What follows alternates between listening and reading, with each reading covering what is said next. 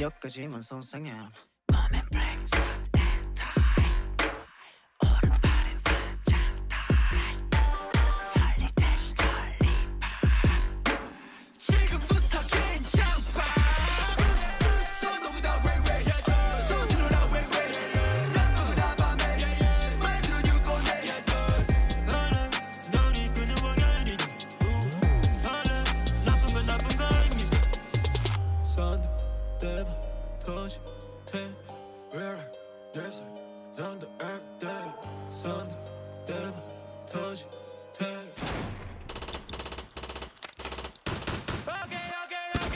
손도 위다 way way. 손 들어라 way way. 나쁘다 밤에 만들어 줄 건데. 손도 위다 way way. 손 들어라 way way. 나쁘다 밤에 만들어 줄 건데.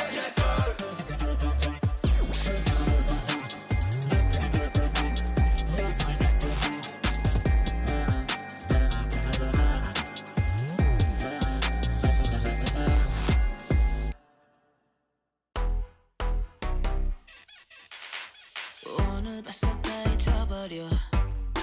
또 오늘 밤에 늦겠어 내려. 오늘 밥새 다 지워버려. 나서 다 지워버려. 오늘 밤에 I'm gonna drop it all. Say 오늘이 힘들으면 눈을 감고 춤을 춰. 뻔뻔하게 즐겨. 말을 못해 just living it up here. 나쁜 순간도 잔을 부딪혀. 잠깐 숨 좀 돌리고 즐겨. Let's party tonight. Every day every day 날 멈출 수 없었어. Every day it's my day. Drop it low, drop it low. Every day 볼륨을 높이고. Every day 모두 함께 미치고. Every day it's my day. 나 전부 다 챙겨. Drop it low, drop it low. 의사님 어딜 아파 내가. 이젠 음악이 내 약이야. 모두 흔들어 내 가슴이 더 터지도록. 모두 흔들어 빰빰빰빰. Say 오늘이 힘들으면 눈을 감고 춤을 춰. 뻔뻔하게 즐겨. 말을 못해 just living it up here. 나쁜 순간도 잔을 부딪혀. 잠깐 숨 좀 돌리고 즐겨. Let's party tonight. Every day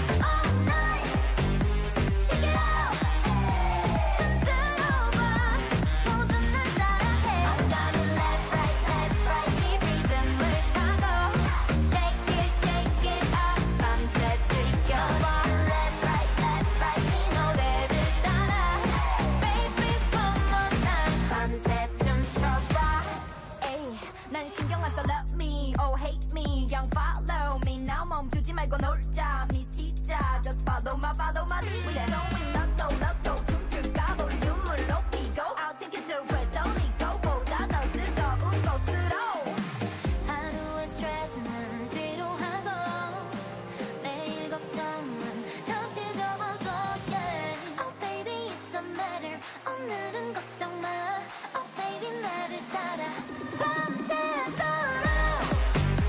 Shake it out 흔들어봐 걱정하지 마 All night Shake it out 흔들어봐 모든 날 따라해 I'm gonna left right 이 리듬을 타고 Shake it up 밤새 즐겨봐 Left right 이 노래를 따라 Baby one more time 밤새 춤춰봐 세상이 널 힘들게 한데도 지금처럼 다 털어버려 툭툭 별일 아닌 듯이 다 잊어겠듯이 후회하지 마 Let's dance up all night 밤새도록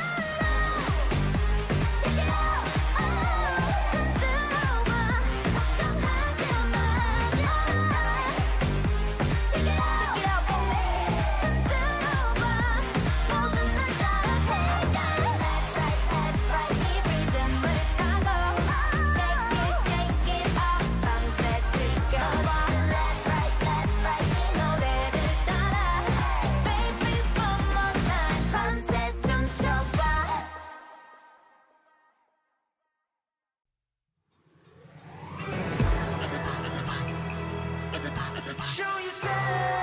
이제는 잡을 것 없어 higher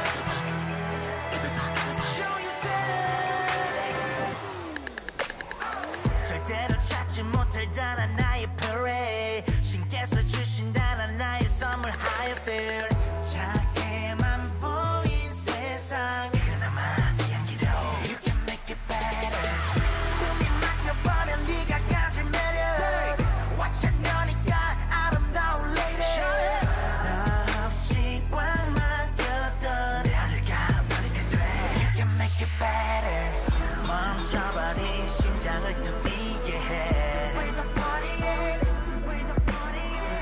날 데려가 새로운 세계로 We're the partying 날 노려봐 뜨게 볼수록 더 원하니까 가깝해 언제 내가 이제 보여줄게 우연한 건 세상에 하나 본 적 없어 네가 가질 테니까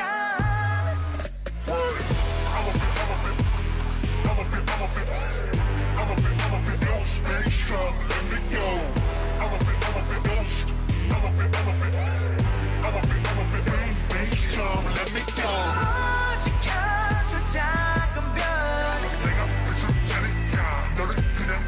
까만 저 하늘에 널 준대도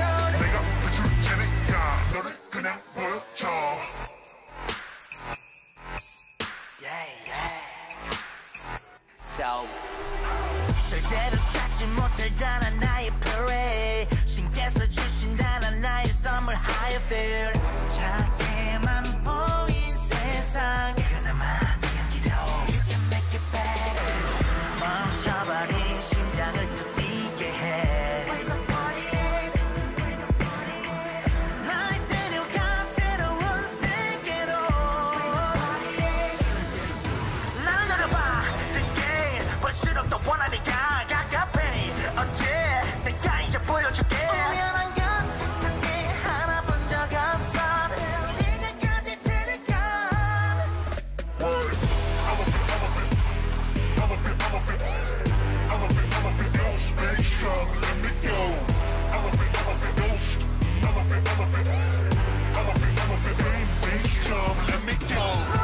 지켜줄 작은 별 까만 저 하늘에 널 준대도 볼 때마다 점점 나 땡전 스리도록 푸른 내 하늘 위로 잠들지 못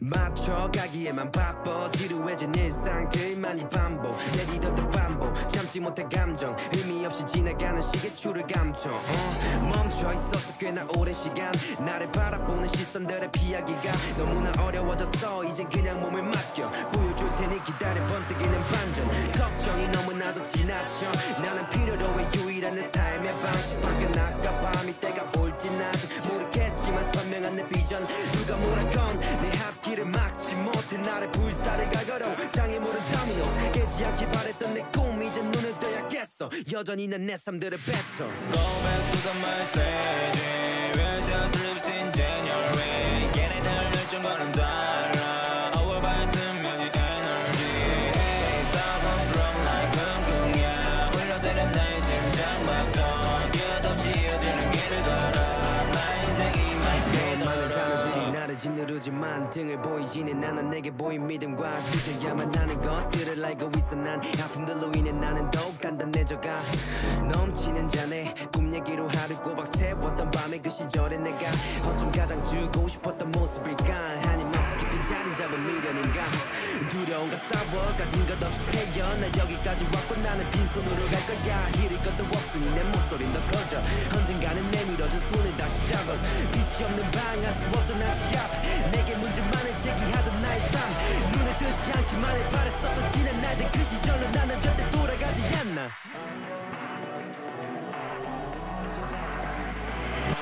Go back to the my stage Where just lives in January 얘네들 열정과는 달라 Our vibe 묘지 energy Hey stop and from like 쿵쿵야 흘러대는 나의 심장박동 끝없이 이어지는 길을 걸어 나의 인생이 my day 걸어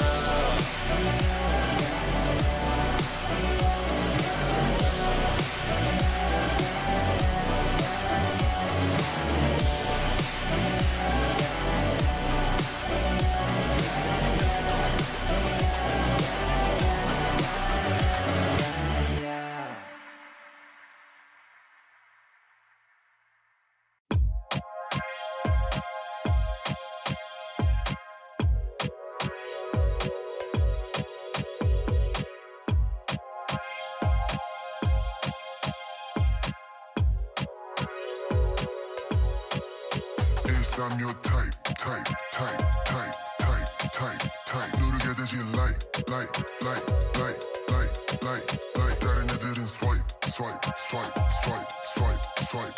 double tap this site 사랑하지 내게 아트를 준 모든 애들 my friend 얘네기들 상응해줘야 돼 움직여 바삐 double tap 우리 사진 간지 공연 보러 온 누나들은 손가락을 만진다 빼반지 story 올려 대결선 건강 남자애들 껴 만들어 moshpit 한국에 있는 애들 DM 아직 come to Korea 가자마자 벌려 기대한 것이 발을 뒤져 비껴나가 내 상어리 피처처럼 smooth sailing 시대 얼음 우리 신경을 안 써요 너 응원하는 애들 숨죽이지 이제 시간은 금이고 우린 bank ice 다섯 배로 벌려 우리 몸값 21세기 boys 우린 못 가는 데가 없어 목소리를 뻗쳐가지고 worldwide Room is my planet I can go everywhere worldwide 인터넷 international to Instagram worldwide double tap worldwide 야 이제 우리는 virtual 가고 싶은 대로 tight 누르게 되지 like 다른 애들은 swipe double tap this site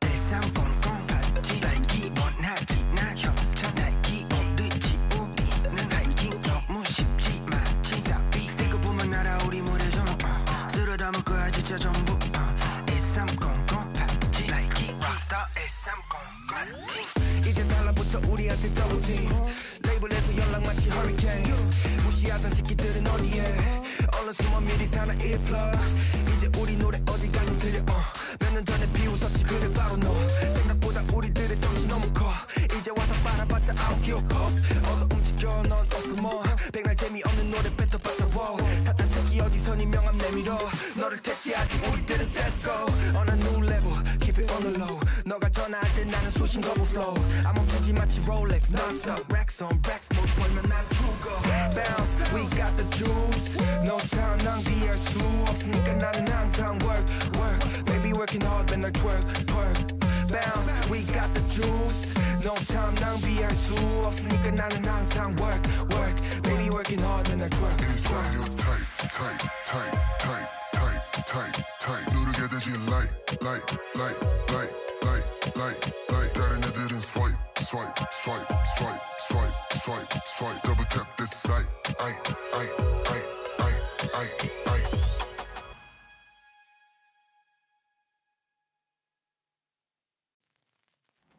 Hey you,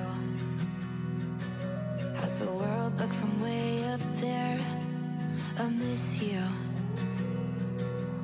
but I'm getting scared. 'Cause you used to be glued to me so perfectly, filling all the in-betweens. Now there's nothing there. How am I supposed to be yours when I can't see your face? How am I supposed to not miss you with all of this space? 'Cause you say you need me there someday, but how am I supposed to be close to you now? The world's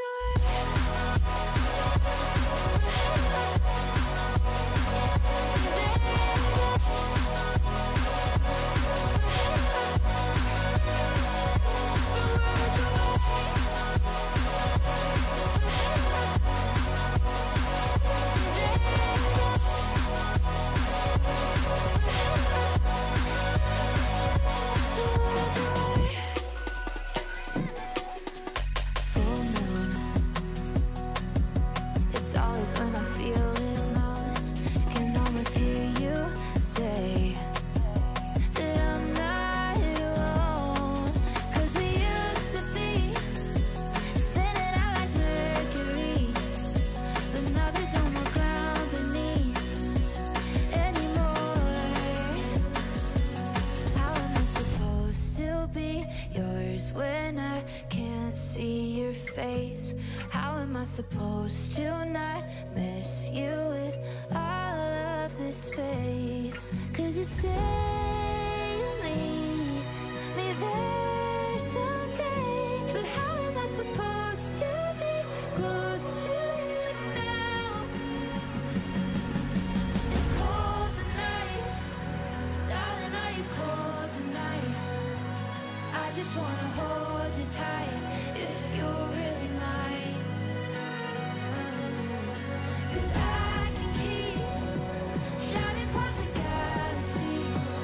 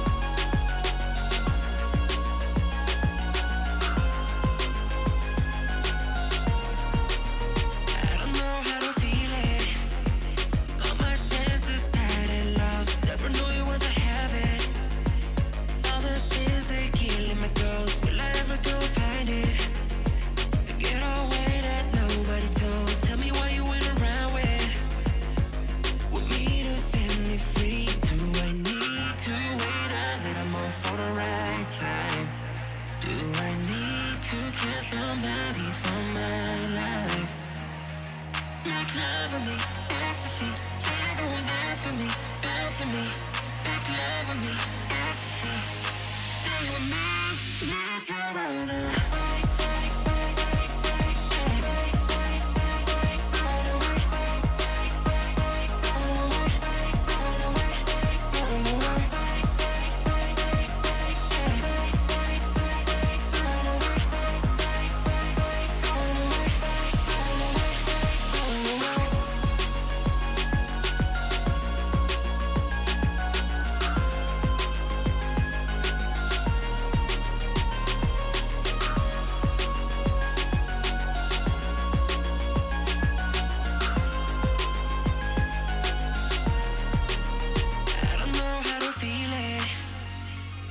Senses tired and lost. Never knew it was a habit.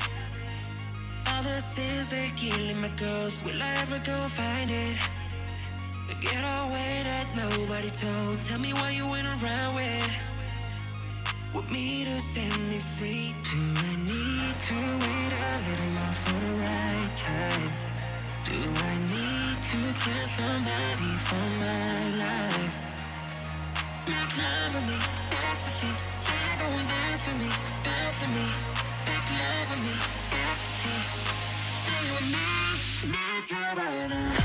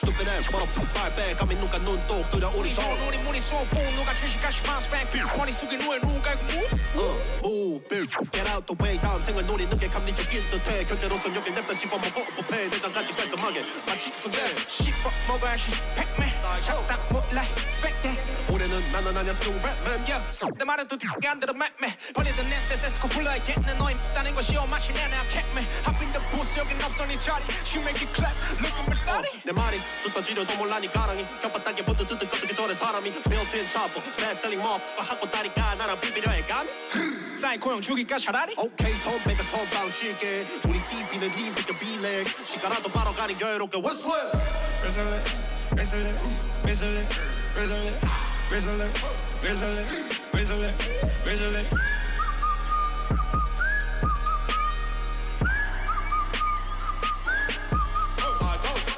Whistling, whistling, whistling, whistling, whistling, whistling, whistling, yeah.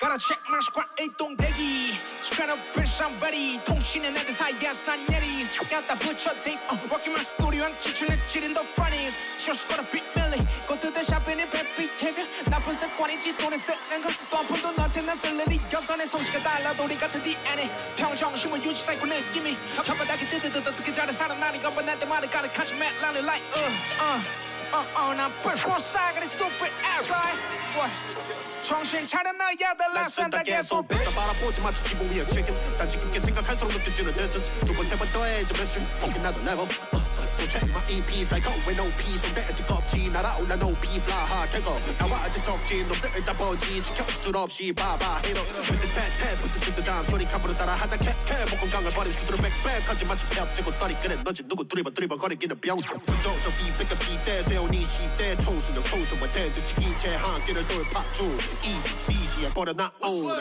Whistle it, whistle it, whistle it, whistle it, whistle it, whistle it, whistle it, whistle it.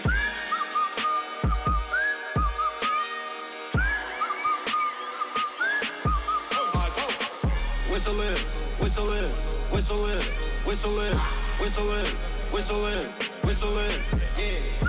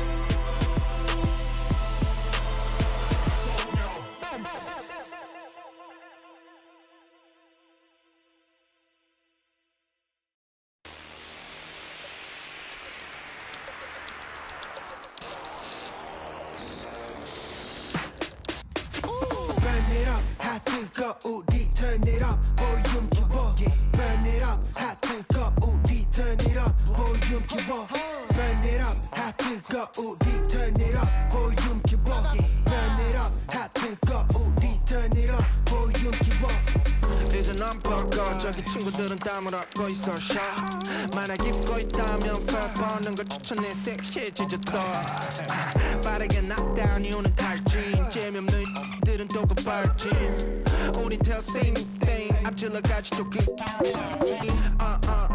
처음 보지 물건놀이 이건 너무 usual up 말해 못하겠어 맡겨놔 어차피 no 갈 수 있는 건 멀리서 watch 거기에서 내도 돼 나 친한 척 여기 너무 또 내 목은 텁텁 카리형 다지워서 소스를 뻑뻑 burn it up 핫 뜨거 우리 turn it up 볼륨 키워 burn it up 핫 뜨거 우리 turn it up 볼륨 키워 burn it up 핫 뜨거 우리 turn it up 볼륨 키워 burn it up 핫 뜨거 우리 turn it up 볼륨 키워 우린 핫 뜨거 like the summer 우리 앞에서 너 까불다가 burn 구린 것도 내고 모른다고 너만 일상 빈공내도 안해 절대 자만 갈 길 멀어 아직 기름을 더 뿜뿜 Then we burn it up 버섯처럼 let it burn We making classics Air Force One 쟤네 난참 지났어 Hold up 이제서야 왔어 우리 season 봐버렸어 아예 새로운 인기를 거절했어 갑이 아닌 구린들은 겁이 안 나봐야 한데도 피 적셔 옷을 마치 킬빌 아닌 데드풀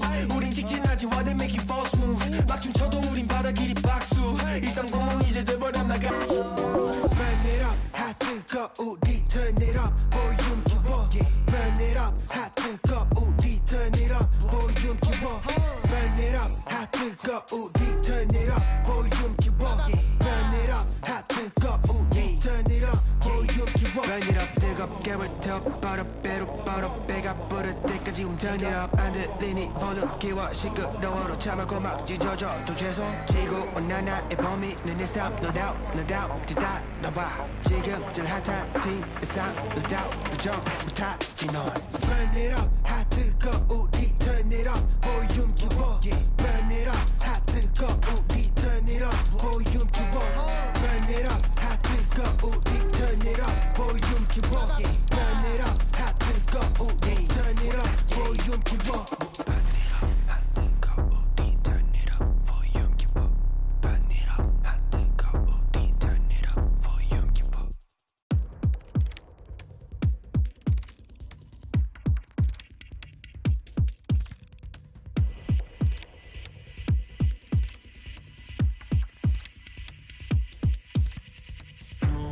Time left to pack it up on the brink of a brand new age better buckle up hey oh let's go have you had enough it's coming like the fire and rain when it's over they will know my name I'm alive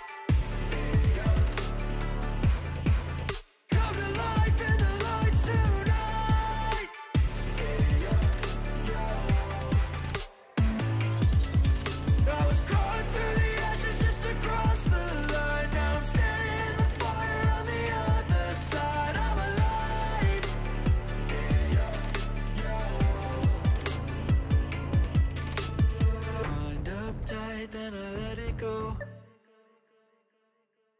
Light it up loud, come and get the smoke. It's system overload, flying way too high like an overdose. Time to lock and load, it's all systems go. Pressure breaking down the dam, it's not the little flow. I'm alive.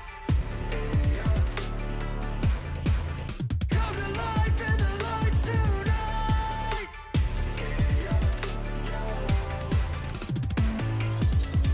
I was crawling through the ashes just to cross the line. Now I'm standing in the fire on the other side. I'm alive.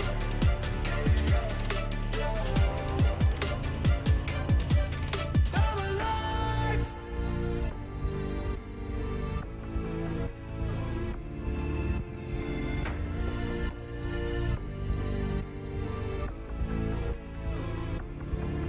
I was crawling through the ashes just to cross the line. Now I'm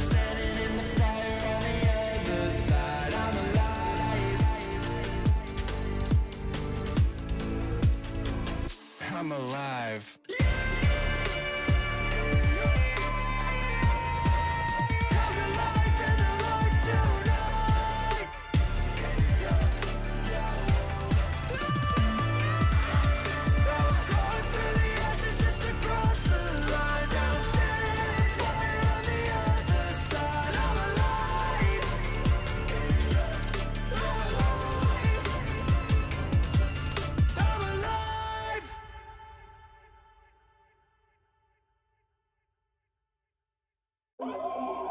No mercy for the weak. It's blood in the street. They slaughtering the sheep. Jumping out the window cause I'm born to fly. Sliding up on you, caught you by surprise. If it's do or die, I will survive.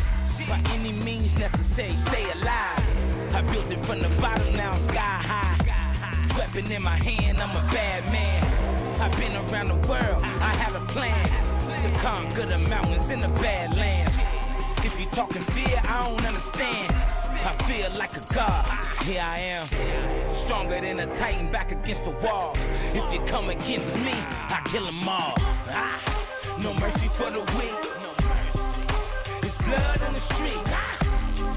It's a war in the jungle. It's blood on the leaves. No mercy for the weak. It's blood in the street. It's a war outside. It's blood on the leaves. Yeah. Super villain in the flesh that'll never change. A hero in the city, yeah, they know my name. Go against the law, ain't nobody safe. Gotta fight through the night just to save the day. This is what it is, this is what it takes. I'm on the right time, I ain't never late. I have no fear, cause I know my fate. I got a bullet for the devil right in his face. If you riding with me, this the freeway. Crush the head of a snake, the king way. They slaughtering the sheep, the blind lead the blind down the dead in the street. No mercy for a weak killer. It's blood in the street. It's a war going on. And they slaughtering the sheep. No mercy for the weak. It's blood in the street. It's dark outside. Yeah, it's dark outside. No light for the sheep. Ain't no light. No mercy for the weak. No mercy. It's blood on the leg. Yeah, it's blood in the war. It's a war in the jungle. And they slaughtering the sheep. And they slaughtering the sheep. Where the blind lead the blind. Right down the dead street.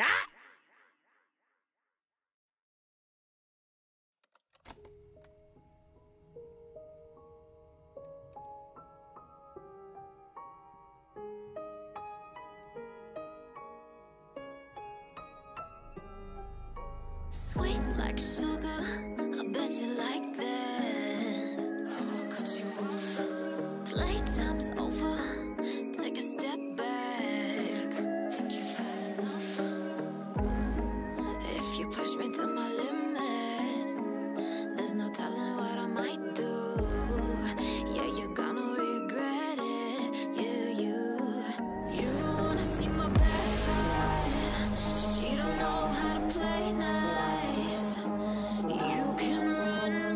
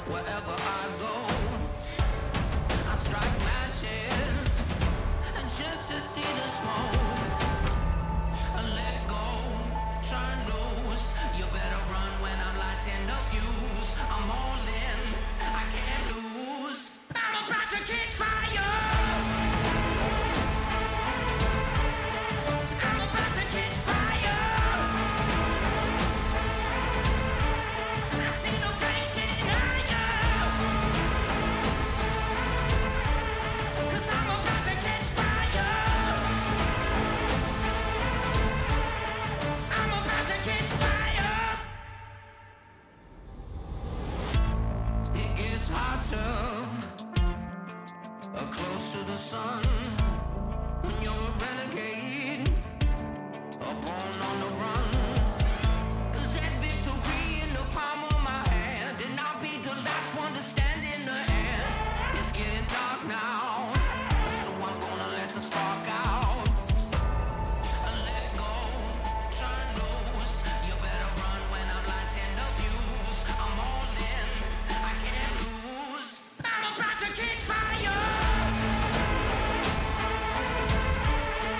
I'm about to catch fire. I see the flames getting higher. 'Cause I'm about to catch fire. I'm about to catch fire.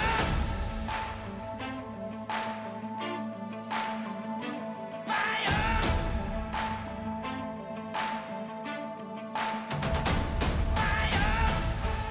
Let go, try and lose. You better run when I'm lighting the fuse. I'm all in, I can't lose. I'm about to catch fire. I'm about to catch fire. I see the flames getting higher. 'Cause I'm about to catch fire. I'm about to catch fire.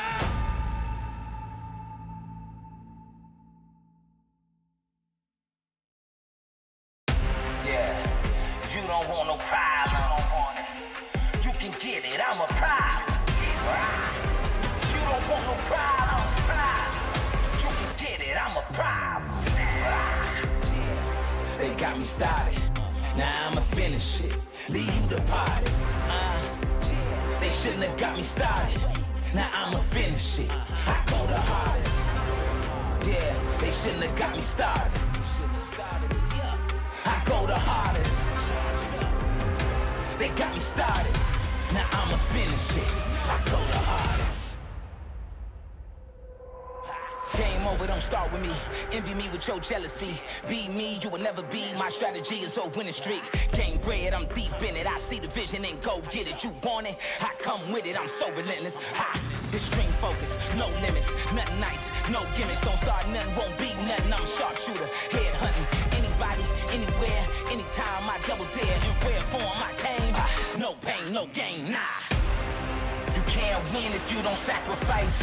Through the blood, sweat, and years, it's a way of life. Yeah, it's the way of life. Above it all, you gotta sacrifice. Yeah, they got me started, now I'ma finish it. Leave you the party. They shouldn't have got me started, now I'ma finish it. I go the hardest. Yeah, they shouldn't have got me started. I go the hardest.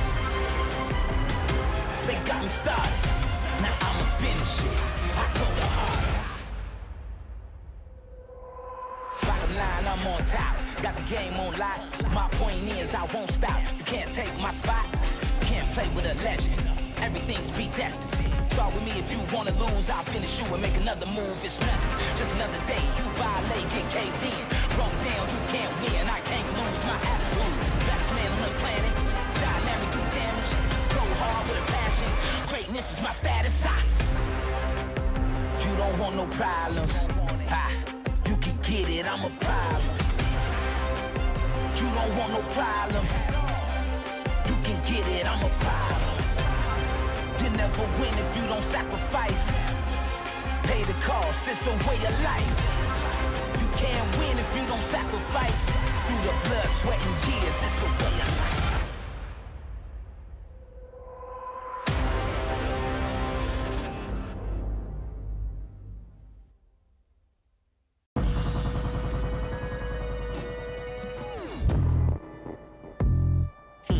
Okay. Okay. Alright. Okay. Here we go. We got it all. Still we go hard. Reach for the stars. Move like a boss. We lead the charge. Take it too far. You might do it large, but you missed the parts and we got it all. Yeah, we got it all. Foot stuck to the gas and we ain't breaking. Had to switch it up so we gon' shake it. Practice always lead to perfect paint this. Whole team on my back, now that's a statement. Say what you want, but when I'm on directions, we never get caught in the maze. Climb to the top of the mountain and lift up my wing, that's just cover for shade. I've been on duty for days, play slip and slide through the rain. Success always edge out the pain. You better follow the train.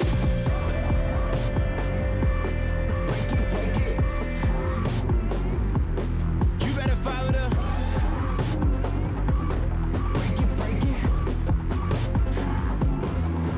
We got it all. We got it all. Still we go hard, reach for the stars. Move like a boss. We need a charge, take it too far. You might do it large, but you missing parts, and we got it all. Yeah, we got it all. Yeah, we got it all. Got that ditto, got that ditto, got that too okay. Claim it's love, but I can see what's written on your face. Walking to the stage, I might wear a cape. I'm like head of stay. I'm like head of stay. Muy caliente, like I'm on fire, don't try to tempt me. Wanna learn the ropes, I can be a sensei. And we all about dollars, we ain't talking sensei. Make sensei, break neck, cut check, say. They upset, Them boys mad. Break it, break it. Break it, break it. Break it, break it. Break it, break it.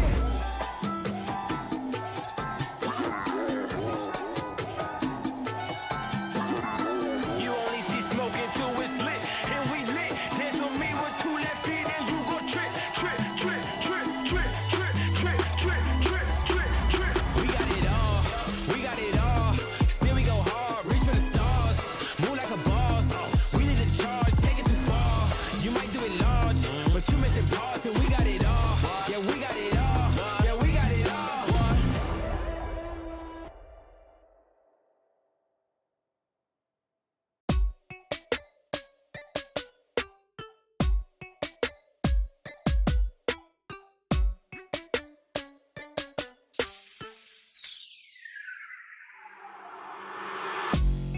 Let me out 거짓이 가득한 곳 불편한 진실이 가로챘니 입을 잠궜나 아무도 모르는 마저 답을 알려줘 좀 더 어둠이 가득한 곳에 무덤덤덤 흔들리는 갈대처럼 사져다 좀 서봐 신념들의 배전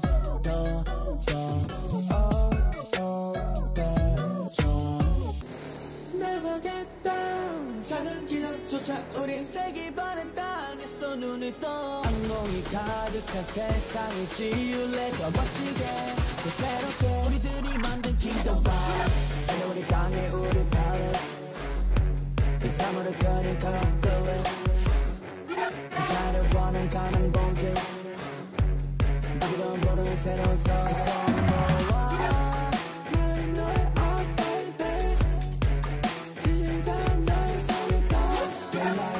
시작은 지금부터 우리는 빠라빠라빠 끝이 보인다 거울이 장악한 거리 빛이 되면서 희망이 쟁취 어제 가려도 진심을 빼지 어떤 허들을 숨겼고 갑작스러운 변한 우리 거 still fly 너네가 알지 못하는 부리 어떤 시련도 우리는 딛고 나지 우리가 만든 kingdom wow Let me out 거짓이 가득한 곳 불편한 진실이 가로챘니 입을 잠궜나 아무도 모르는 마저 Never get down 작은 기적조차 우린 세기 바른 땅에서 눈을 떠 악몽이 가득한 세상을 지울래 더 멋지게 더 새롭게 우리들이 만든 kingdom vibe and 우리 강해 우리 palace 이 사물을 그린 colorless 자려보는 가는 본색 누구도 모르는 새로운 소리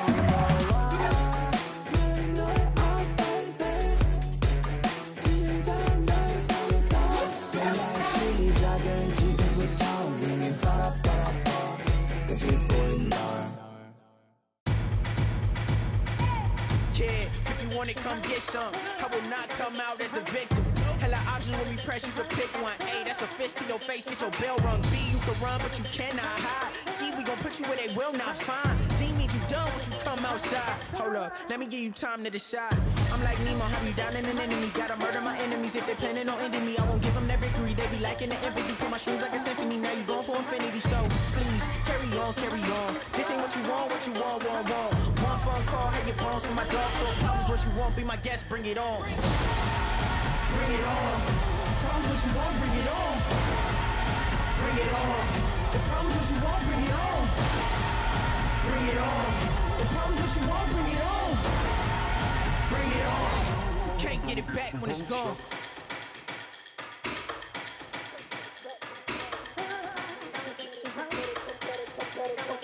Better come with it, we bring in the drama. We bring the smoke like you up in the sauna. No kuna matata, just stitches and doctors. Sick in the head, I blame that on my father. Just a few dollars will solve all my problems. Making sure you fresh and deaf in your coffin. Gave you the option, but you kept on talking. 4th of July, had to get this shit popping. I am the target, I will not miss. Sir, straight for the head like some clippers. No target practice, got no time for practice. I'm just like AI off the 6. Sir, losing your balance, now you start to panic. Looks like this damage is too much to manage. If you still alive, then we leaving you stranded. Not leaving the bandage, no water, a sandwich. That's ruthless. Hard to talk shit when you toothless. Should've been down with the movement. Now you on the ground, not moving. If he still had a brain, he would use it. Gave you a chance and you blew it. Stupid. Hold on, Cairo, let me get back to the music. Back with this shit with these accurate hits. Flip on your head like gymnastics and gymnastics. Far from a slave, but we mastered the hits. Check out the scale, this is real as it gets. It don't get realer than this. So come and try me and shit. Now your face feeling the fist. Bring it on. The problems what you want, bring it on. Bring it on. The problems what you want, bring it on. Bring it on. The problems what you want, bring it on. Bring it on. You can't get it back when it's gone. Bring it on. The problems what you want, bring it on. Bring it on. The problems what you want, bring it on. Bring it on. The problems what you want, bring it on. Bring it on. Don't get your hopes up.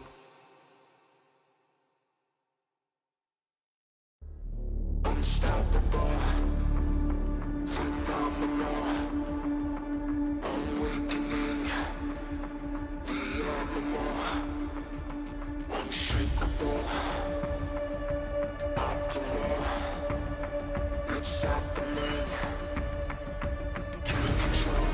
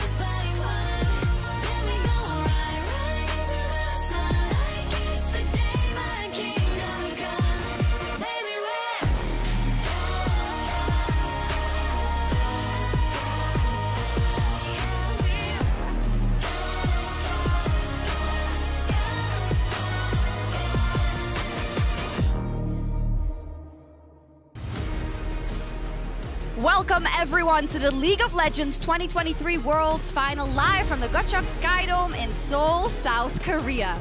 Here we see the Mercedes-Benz trophy carrier vehicle arrive at the venue with the award that comes after a month of tense and nerve-wracking competition. This is what it is all for. The final hopes of the LPL and the LCK will fight one last battle with the Summoners Cup, crafted by Tiffany & Co. on the line. Will it be T1 for a record-extending fourth, or can Weibo Gaming finish their underdog story and bring another title to the LPL? My name is Shax, joined by Emily, Dagda, and Kobe ahead of this unbelievable day that we have been jonesing for all week. I can't wait. I'm so excited for this series. The fact that it's T1 here in the finals in Seoul up against the complete underdogs is so sick. And the fact that last year we got a preview of a big underdog versus T1 in the finals actually makes it super exciting, even for the underdog story, because last year it happened and they won. Well, yeah, that only adds to what this T1 team has been through, right? Because we covered how many times they've come to finals, fallen just short, had such a rough summer with Faker out due to injury, and then to come back, raise through this tournament, dictate the global meta. Oh my goodness. I'm so hyped. Yeah, absolutely. It feels like it's been such a long time coming, and it's so perfect, our final we have here today. First, though, I do want to check in with our crystal ball categories in our pick'ems. I wonder how they are doing. So let's take a look at the first set of categories. Terribly. You did? Yeah. Yes. When did you already kind of know you were doing terribly? Like play-ins. So there's only 0.3% that had aiming with highest kills, so there we go. So far, I'm good on the longest game time. I know that one, at least. I did not have aiming, though. And I know that even KT fans, who would be like the ones to choose aiming to get the most kills, always want to underestimate the team and don't want to hype it. True. So even they wouldn't want to pick him. It's also so sick looking at the highest KDA that all those players are here today. So either you get the chance to extend that and kind of keep yourself up there, or it could be a chance to tear a couple of guys down. You know? Winning is pretty good for your KDA. It is. The Cloud Drake enjoyers are praying, and also Most Banned is very, very close. And the Nautilus Debt Fund is nowhere to be found. Yeah, that's where I really lost. Yeah, I already tweeted Nautilus, about man. this. That's where I lost in pick'ems. But I think you can see kind of the slow shift that's happened. Like, obviously, there are a bunch of champions that we kind of expected, but Kalista sneaking in there, Rumble dominance, that kind of stuff. And this one was quite interesting because we only had 4 Baron steals, and last year at Worlds, we had 10 in the finals alone. T1 had 3 versus DRX. I was gonna say shout out to Team Wales BJ. Yeah. No one predicted him, but he tied with Scout for most first blood kills. I was going to say on the Baron steal point, not all of them were even with smites either. No! Gumayushi Varus, and he's been popping off with Varus this tournament as well. Could have another more Baron steals in and his if Owner corner. plays Rel, we could get another too, but I don't think we're going to get to 10 if we're on. Or maybe.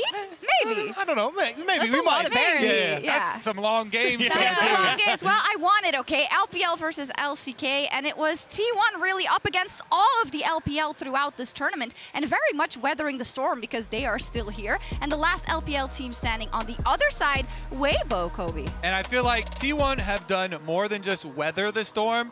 They have stomped through this storm. They beat BLG, they beat LNG, they beat JDG. Now the only step left in front of them is the 4th seed, the most underestimated step, the most which sometimes you can trip over. Yeah. I was going to say, but no one expected Weibo to be the ones in this position. It was like, look, it's got to be LNG. I mean, even coming into the tournament, it was like, oh yeah, it'll probably be EDG or maybe an OMG somewhere along the line. But yeah, this is absurd that Weibo managed to make it all the way here. It is, and for LCK versus LPL, of course, they are our 2 best regions, so they are going to fight a lot. So let's take a look at the history between them, also in terms of the world's titles conquered, and it just emphasizes how important this is for their respective fan bases, right? Because getting worlds, there is nothing bigger than that, and the LPL and the LCK want it for themselves. Yeah, and I mean, look how close it is, too. There's been so much talk about T1 not losing to LPL at Worlds, but overall, LCK and LPL still very close at 10 and 6 there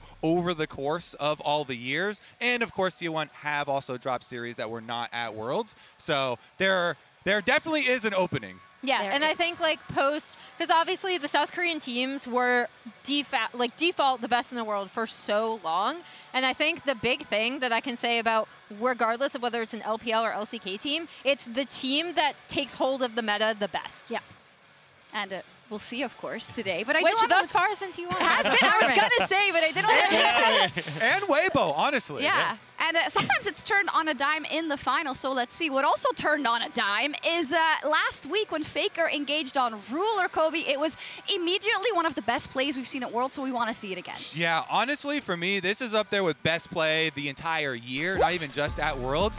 And they released the communications for this play as well. I definitely give you some advice to go look at it because Faker starts calling for this play 30 seconds ahead of time. It really does give you some insight into the genius of this player. He knows that because they have desynced waves with mid and bottom, he clears the bottom wave, starts telling his team to look for the engage 30 seconds ahead of time because he knows even if there's a teleport from 369 to catch up on this play, the channel time for a teleport is 4 seconds, and he'll have that small 4-second window of a 5v4 advantage to be able to make good. This is the big initiation, and Faker makes the engage. He first goes for the auto to try and mind game Ruler here, then prediction flashes and gets his ultimate out before Ruler even flashes, so he's ready there to catch him. Simultaneously, though, the other unsung heroes of this play are the T1 members following up on it. Owner comes here to catch the play, and then Zeus brings the extra damage to kill the first carry. Once they catch Ruler, beautiful stuff there, take him down. You also have to shout out Zeus for then sectioning off the other carry here, Knight, and making sure that both JDG's superstar AD carries are taken care of. But then, look at it from the point of view from JDG. They know this could be actually a game-ending play. So 369 was finally arrived with that teleport, and Kanavi go for the kill onto Gumiyushi, trying to take down that AD carry that is going to provide so much pushing power. But the way that Renata bailout actually works, as you can see, Gumiyushi ticking down here, the gray health degenning, just about to expire, and Kanavi already using a stopwatch to deny that reset from the bailout.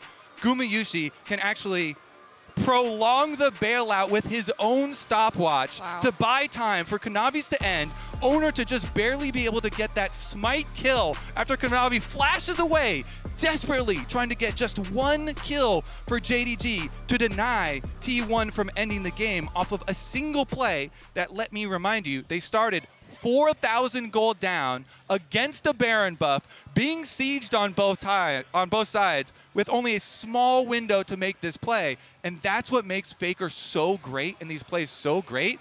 He has that killer instinct, he makes the call, and the dedication and the perfect play there from all of the T1 members playing their parts. What an excellent breakdown, and you say it there. It is so incredible for Faker, and we get a highlight like this almost every year, and has been doing it for 10 years. So maybe it should be cool to rank some of our favorite Faker moments. And let's see the tier list, because we should have some special categories, as it is our unkillable demon kid. Those all look like good categories to me. They're pretty good. They're pretty good. Yeah, I was going to say the floor we're starting at is very high. So Kobe, do you want to start with that play on Ruler? I mean, I'm so in love with this play. Because the comms were released, he starts calling it so early, and all of the T1 members play it so well. To me, this, like I said, could be play of the year. I'm putting that unkillable Demon King straight at the top. I love this play. I also think, like, context matters, right? Like, this is against, it's stopping JDG's Golden Road. It's T1's revenge after that series when they faced each other at MSI. Like, the context of this is that JDG were looking like they were in a good position to win, and that series was going to be prolonged. This essentially turned all of the momentum back in T1's favor. Yeah, we're going to take into account also kind of what else goes into the play. Let's pull the next one up. Let's see if anyone recognizes it. I believe it's an Orianna Shockwave, but which one? So many of these plays. Shockwave. I feel like this is like a Zales test, right? Where it's like, oh, relive all of these sad KT moments, you know? So obviously this was a disaster for KT, and it was a good play from Faker. It's a great play from Faker, right? I wouldn't put it in like the insane upper echelon of his plays. Where's it going? I mean, I'd put a Faker playmaker. I think it's still a sick play, but it doesn't every day. it doesn't have the context, right? You know, he doesn't have all that oomph behind it, but I think it's still a really sick play. It does require, you know, a lot of the opponents to be kind of bundled up there close so you can get a massive shockwave. but it was perfect play there. Good timing. Okay, let me up the ante. When we talk about shockwaves and when we talk about kind of everything around it and how important it is, let's take a look at this next one specifically. It's also one, and I think it's one of the most famous plays in League of Legends altogether. Talk about comebacks. Yeah. This is one of the biggest comebacks in history. Yeah. Yeah, you got hurt as a KT fan. I get to get hurt as an LPL fan for this one. But I Because that also was like absolutely insane. EDG. Yeah, you're just getting hurt in general. But this was such a sick play. The fact you get them all hiding out of vision to try and set that up, it's an absolutely insane moment for the T1 roster. And we have to give respect to Wolf for the setup. Yes. I know this always comes up. Beautiful, beautiful recon play for him to set up this Faker shockwave. Thank you for that. Of course, a shout out to the support. So where do we So put where are we it? going? Going goated? I mean, I'm feeling goated. That one, it's crazy. Goated. Everybody knows that play. Yeah. 10,000 gold behind, and they make a miracle. I think the problem is that most people know all of these, especially this one. Well, maybe if you started watching more recently, you don't know this one, but it is a 1v1 that has gone down in history the moment it was played. And it's, again, a little KT moment. Yeah, I know. This was actually when I was like just a baby KT fan when KT Bullets faced them. And then they didn't end up making Worlds. There's a joke in the community that Ryu is still dying to this day because of how many times people watch this play over and over again. I feel like you have to put it for the special category for itself, which is Doa's call. What was that? That's true. Goosebumps every time I see that play. Yes. It's so insane. Special category just for him. Next up, I wonder what we've got, if it's going to be one of those kind of tournament turnarounds or big turnarounds, or what do we got? It's against KT again. I remember this one because it's very, very old. And at the time, people were so surprised. They were like, oh my God, look at how he gets around the Cassiopeia ultimate. Faker is pretty famous for an interview after this saying, it's easy. Everybody should be able to do that. But it wasn't easy at the time. I think that one being so famous too caused a lot more players to be cognizant about what is the next move that your opponent is going to do, and then preemptively be able to act for it and dodge for it. So that one to me is a play that influenced a lot of other players. Where does it go then? Where are we feeling? I mean, legendary. Yeah. We got a spot open. Let's go. There we go. Legendary. Yeah. I mean, so far what this has shown also is just that he's so influential, and not just like today filling up the stadium, of course, together with T1 and Weibo, but the fact that he's made such an impression on our sport overall in and outside of the Rift. And that's why I wanted to bring up this next play that we can rank. It's a sick one, and it's one of my absolute favorites. I know what's coming! No way. He's a beast in game and out of game. Let's go! Perfect vein tumble. That with the broccoli as well. I What feel a like hero. I don't see that anymore. Yeah, do a barrel roll. I mean, we might have it today. Yeah, we'll we wait and might see. have But it. yeah, I mean, I'm putting this legendary. I think that was such a. I mean, the It's fun. execution. You know, defining the meta when it comes to onstage moments like this. Has to just Risking go to life legend. and limb. He could have hurt himself. Doing his own stunts also. Yeah. Very impressive. And also, to be honest, we could have made a lot more of these, right? And that is the key that we're also going to get at throughout this countdown, I think, as we count down to this epic moment, possibly for T1. And I think we have another graphic, a surprise graphic. Okay. Yeah. We have another replay, one that we haven't rehearsed. Yeah, no. Yeah, we can bring it up. We can bring it up because. Oh, God. You did get the confetti.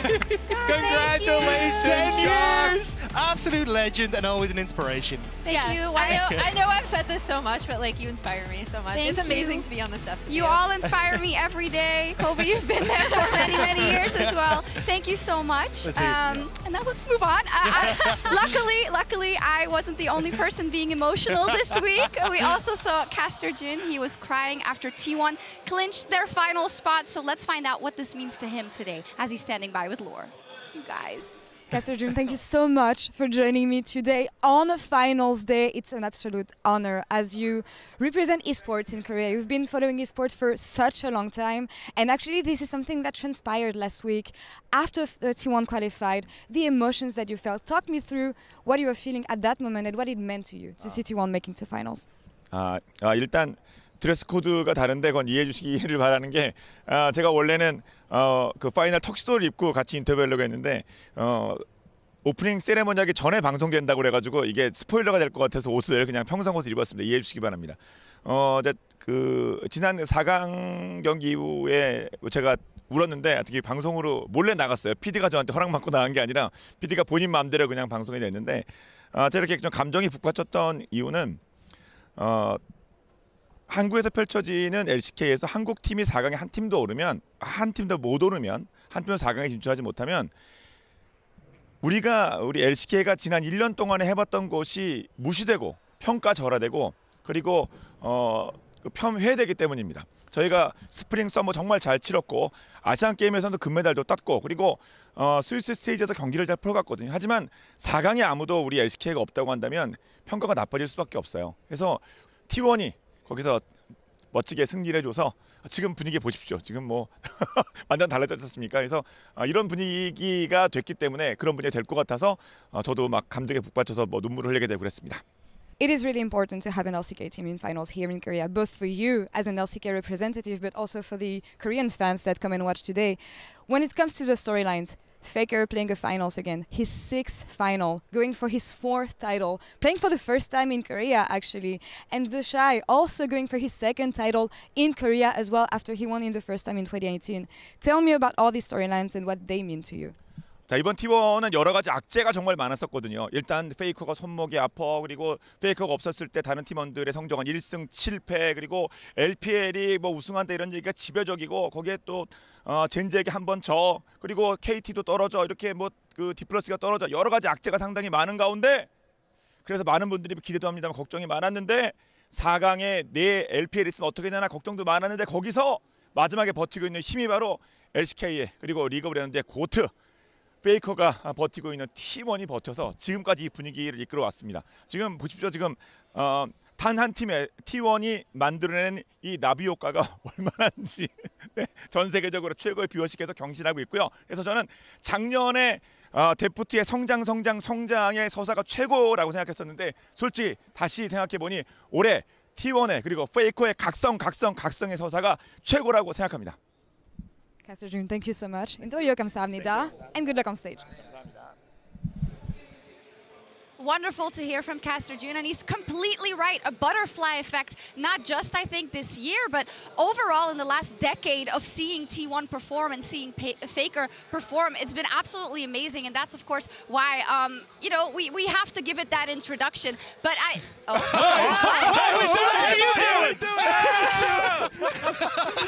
Yeah, I was streaming over there, but I thought I'd come say hello. Who let you in? I just kind of pushed my way up. They're like, oh, this guy's been on the desk before. Welcome. Okay, I get it. We've been talking about T1 so much. Maybe you'd like to speak a little bit about Weibo. About Weibo? Oh, about Weibo? What you know about Weibo? What you know about Weibo? Oh, Weibo. Woo. Where do you want to start? Because this team's been through a lot of players. This year, maybe. This year? Yeah. This year was rough. Spring placement wasn't too bad. I think it was like 7th or 8th. Lost in the first round of playoffs. Came into summer, signed Weiwei, got rid of Casa. That was pretty good because it looked like everyone was a lot more stable in the team. The solo lanes were playing a lot better. Weren't getting caught out as much. They started to play through bot side a little bit. And the Shy got a little bit more attention as well. So Weiwei just looked like the jungle meta was perfect for him. But what they did, Weibo, is they kept slotting in superstars and replacing superstars and kind of never really finding an upgrade or a rookie to build on.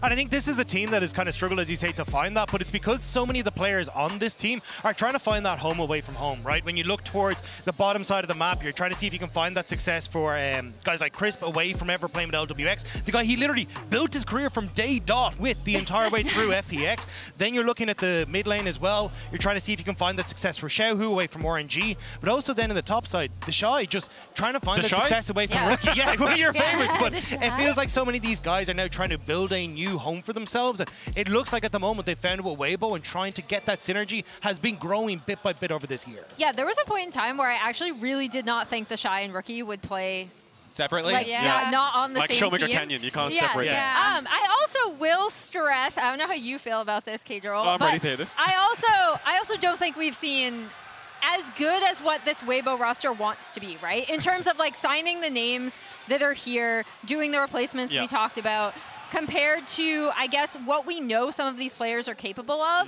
I definitely still do not believe we've seen that. This is a team that when they're against a very good team, they play better. They have an 80% win rate against JDG this year. They lost one game. They won spring and summer against them. The only other team that has a positive win rate against JDG, T1. I feel like one of those is a little specious. Yeah, I mean, they did come back from MSI. Listen, they just won MSI. Best ever. They're absolutely amazing. Don't talk about the nuance. Let the numbers sit. Weibo's got this, bro. They play against someone better than... They're like Super Saiyans. You know, the harder it is, the better they get. Yeah, but their trophy case, though. Yeah, I mean, Xiaohu has got us 3 nice golden trophies. We need 1 more silver trophy, and then we can maybe start to contest up against Faker. But, you know, Faker's got a lot of trophies. Yeah, he does. I mean, it's still impressive, both of them individually, but if you put them next to each other, it's not to shame Weibo Dagda because they've been doing amazing. Yeah, they've been doing absolutely insane, but it is a case of, you know, for Xiaohu trying to brush off that moniker of Emperor of Spring. When you look at the Shy, first time back at Worlds, absolutely insane to see him return to form, hopefully. And then a Crisp as well. I think we're kind of starting to see that shift. So it feels like maybe this is the time that Weibo can try and contest. And then maybe get a couple more on the way. Will, I need some more belief in here, Doug. Just say if, buts, and maybe. Give me your jersey. Give me your jersey. No. I'm going to stand up and just show it to the world. Security. Security. I'm between the Weibos right now. My man. Let's go. Yeah. Yes. I'm staying on the desk. Wait, Kendall. Wait, pass that to him. This is the Shy card. Bye-bye. Anyways, that's enough from Weibo That's for Super you. Fan Kadril. Let's check in with Xiaohu after their victory over BLG. 首先，关于前面的问题，就是 BP 倾斜上路的话，我觉得我们其实今天 BP 还是主要以下野去做的，然后上路在下面能选到好的英雄，完全是因为就是来泰选手自己的英雄池足够丰富，然后可以选出比较好的 counter 的效果。然后第5盘的话，因为其实对面的阵容猪妹、杰斯跟鬼汤体选择之后是非常缺伤害的，然后其实可以看到每次最后一局我们选的都是一个比较偏团战的阵容，所以我们选择一个坦克上单去打团战是非常好的选择。其实今年的话，我们队伍就是走在 BO5的生死局是非常多的，包括从夏季赛、资格赛开始，到了世界赛，就是经常会打到最后一局。But now he's going to move over towards mid because they're nervous about a pick, but the equalizers are insane. Elk having to pop the ulti here with the very start, now flashing away to survive as Light goes in aggressively to take out the enemy AD carry. On's going to get burned up next to Xiao, who pops the Pop Blossom defensively, and Finn's health bar's going to drop next. The Shy leads the charge, and Shun heads right back into the base. Only he and Yagal still stand.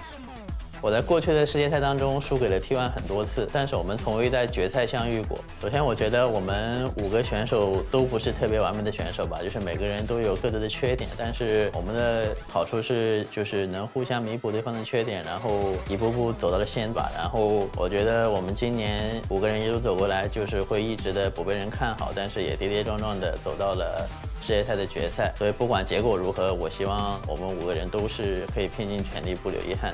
我的最终目标就是带着全球总决赛的奖杯回家。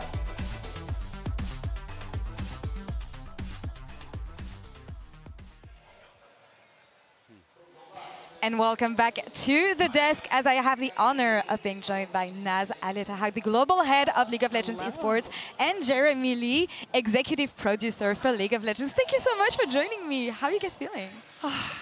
I mean, look at this. It's hard incredible. to put into words how we feel, I think. This is the best day. It's been an incredible Worlds. Yeah. It's going to be a hype show. Fans are slowly arriving. We have the stage right behind us. Jeremy, what do you think of the I- whole setup right now and fans gathering in the arena? It feels like we've been preparing for this party for a long time, and it's like, oh my gosh, people are finally getting to come.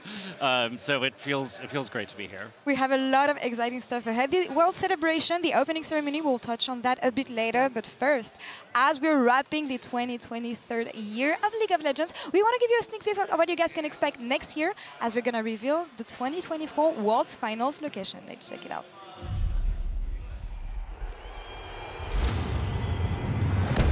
Welcome to the kickoff of Worlds. They've done it! They've actually done it! This is a beatdown!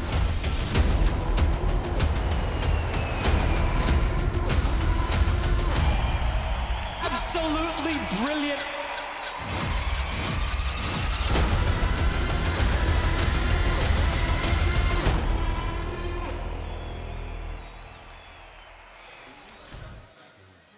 World's 2024 finals will be heading to London, where we celebrated MSI this year. That's right. What is the reasoning behind us coming back here next year? I'm so excited it's going to be in Europe. Right? Yes. Well, we are thrilled to bring Worlds back to Europe in 2024. Look, we were there for MSI for 3 whole weeks in London, the Copper Box. Fans showed up, they showed out, you brought so much energy. And you know, we've never actually taken a world final to the UK before. In fact, we actually haven't been to the UK as part of Worlds since quarterfinals 2015. It's been a while. Exactly. Yeah, so it is going to be next level Worlds after this one. After this one. Well, and the O2. I mean, that's right. pretty incredible. I mean, so many amazing artists performed in this arena. I cannot wait to be there. You know what? For our legends to take that legendary stage, it's going to be another iconic moment for the sport, and we're just thrilled to get to share that stage. O2 is the most iconic arena in Europe, maybe one of the most iconic arenas in the world, so very fitting for the best of League of Legends. I'm really happy that we're going back to Europe next year, of course, but let's focus on the festivities that we have with us today and the new format that we get to celebrate. We mixed things up this year a bit. I think it was about time for fans. They've been asking for it. What is the sentiment towards the Swiss stage, how it played out, and how it's going to shape the future of Worlds and a competitive League of Legends now? Yeah, well, you know, we have been so thrilled with the results of Switch Stage. Yeah. First, I think just thank you to all the fans. You've been giving us feedback for quite some time. We hope you love that revamped early stage of Worlds. You know, every game mattered. We saw more match variety than we've ever seen. I think those draw shows added a bit of extra drama and entertainment to every single day of Swiss. And overall, the matches were more balanced and less predictable. So we consider it a really big success. We'll certainly run it back next year. We'll look to see where we can continue to improve it. But overall, really, really excited about it. Yeah. How did you perceive it, Jeremy? I mean, it just created so many great matches. Like it was incredible to watch, and I love that we're always innovating. We are minutes ahead of the opening ceremony presented by MasterCard. I'm really looking forward to this one. But Naz, give us a sneak peek of what we can expect. You met the artist a couple days back at the press conference, right? We did. We were lucky enough to get to meet New Jeans. We got to meet Heartsteel. And we're just about to kick off in a few minutes, so I don't want to spoil too much about what everybody's about to see. But what I will say is that the opening ceremony is going to take us through the journey of the League of Legends player. And that's it's meant to be this exploration of the shared story that unites all of us who play League around the world, whether you're a lifelong casual or the most dedicated of pro player. So we have a bunch of surprises in store. Oh. Yeah. I think people are going to be excited at what they see. Jeremy, tell us a bit more about Heartsteel maybe, because a couple of years back we discovered KDA, the K-pop band for League of Legends. Today we have a new one. What is specific about Heartsteel? Well, we knew that we wanted to revisit the K-pop idea coming to Korea, but we wanted to switch it up a bit. Like, nobody does polished pop perfection like KDA does. So the Heartsteel boys are a little grittier. This is their first, song together. They've been rehearsing the last few days nonstop and causing mischief and mostly just causing mischief. But I cannot wait for everyone to see their performance. These are really talented musicians, and bringing the champions to life is something that I always love seeing. So I think this one's going to be pretty epic. K-pop band debut is always something to be looking forward to in Korea especially, and they will be introducing also our World Finals, Weibo versus T1. I think it's an amazing matchup to look forward to. So many amazing storylines. What are you looking forward to the most when it comes to these finals? There's so much. We just talked about the opening ceremony.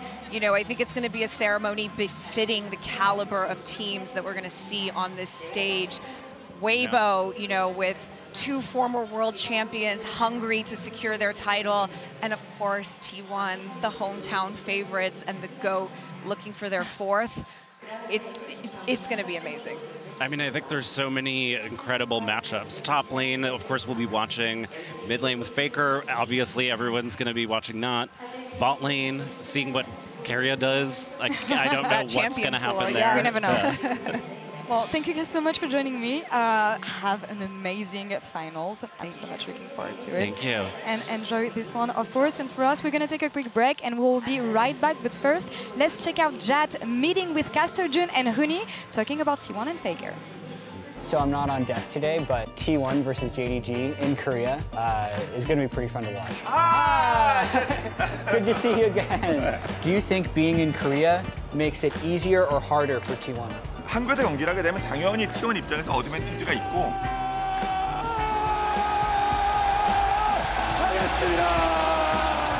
We're gonna try some of the player, the special in the menu. So we got owner, Keria is sold out. Keria sold out. He's popping off. He's too good. His was too good. He's too good. What was it like playing with Faker? Faker sees something that we don't see.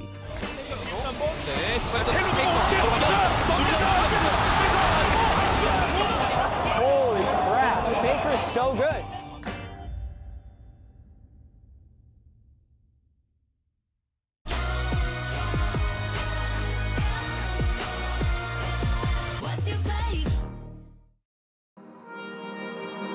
Middle of the night, everything keeps passing by, just passes us by.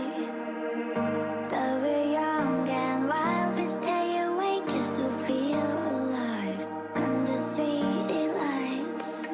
Nothing can change our minds, yeah, people might ask us why, but don't be shy, can change our minds. Blinded by neon lights, so beautiful in the night, so be mine under city lights. Da da da da da da da da da da da da da.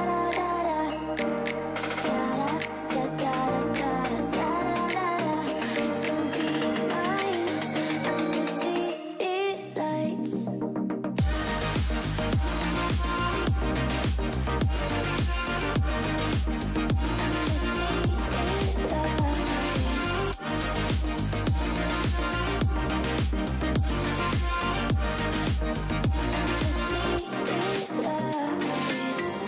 Middle of the night, everything keeps passing by, just passes us by. But we're young and wild, we stay awake just to feel alive under city lights. Nothing can change our minds, yeah, people might ask us why, but don't be shy, can change our minds. Blinded by neon lights, so beautiful in the night, so be mine under city lights. Da da da da da da da da da da da da da.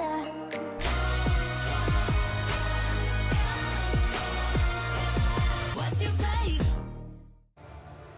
I'm here with Teddy, LPL caster, here today ahead of the 2023 World Finals. Thank you so much for joining me. Oh, it's my honor, and hi, Lauren. Hi to all the audience who's watching this interview. This is Teddy from LPL, and it's my pleasure.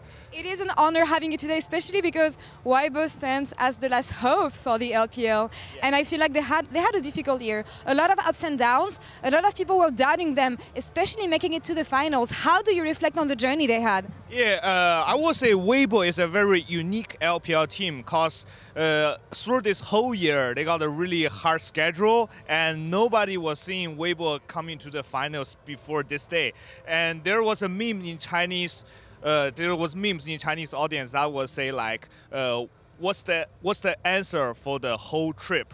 But the meaning is Weibo got really lucky on the draw phase, and they were versus all the teams that except LPL and LCK teams. So people are really excited to see what they can do in the finals. And the 5 players from Weibo are really unique because all of them are really. All of them are played long enough. They have a really long career, and they have a lot of fans. And I've been seeing that like not only in China, like globally, Weibo has most fans in the LPL. So I'm really excited looking for what they can do in the finals. And just like what people said, a lot of people think T1 will smash Weibo today, but that's not for me, because Weibo always make miracle. You never know what will happen on finals and how teams show up on the day. I know that it's really important for the LPL and Chinese community to have Xiaohu in finals. Yeah. Thinking about him, he seems like he is a king without a crown. Yeah. What would it mean to you guys and for him to win finals today? Xiaohu is one of the symbols of the LPL. When he started playing for a pro player, he is only 16, I think. Back in 2013, he's playing for GT, and he's only 16. And at that time, he is a really talented player. But through all this year, we have a memes too for Xiaohu. Xiaohu's Chinese name is likely it's meaning like tiger. Hu is tiger in Chinese, and people are calling him the Spring Tiger King, or the like the king of the spring. Because every time Xiaohu will make a really good performance on MSI stage on the spring split, but Xiaohu always choke on the summer split or always choke on the Worlds. They choked at 2018, they choked at 2019, and this year I think is the most important chance for Xiaohu's career. Looking forward to the game, Teddy. Xie. Thank you. Thank you so much for the interview, and good luck on finals today. Yeah, you too. Thank you for all the audience. I will see you in the finals. What is Teddy doing? Teddy has this prediction curse on him. So every time he predicts a team in the LPL, they completely lose. He's completely ruined it for Weibo. Then he was like, and he choked then he choked then he also choked then. He was like trying to undo it. Yeah, he brought all of the memes to the table. There's also the one where like no one knows Weibo's true form because they haven't gone against like good enough opponents yet. Not even Weibo know their true form. Exactly. But that is the thing. I actually got a chance to chat to Teddy, and he was saying that like, after talking to the Weibo coaches, they haven't really had to show their hand at this Worlds either. So there is a lot of stuff that's still waiting in the wings. And even we got to look at like Wei bringing out the Bel'Veth last week, which was not something I expected. So I'm hoping we get something similar today. Yeah, and I think the really interesting thing about Weibo is kind of what I was joking about with K-Droll, but also is true, right? Where I do feel like, well, no, this is a very messy team. We have not seen a clean like series from them yet outside of, and even in the NRG series, they made mistakes. So I think the big thing for me about Weibo is like, we still have not seen what the names on this roster are capable of. And I think that's a great point. And also when everyone is saying T1 is looking so good, just last year, they got that big reality check, and they will not be underestimating Weibo, I hope, for their sakes and the other way around as we see the players arriving.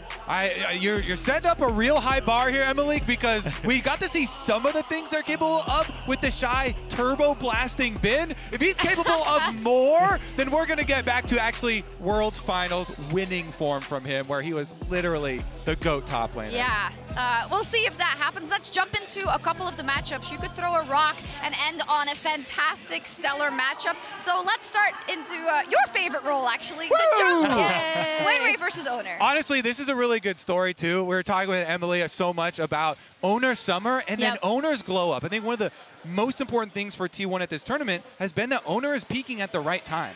Yeah, I mean, he was the one who bore the brunt of the most criticism. On T1, he looked really, really lost when Faker was not on the roster, when he was out due to injury. And then additionally, I can't stress enough how good T1's level 1s have been and how cognizant Owner has been of like what they have to do, what they need to do. We saw just in your telestrator with how well timed he was along with Faker, so that was really great to see. And I think on the opposite side, Wei has been absolutely spectacular for them. This is a guy that sat on Suning for a while, training under SOFM, and now we're starting to see the magic that he can bring out on the world stage as well. It's been a long time coming for Wei to try and build up the caliber of player that he is expected to be, and taking over from Karsa was never going to be an easy feat, but it feels like Wei is now living up to his expectations, playing heavily around the bot side, but even last week, you know, starting to mix things up, playing towards the Shy as well. Yeah, I mean, it does not look like an easy task to jungle for Weibo,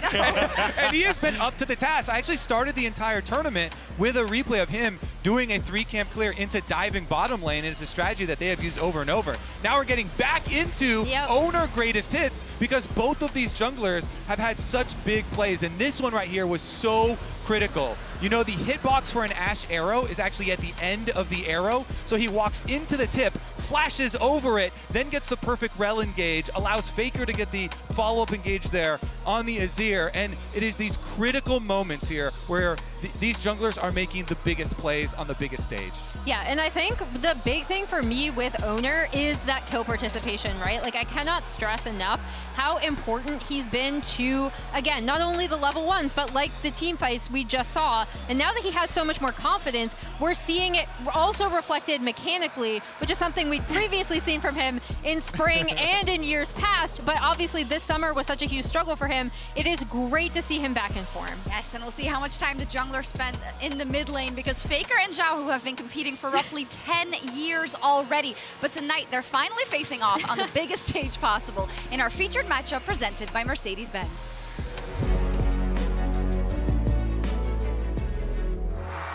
In League of Legends history, there is one player who stands head and shoulders above the competition.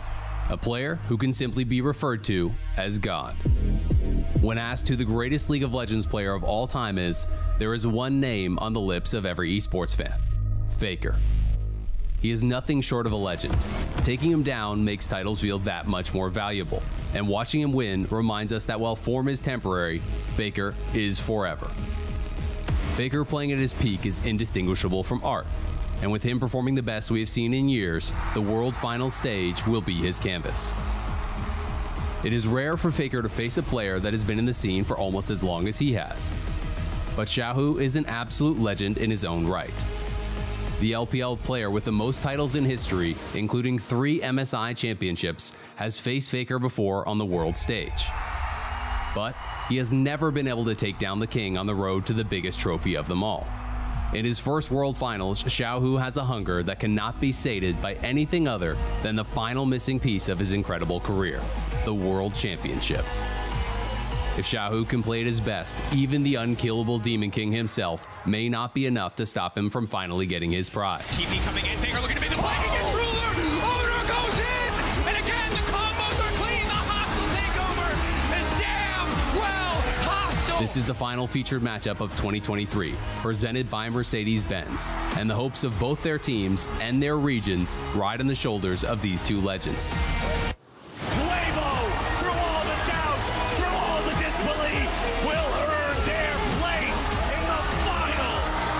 Glory awaits one, and for the other, a return to the grind. No matter today's result, we're about to be treated to 2 of the greatest mid laners to ever touch the game, facing off on the world's biggest stage.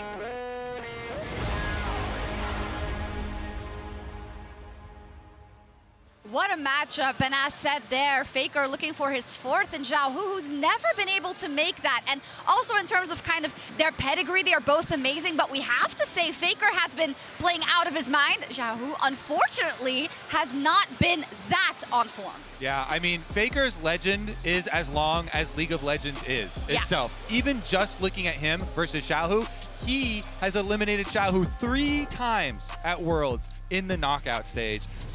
You can't, he has so much of an advantage here, and the individual plays that he has actually pulled out have been thoughtful as well as mechanically executed super high level. Has he been the best mid laner at Worlds? The only argument I'd have against that is maybe Knight, but it's hard to say it. Like, he knocked out Knight, he made this play that sent T1 to the finals. It's hard to argue that it's not Faker who's #1. Yeah, and I mean, I know it's become a little bit of a meme, but you can't stress enough how important his voice and comms is. Like, Kobe, you stressed that people should go back and look at comms from that team fight, just because the way he calls everything, the way that he sees the map is so crucial to T1's success. And we got a little extra insight too when this year in summer he had a hand injury and T1 plummeted in the standings without Faker. Then when he returns, they immediately ascend back to the top. They get to World's Finals again. It is crazy how much fuel there is for this Faker fire. Yeah, and then by contrast, obviously, Faker has actually eliminated Xiaohu several times at the World Championship. The only time that Xiaohu has been able to best him is at MSI. And that is huge because I think the big thing with Xiaohu, as you look at like his year here, obviously, Weibo struggled a little bit in summer. Kate already covered that. Regionals, he was such a massive part to get this team here to the world stage, but on the world stage, he has not performed nearly as well as Weibo would want him to be performing, especially going into the championship. You still have to give this guy credit though. Like, Xiaohu has never lost an international finals, and every single time he has won that international finals, it has been against an LCK team. Kingzone Dragon X, Damwon Kia, T1, and there's only been 3 teams ever in the history of competitive League of Legends that have managed to take down an LCK team in the finals. You're looking at EDG, Taipei Assassins, and RNG with Xiaohu. This guy has been instrumental to getting his teams here, and 2 of those teams that managed to take down LCK teams already have their world's title. It feels like Xiaohu now has to earn his one here today, and it could be the moment where he gets it. Was that a monologue? No, mini log. You're the master. You're the judge. I don't know. Yeah, and it is. I mean, you have to give him his credit, and he hasn't been having the best tournaments. But it only matters what you do today. You know, he only has to. Well, only has to show up as a big task at hand, but we have to give him the benefit of the doubt that this would be the day for him to do it, in terms of all the experience about being on this stage, about shot calling a team under stressful situations. And I think as well, when you look at like his road to get here, Xiaohu has kind of had to dismantle his legacy to a certain extent. He beat EDG with Uzi to make it to the world stage. That was the guy he won his first MSI with. He just watched Gala be beaten by T1 on the opposite side of the bracket, the guy he won his second MSI with, and then he went up against Bin in that semi-final, the guy he won his third MSI title with. He's had to take everything over the course of his years and look them dead in the eye and say, can I do this with a new team on my own? And now the final boss is in front of him with Faker. Yeah, and some of those he was top lane, you know? Yeah. I think the other big thing about Xiaohu is when I talk about this Weibo team and I'm like, okay, we haven't seen their final form, it feels like we haven't seen all 5 of their players play at their best together. And Xiaohu is like one of the players I'm looking at and being like, he was insane in regionals to drag the team here, and then he's been a little bit lackluster. So if that happens, just one day. We know it can happen, so why not today? But as said already, we've talked about him a lot, and I think it's only just Faker, the longevity of his career as well. And I wanted to just pull up everyone he's played with and had success with, and I think this is such an important key when we look through the lens of the longevity of his career at his career, because Faker is a mid laner that's had to adjust to different teammates, different junglers, different plays styles, different impact on the team, and that is one of the most impressive things, to stay stable across all those iterations. Yeah, and I think the big thing about Faker is that as we look at all of his teammates over the years, he has had to evolve as a mid laner, right? Like initially he came on, he was this genius mid laner, immediately kills Ambition in his first game. It's massive. They go to Worlds, they win his first year. But starting in about like 2015, 2016 is really where you saw him have such an amazing understanding of the map, really start playing for his teammates. So as the game has evolved, so has Faker to stay at the top. It is absolutely insane what you need to have that sort of longevity, and that's why everyone respects him so much. No other player has that. Hasn't. Let's hear from the GOAT himself with Lore and Jisun after their semifinals victory over JDG in the Verizon Game Day interview. When I talked to Keria, he was telling me about finals last year and how you got complacent maybe after winning semifinals. And I remember an interview of you saying that you learned so much through defeat especially. So what are the learnings that you're going to carry from the loss last year to get the title today? 매 패배로 인해서 이제 어떻게 경기를 준비하고 또 경기를 해야 더 좋은 경기력이 나올 수 있을까, 그런 것들을 많이 또 배웠던 것 같고요. 그리고 아무래도 이제 4시드 팀이라다 보니까 좀 작년에는 어느 정도 방심을 하는 경향도 조금은 있었을 수 있었다고 생각했는데 올해 들어서는 이제 그런 4시드 팀일수록 좀 더 기세를 많이 타고 또 선발전부터 올라오는 팀이다 보니까 절대 방심하지 않고 준비를 할 것 같습니다. So after every defeat, I learned so much about how to plan for the game and also how to play the game. So I got so much learning from the previous experiences. And also last year, to be completely honest, we were going up against the 4th seeded team of the LCK. Maybe we kind of was a little too feeling comfortable or maybe even confident. But with that experience, I kind of realized that actually because they're the 4th seeded teams, they made it all the way from the regional qualifiers, which means they're on a great momentum. So I think because we got so much learning from last year, this year will be different. This year will be different also because even though this is T1's 6th final, this is your first time playing finals in Korea, Faker. How important is this one for you and how will you make it count? 네, 한국에서 경기를 하다 보니까 아무래도 많은 팬분들이 특히나 한국 팬분들이 더 관심 있게 지켜보실 것 같고 그만큼 이제 저로서는 그 팬분들께 더 즐거움을 드리고 영감을 드리는 대회가 되기 때문에 그만큼 중요하긴 하지만 개인적으로 이제 어디서 경기를 하는가가 저에게 있어서는 그다지 중요하지 않고 저는 이제 매 경기 최선을 다하는 게 목표입니다. Because it's in Korea, I know there are so many fans, especially Korean fans, paying attention to this matchup, and also it's gonna be a great inspiration for them. But for myself, I want to say where the game is being played is not that big of a deal. You know, I just want to focus on my play and do my best. Well, looking forward to these finals and wishing T1 best of luck in Tokyo. 감사합니다. Jisun, thank you so much, and Shocks, back to you. Thank you so much, Lauren Jisun from the past. Awesome. Now they're in luck, all the Korean fans, because in the top lane, 2 Korean top laners, Kobe. 2 GigaChats, I would say, for sure in the top lane. And if we're looking at miracles, possible miracles for Weibo, Teddy said that's what they need to win this series.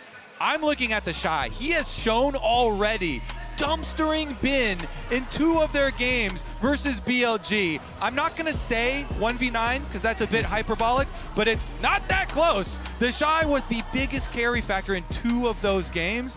Huge importance of the Rumble pick as well as the Graves counter pick into the Aatrox. And he had massive numbers, huge CS and damage differences here. And that's against Bin. This is no slouch. This is who people are touting as the very best top laner in the world. So masterful stuff from him. On the other side, from Zeus, he had advantages over 369 in almost every single game that they also played.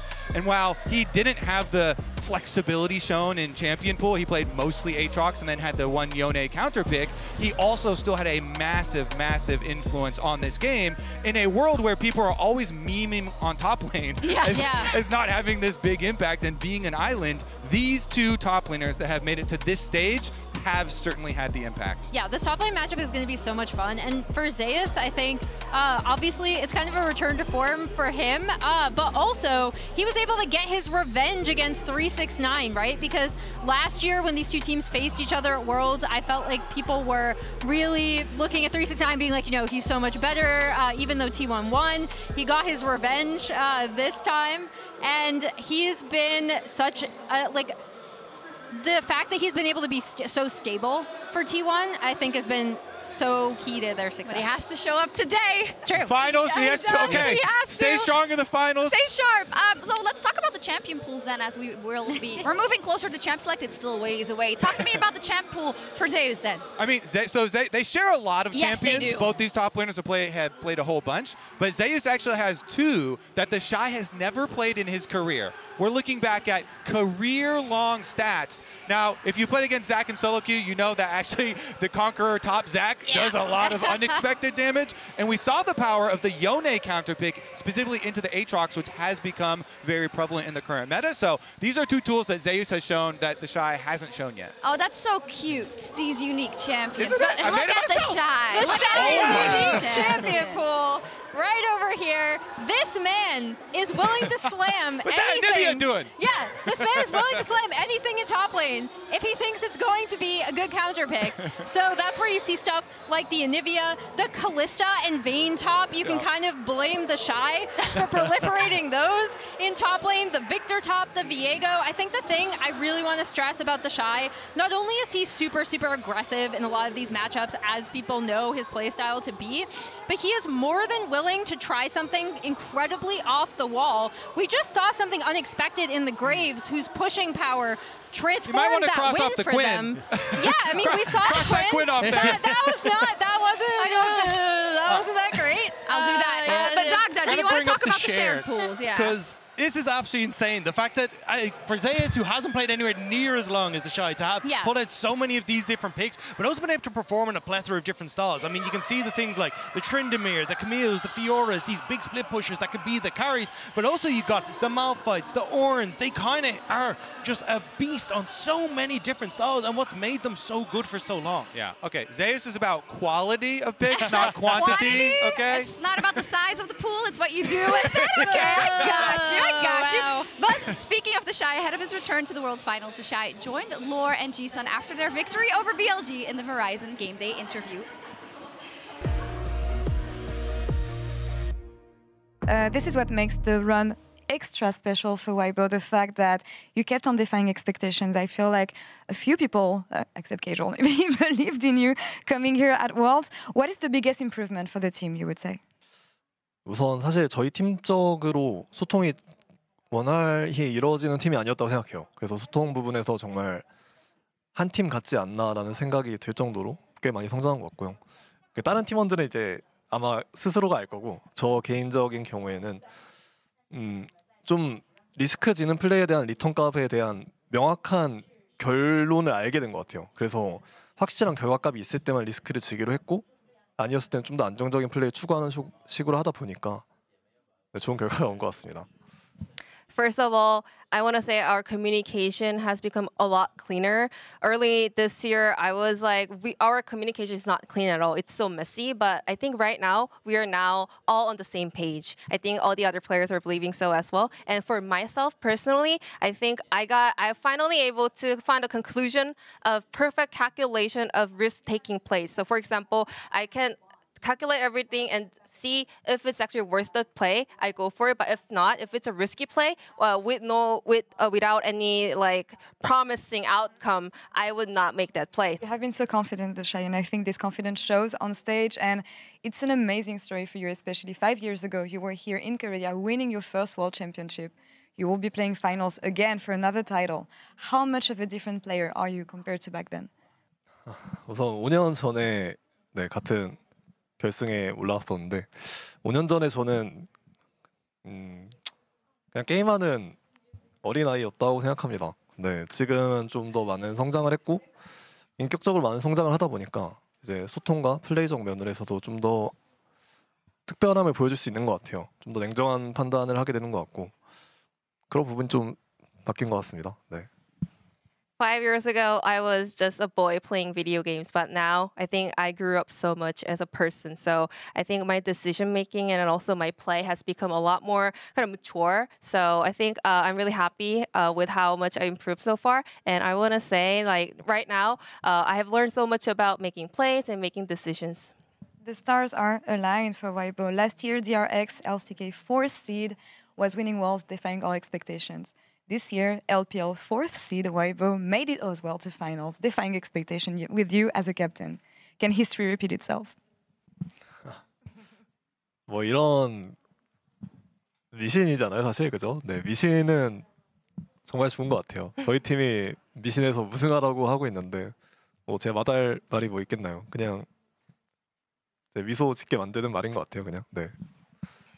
I mean, it's a superstition, right? And I like that, you know? Why would you like reject that? It's all about us winning Worlds, so it just makes me wear a big smile on my face. I'm really happy about it. I love the script and Weibo's story and your story as well, Vishak and Samnida. And thank you. Good luck on the finals as well. And Jisun, thank you so much for the translation. It's going to be so interesting to see if the top laners with all their might can kind of skew the expectations for where the heavy points of this matchup are going to lie, because as we've seen from the bracket stage so far, bot lane has been so incredibly important and pivotal, not in the least when you have someone like Gumayushi up versus Light. Yeah, I mean, both these AD carries have been beasts for their teams, but bottom lane is also critical because of dragon stacking, and we've seen especially T1 have been magnificent at that. Let's start with Guma though. This guy has been absolutely insane. And I want to point out specifically the Varus pick, because stats will tell you a story, but Guma to me has had 2 of the most Giga Chad plays at the entire tournament. Number 1, and these are not versus Slapshes, by the way. Number 1, the Varus at the tower versus Aphelios trying to get the 1v1. boom, boom, boom, shoots Gala down, stands his ground, wins that duel, and then the 1 versus Ruler and 369 where he flashes both the Q from the Zeri and the Q from the Aatrox, and he still wins it is absolutely insane, like scripting level stuff so far from him. I need that I about do Light too. I do think on the opposite side, though, Light has been very underrated his entire LPL career because you're looking at a guy who comes from the likes of the Uzis, the Rulers, the Viper when he was there, like so many incredible Jackie Loves, the incredible AD carries that are in this region make it hard to stand out. But Light is slowly but surely back from LNG, growing now where he was with Iwandi onto this roster, has becoming and making his name like Gala did at these international events to become an insane AD carry that now he'll get to prove if he can take down Gumayusi. And it's a critical part of their strategy that we've seen. They send Wei, they send resources, so much stuff into Light to get him to carry. They do, and for more on Gumayusi, we have a World's Finals edition of Draw My Life with Emily Rand. Draw My LCK Life. Gumayusi. World's Finals edition. Woo! Lee Gumayusi Min Hyung first caught the public's attention when his Seoul City KEG team actually upset Hanwha Life Esports at the 2018 Kespa Cup. This roster also included Doran, Elim, Plex, and Pop. Gumayusi is actually the 6th of 7 total siblings, which also include former SK Telecom T1 Terran, StarCraft 2 player Innovation.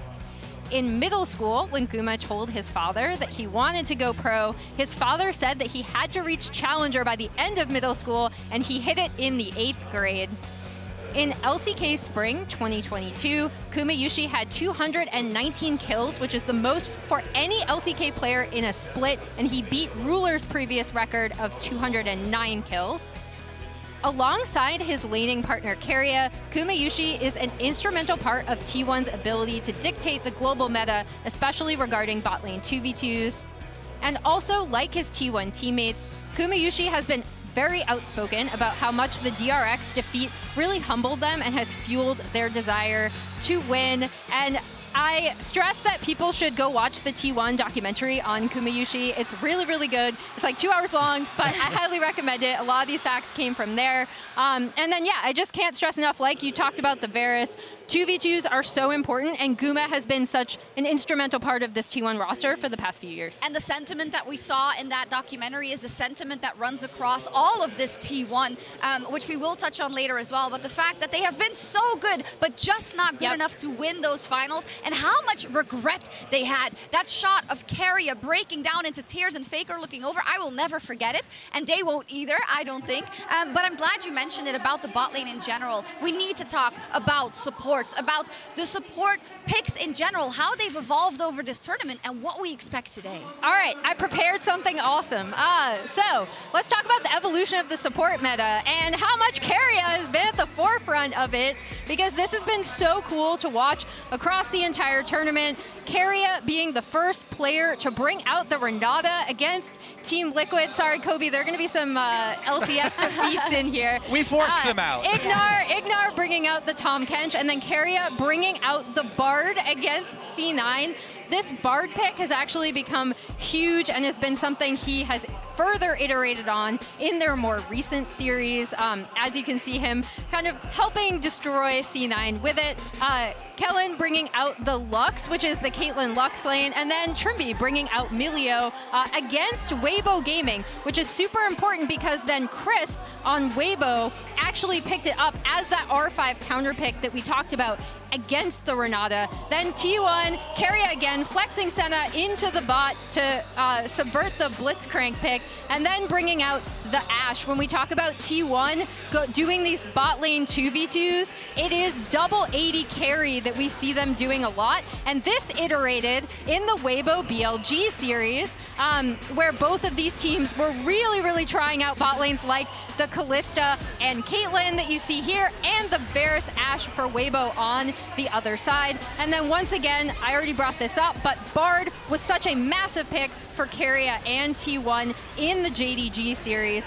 And again, like I wanted to kind of map this out just to show how at every step, Keria has kind of been there. And this is one of the reasons why T1 is here in this final, because they are able to influence the meta so much. They're basically dragging it back to spring when they were the best team in the They're world. like, come on. Yeah, and also how Weibo has reacted, right? Because Crisp has been one of the supports to take a look over and be like, I'm going to take that for me. It does make you wonder how we start off with Alistair at the start of this tournament, how did though. that happen? And I think it kind of showed there where Keria in that clip was able to take down Missing on the Alistair. It felt like the JDG weren't really able to contest the 2v2 bot lane for T1, and now it's going to be a big moment here to see if Light and Crisp can try and respond. I do think we're starting to move into a meta that favors Crisp a little bit more. Like when you think back to when he won his World Championship, it was things like the Thresh, the Tam Kench, he can play back while still being a playmaker. Doesn't feel like he wants to be on the Nautiluses, so this could actually work out a little bit better for Weibo. And how much, Kobe, is this the key to a possible victory for Weibo? The fact that you do, wow, it's a party. Yeah. You have to get it under control in the bot lane, or you have to throw a wrench in the whole toolbox to make sure that you're on the best foot. It certainly is the key to my excitement, because I am most excited for new picks. And Gumayushi, in his interview after their game, said, we have so many more crazy picks to pull out that we haven't even shown yet on stage, and he can play anything with Keria. It just makes me so excited. I think it would also be really funny if we went full circle and we came all the way back. Now we have all these range supports to people picking Blitzcrank like Draven lanes and going for kill lanes again. Keria's prepared for that, though, because he's just going to flex on the support. I think that Keria might be the one doing it, with Chris playing so many of these range supports, but very excited to see it. Oh, we're so happy, so excited about the drafts. I think there's such a big opportunity for both sides. And also, in terms of what T1 does with their drafts, in terms of when they get into the game, right, Emily? The level ones that have been at, blistering pace, running over the enemies at times. Yeah, I mean, I think the thing I would want to stress about T1 level 1s as we look at a few of them is that whatever composition they have, they set up so well for it, right? So this is them really taking advantage of the champions that they have here and doing this invade to also get bot side pressure for the Neela and Senna. And I think at every single step, you can see T1 being so thoughtful about how they want to set up the game, not only from draft, but from level 1. And it gives them the opportunity to try and punish the fact that oftentimes they do have these double AD carries. Incredibly impressive when you go for the level 1s, means you can set up a ton of vision, and it's given a ton of control to Owner as well, specifically, who, I mean, we saw him get the 1v1 kill against Tarzan off the back of these level 1s. You see him getting control here once again. There's so many opportunities where T1 are able to take these advantages and punish the rest of the game, especially when you look towards, hey, we now get the vision for the early push to set up for early dragons, to then hit the level 6 in the support, to get the early Rift Heralds. It's this knock-on effect that comes from these great level 1 plays that T1 have been setting up. Yeah, it's so important, in fact, that you see top laners even coming down for the level 1 invades, because this area of the map is such a domino effect. And we had our first ARAM moment of Worlds there, and T1 actually getting a pretty big advantage out of that one. But because they've done it so much already, Weibo are studying this. Weibo are crafting their counters to the level 1 invades, to the draft possibilities and this craziness from T1. So I'm almost even more excited to see what are going to be those Weibo attempted answers, because we've already seen if there's so much attention in bottom lane, then that frees up the Shy to pick all these counter picks in top side, whether they work or not. Yeah, maybe try the Bel'Veth game 1, see what that always good for a level 1 invade. Actually, you added the whether they work or not. Yeah, we'll see. I do want to open up kind of the perspective just a little bit as we move closer to the opening ceremony and to game 1. And let's reset a little bit. We're all here today to see T1 versus Weibo play, and just to look at T1 making it to the finals, the context of how many times that they have won it before, 3, the fact that they have another chance, the fact that they have that chance in this arena, which is already full, by the way. There's just so much history in this moment, Emily. Yeah, and obviously, like we were joking about how Faker is inevitable, but so is T1 against the LPL. Like when you are talking about Korean League of Legends esports, T1, SK Telecom T1, SK Telecom T1K, whatever you want to call them, has been Korea's team, right? This is the most popular team. I've been walking around Seoul and you just see people wearing T1 gear randomly. I can't stress enough, again, what this organization means to South Korean esports. And then also how much Faker means as, you know, not only the figurehead of this team, but League of Legends as a whole. And I think for this roster in general as well, I mean, trying to get that win would mean so much. This is potentially the last time that we get to see this roster together. We've already seen T1 members talk about that. And for a team that has been so close so often, it feels like they just need that one title to push them into the contention of, was this one of the best teams we've ever seen across League of Legends history? Honestly, yeah, I think they are right there, because already this exact T1 roster that we're going to see perform today has played the most international games together because they've made so many international tournaments and gone so deep in them. Yet, they lost 5 finals in a row so far, so they're looking to break the streak just in time to get that cup. I mean, they've only won 1 out of their last 7 finals, which is heartbreaking for T1. It is. It's just so crazy to see, and it is because you want to call them that great team, one of the best teams we've seen in the last 2 years, but it's a hurdle, and I think that is the million-dollar question today. Will they be able to overcome it? From the way they have risen up in this World Championship, you are inclined to say yes, but crazier things have happened in a World Finals, Dagda. Yeah, I mean, we saw it last year with DRX, right? And you even hear T1 talking about how they felt like they were overconfident and underprepared for what DRX was going to bring to the table. But you can see across the board there how many of these finals have just been absolute heartbreaks for them. And it's been T1 looking on from the shadows, hoping that maybe just finally they can get that win. Yeah, and I think the big thing for T1, again, is you hear how cognizant their players are of how confident they did get against DRX, right? And then additionally, if we look at how the meta has evolved, it's been T1 who's been at the forefront of that. It has been. We see this moment that broke our hearts last year because DRX was able to do it. And I think that is why we also have to check our biases going into today, because in a World Final, it's all about how you play on this day. Weibo could very well step into those footsteps of DRX. The similarities are eerie between these two teams. I thought this was an amazing tweet by Renato talking about how they both finished 4th in spring, then 6th in summer, and make it here as the 4th seed for their team, and then also have the same opponent, the exact same team, and train together is just crazy here. It's like they're trying to recraft the same story. These writers are getting lazy. Like someone had their birthday, they had a cake, they're channeling it. And also, look, a lot of people are talking about T1, the meta starting to shift into their favor, but you look at when the Shy won his World Championship, it was the Aatrox, it was the carry top laners that he could perform on, and we're getting to see that shift into it again today. Crisp as well, looking to move in towards, hey, I don't want to be the big engage tool, but I'll make insane plays on things that can play from afar, like the Thresh. We got Renata now. It's things that can actually keep your AD carry safe, and I think this is where we also have to say, look, this is a moment where Weibo, it also, in the same vein, is moving across to favoring them in the same way it's favoring T1. Yes, I mean, we are here in Korea, so we're looking through that lens, but we heard it from Teddy as well. The hope of the LPL is on Weibo's shoulders. We'll see how it turns out, and I would also like to see who our fans, think are going to win today and hoist the Summoners Cup in our MasterCard fan predictions. You can, of course, well, not anymore. This was your last chance, so thank you all for participating at MasterCard GG on X throughout the tournament. We're doing ours? Ooh. Wait, T1 85.7%. At least it's not 100. I thought it would be higher too. Honestly, yeah.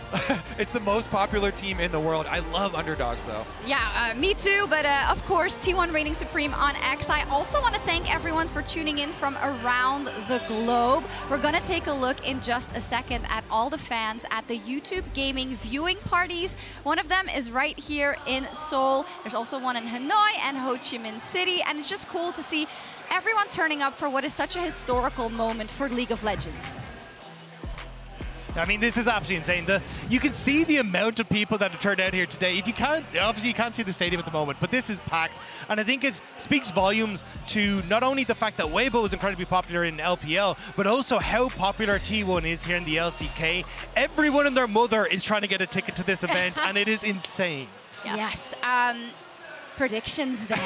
I know it's the biggest one. Where are you it's gonna start? The last one. Where am I going? Well, I've seen hers already. All right. So Emily, you can go first. All right. And should I like hide? Because I've been trying to draw this out. You want more time? Know what yeah, you can get more time. You don't know what the score prediction is, though. No. Okay. All right. So we are in Korea. Yes. I have watched this T1 team come so close to taking it for 2 years now. I saw the first iteration of this roster at 2021 where they made it further than people expected at that Worlds. Zeus comes in, 2022. Are they the best team? Worlds seem to be theirs. They lost to the DRX like miracle story. I know Caster Jun said this earlier, but he was saying the narrative of this story he thinks is somehow even better than Def's narrative, with Faker coming back from injury, leading this team. I'm going T1 3-0. T1 3-0. I love it that it's a firm vote of confidence from Emily for T1. Who wants to go next? I mean, I'm happy to go next. I think that it only takes one day to write history, and the opportunity is here today for both these squads. But I'm going to go 3-2 Weibo Gaming. I think when I look at Weibo, the talent and the possibilities that are on this squad is absolutely insane. The fact that you have the meta starting to shift up towards the Shy, where he has an opportunity to play his best. Crisp also having a renaissance now that we've had that meta shift in towards these ranged supports is working well for him. And look, I know that Xiaohu has had his struggles, but whenever the LPL has been up against the LCK and they've needed a team to do it, it has been Xiaohu at the forefront leading that squad to victory. He has always beaten the LCK to get his titles. He has never lost an international finals against the LCK, and this today is when he finally gets his world title. He's convincing me. I'm getting so hyped up, but you know why he never lost an international finals versus LCK? It's because Faker eliminated him already from the tournament. He beat MSI. He won MSI against him. Honestly, Kobe's just gonna ignore that. I love underdogs. I predicted a lot of underdogs this tournament, and they have all paid me back. They have all won. But I just think after last year especially, and how much work T1 have put into overcoming this finals curse and working on their mental game, working on the extra pressures that come along with playing in a finals, I think that this is their time. They're going to complete the story with this roster and finally get that championship. I'm happy that even though you predict the T1 win, you at least give us 4 games. Yeah. We have a very good desk in terms of the predictions for today. How can you not? We are a little bit away from the opening ceremony. We've got a little bit more time, and I'm actually glad because we had to race through a lot because of just how big this matchup is. So you can choose where we go next. What? I mean, for me, it's draft, right? Because we're going to be moving in towards this eventually, but I think this is where it's going to become incredibly interesting, because I think when you look towards red side, there's a couple of big bans that you have to try and go towards. The Kalista is a massive one. The Nico is a massive one. That Rumble is also the third one. So it feels like your red side is fairly locked in, at least for game 1 for T1. But the big curiosity for me is what happens with Weibo coming into this, because I feel like if you end up banning something like the Orianne on blue side, which we don't get to see a huge amount of the time, you open up the opportunity for Xiaohu to take the Azir, and then you threaten what has been Faker's champion pool. He's only played 3 picks so far. Now, we know Faker has literally got a million and one different things, right? But I think it is trying to put that pressure onto them and seeing if you can get that comfort for Xiaohu is going to be massive. Yeah, you make the caveat, and you have to, but we know the context of Faker and his injury, unfortunately, was taking out, had to come back in, and maybe the champion pool isn't as wide as it once was. Of course, an Akali is something that he's had on his solo queue account as well, but it's all about what will be the best here, and will it even be the mission to attack that mid lane, you think, Kobe, in the draft? I think that Faker is one of the best with dealing with pressure in mid lane, you know, if they do decide to attack it. And he has been playing, I feel like, better than he has in years after coming back from the injury. Honestly, the rehab that he did during the injury and taking some time away from League of Legends might have actually been a godsend for this team, because it has put them on the warpath here to the finals. And I love that we got those voice comms from the game that you also broke down, because maybe people think it's all about that split second, and it is, but it is also about everything else. It is about calling that play 3 minutes before it happens, maybe. I'm overreacting just a little bit. All the team being on the same page and everything that has to be perfect on a day like this. And that's why it actually frustrates me when I hear people saying, oh, well, the reason T1 are doing good is because the meta shifted in their favor. You don't beat a team like JDG in team fights if it's just a meta shift. These guys have played so incredibly well together. It felt like Owner and Faker had one single mind every single team fight that they went into, because they were so in sync. It felt like they understood how to set up better, how to prepare the map better. And even looking at their initial series against Gen G in Worlds, I was like, do you know what? This team still doesn't really have it. I'm not going to be able to give it to them. But after watching them against JDG JDG and the understanding they had about every way to approach the map, approach the fights, approach the objectives. This is T1 stepping up massively while also hitting that meta shift that is perfect for them. And I also feel like if people are trying to use meta shift as like a detractor, saying it was handed to them, they're the ones shifting the meta. They're the ones getting out there with Keria and Guma and playing all this stuff. And with Zeus, so many DPS top laners here. So I feel like they have done the work to move it into their own favor. They're the ones creating their own meta. Yeah, and if you look at both of these teams, I think it's the thoughtfulness from T1 that actually, like obviously I'm going T1 3-0 as a vote of confidence in terms of which of these teams I think is going to look better on the day. But in terms of the way they see the game, the fact that they took the meta themselves and changed it, and I think we've seen inklings of that from Weibo iterating on it.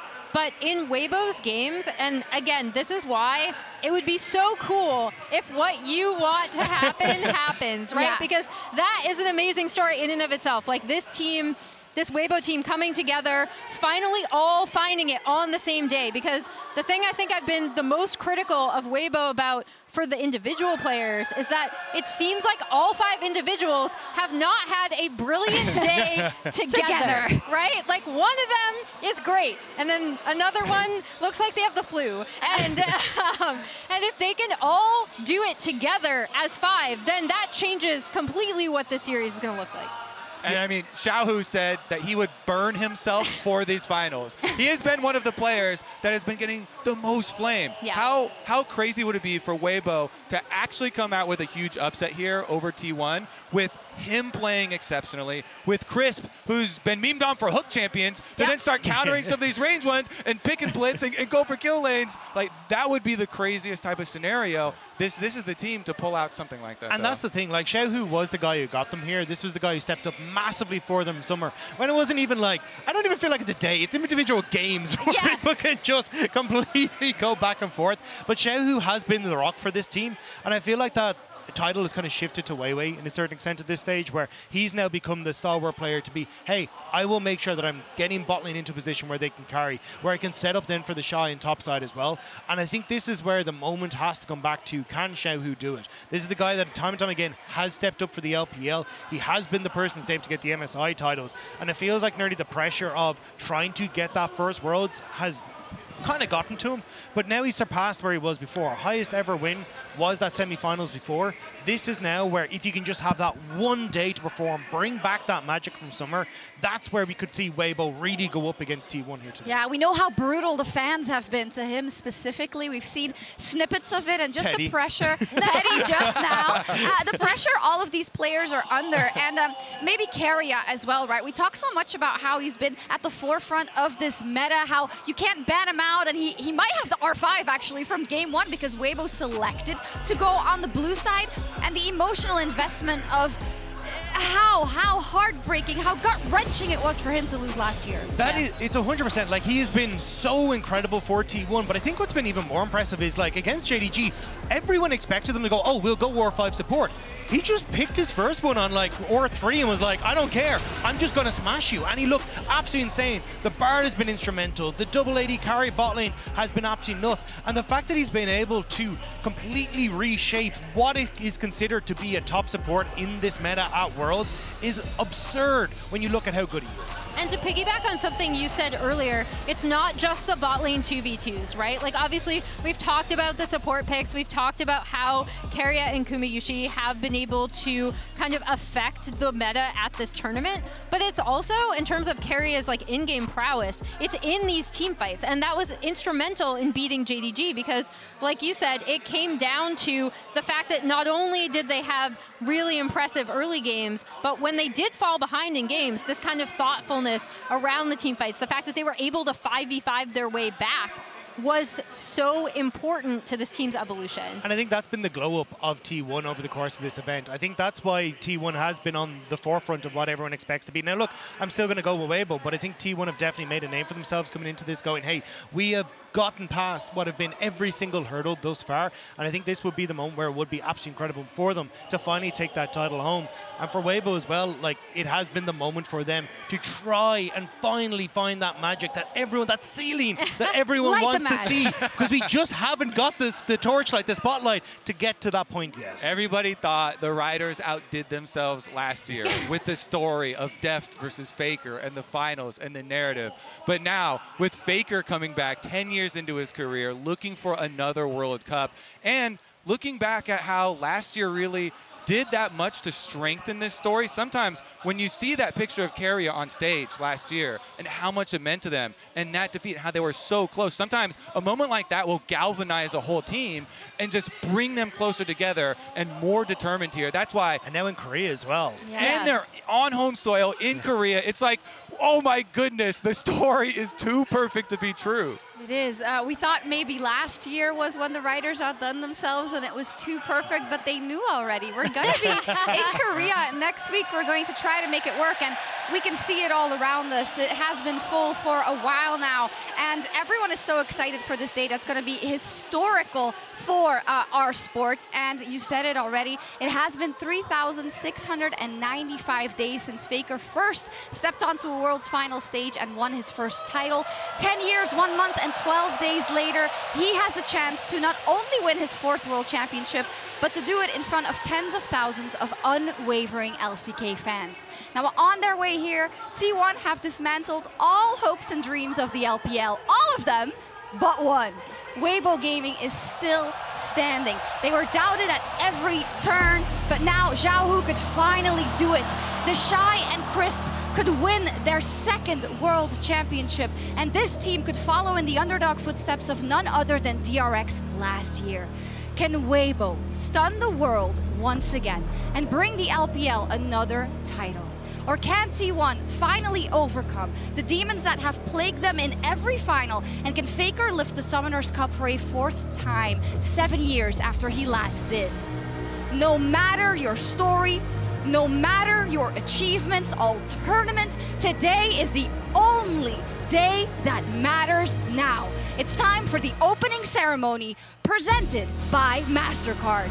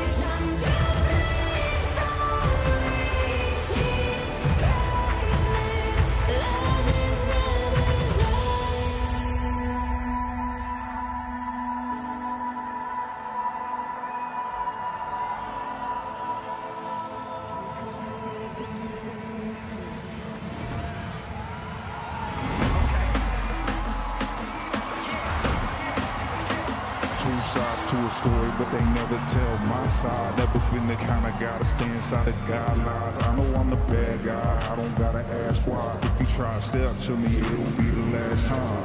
I got dirt on my name, 6 feet in the ground. I got people in my past trying bringing me down. Said I'm losing my mind, I don't wanna be found. Grew up in the shadow, but I know they watching me now.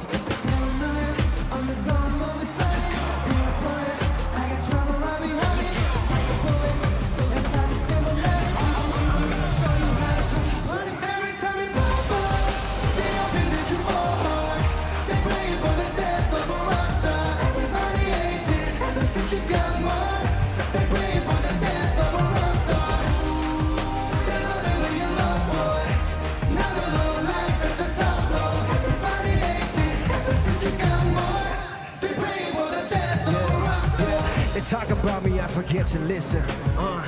At least I get the recognition. Whoa. Heavyweight and pull up on you with the repetition. You in the pit, it's not no exhibition. Oh, they big mad, I'm the big boss. Talking big game, take a big loss. Going up, I was a problem that they didn't solve. I'm the piece that wouldn't fit inside the jigsaw. I got a lot of punchlines and a quick jab. I run it straight through, I don't got a zigzag. I got a heavy heart, it's hard to lift that. From the cradle to the grave, never change, make it dig that. Wanna kiss me long goodnight with a rose, hoping that the Eiffel falls. Of course, you don't understand the life we chose. Need my silence, my privacy, so I can hear. And even rock stars got feelings that they feel. In reality, this just feel peace like a drill. Always,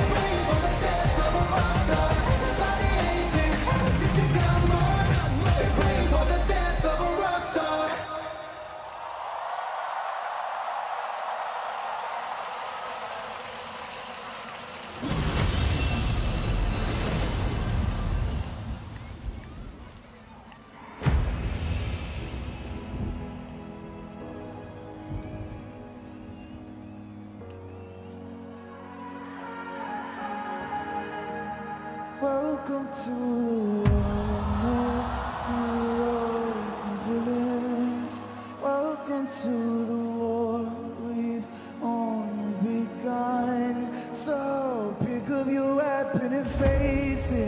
There's blood on the ground, go and take it.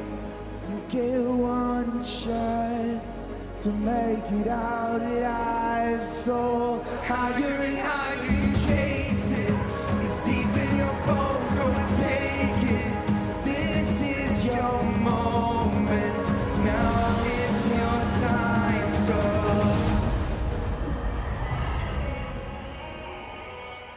prove yourself and rise, rise, rise, rise.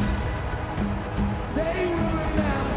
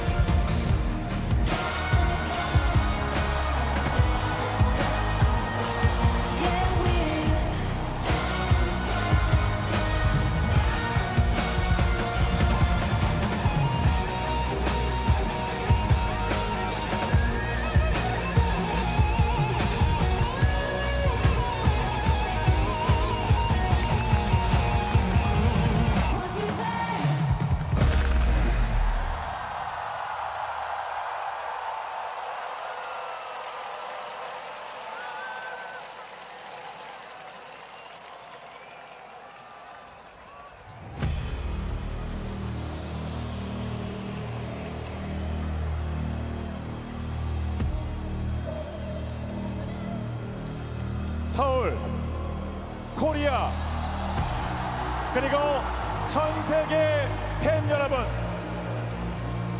이제 결승 달릴 준비 하셔야죠.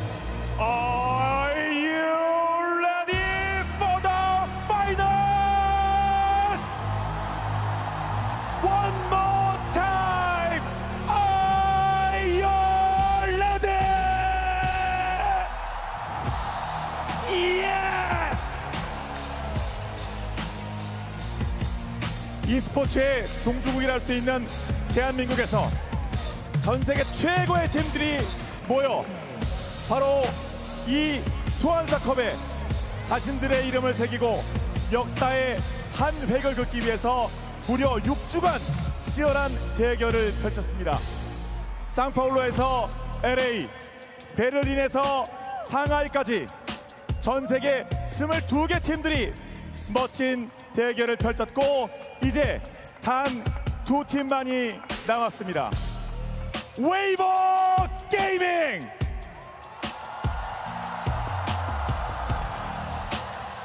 그리고 T1!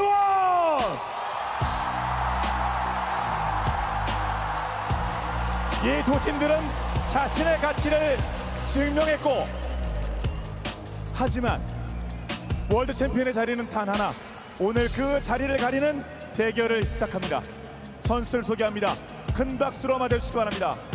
먼저 웨이버 게이밍의 탑라이너 슈퍼캐리의 대명사, 그리고 이에 맞서는 T1의 탑라이너 국대타 T1의 아시안게임 금메달리스트 더 샤이 제우스.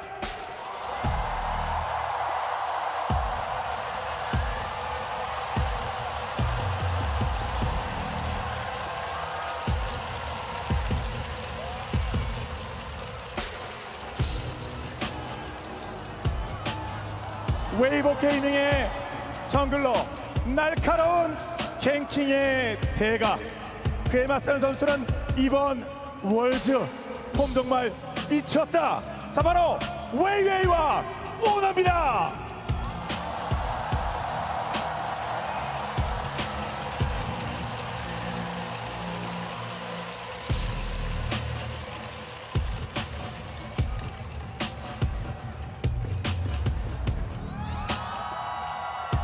웨이버 게이밍의 바텀 라이너, 압도적 화력을 뽐내는 그저 빛. 이에 맞서는 선수는 월즈가 체질, 전어보다 더 가을이 제철인 T1의 하드캐리, 바로 라이트와 구마유시.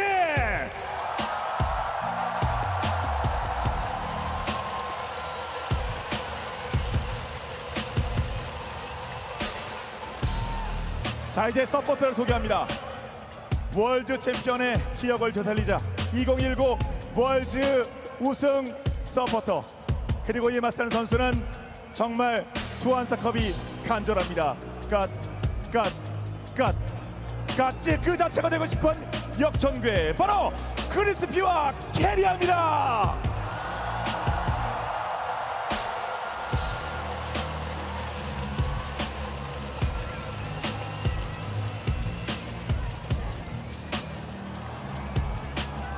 끝으로 두 포지션에서 국제적 우승 기록을 세운 전설의 웨이버 게이밍의 미드라이너, 그의 상대는 모든 길은 나를 통해서야만 갈 수 있다, 리빙 레전드 언킬러블 데몬 킹 샤오와 페이커입니다.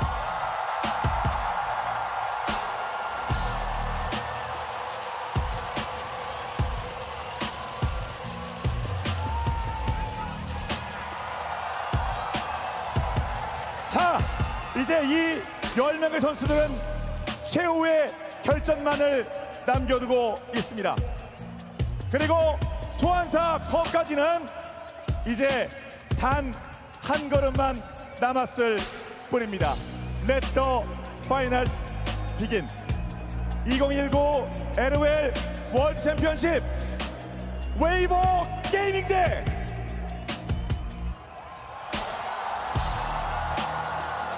T1의 대망의 결승전을 함께 해주시는 많은 분들의 뜨거운 바로 함성과 함께 시작하겠습니다.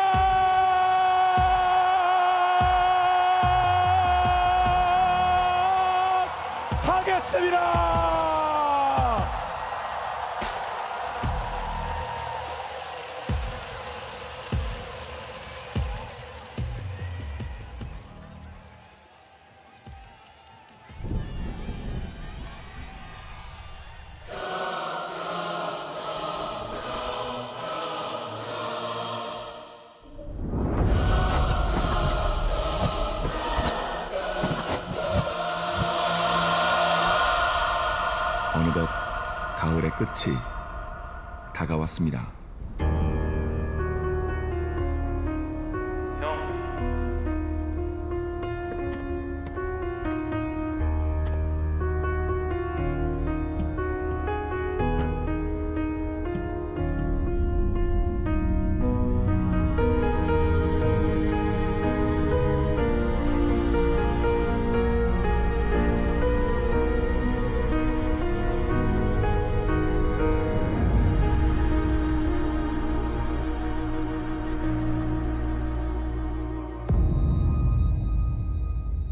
이무기. 용이 되기 위해 1000년 동안 기다려온 뱀과 용 사이의 동물을 이무기라 부릅니다. 오랜 수련 후 여의주를 얻어야만 비로소 승천한다고 하죠. 어떻게 보면 선수들의 여정을 말하는 것 같습니다. 저는 어렸을 때부터 게임을 워낙 좋아했어서 되게 많은 게임들을 했었는데 리그 오브 레전드가 이제 한국에 출시된다는 소식을 듣고 그때부터 시작했던 것 같습니다. 어렸을 때 사촌 형이 리그 오브 레전드를 해서 같이 해봤던 것 같아요.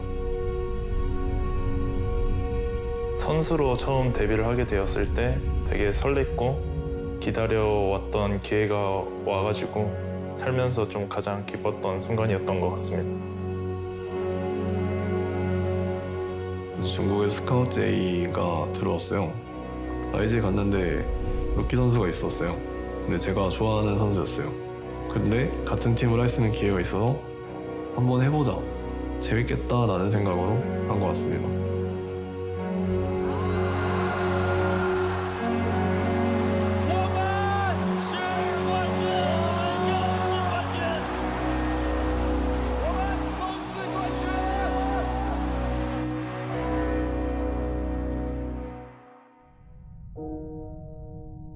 我认为在夺冠以后，就是自己本身就跟其他队伍的选手比起来，可能那个时候自己是没有进步的。那这次的世界赛，大家对他的一个期望，我相信一定不低。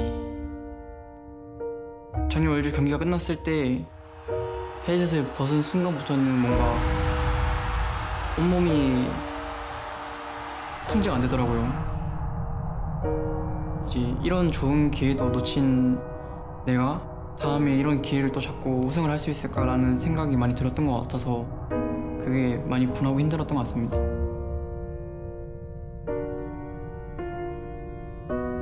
每一场比赛失利后的感受，更多还是自己很多方面没有做好吧。可能这个时候会想着下一场比赛会做好，但下一场比赛还是会有做不好的时候。这个时间点可能就会质疑自己。 아무리 힘들어도 그들은 포기하지 않았습니다. 꿈이 있기 때문이죠. Weibo, through all the doubt, through all the disbelief, earned their place. 10년의 기간. 처음 롤을 시작했을 땐 미래에 대해 생각하기엔 너무 어렸던 것 같습니다. 그들의 오랜 노력에 끝자락이 보입니다. T1 대 웨이보. 凛冬将至，是时候捧起全球总决赛奖杯了。첫 번째 우승은 승리가 어떤 의미인지 제대로 이해할 만큼 성숙하지 못했던 것 같습니다. 두 번째 우승은 단 하나도 놓치지 않고 즐기겠습니다.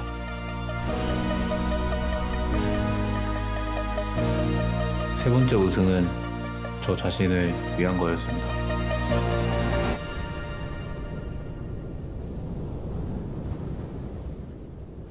네 번째 우승은 우리 팀을 위한 것입니다.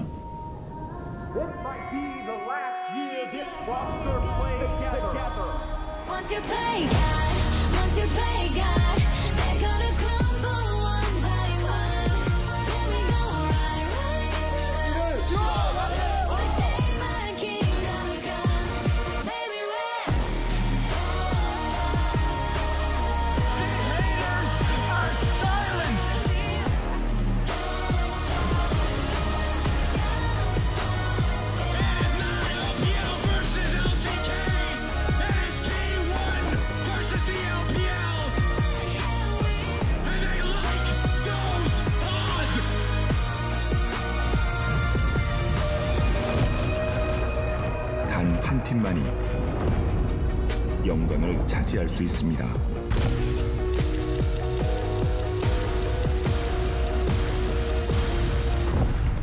단 한 팀만이 전설이 됩니다.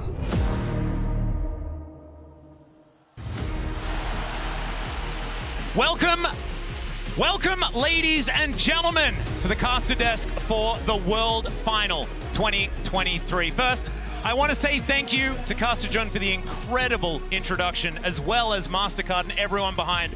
What an extraordinary opening ceremony.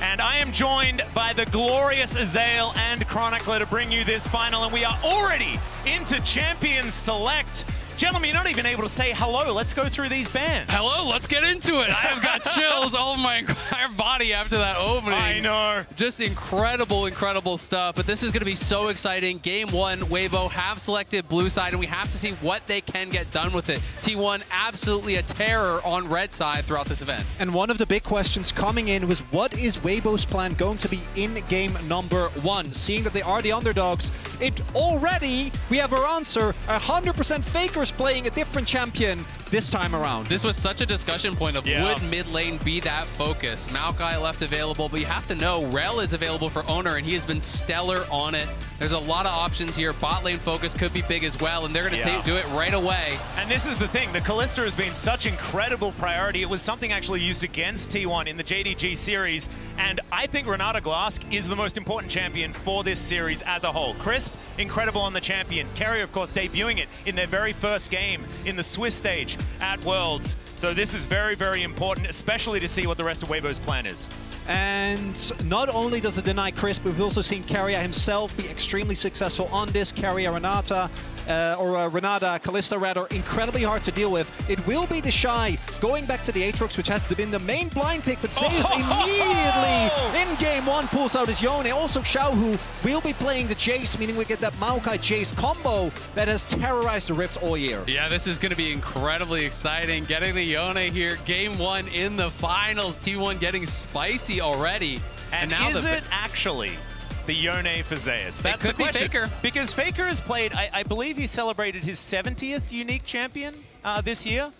People have been talking about Faker's champion pool. It's a really interesting topic, right? Because we don't know how much he's been practicing recently, but I think he's played the most champions professionally out of any other person on the planet. Exactly. I mean, this guy is the consummate professional. He's such a grinder. He's been back from his injury for quite some time, so you have to give him that respect that he can play everything. It is going to be such a focus down towards bot lane, though, now. As T1 are the ones blinding their bot lane, they're going to be banning away the Varus, the Ashe, two of those really highly prized picks. Crisp has been playing more of the Enchanters, though. He's moved towards things like Lux and Heimer when Renata was gone, so I'm going to be interested to see where he actually takes us. I'm also really big fan of the bans here from Weibo, because we now have, I think, Owner's best champions all gone. The Rel and the J4 are at the front, but his Sejuani also was quite strong, and taking that away might put Owner in a tough situation, and he has been the player that improved so much throughout, or rather from summer to the World Championship.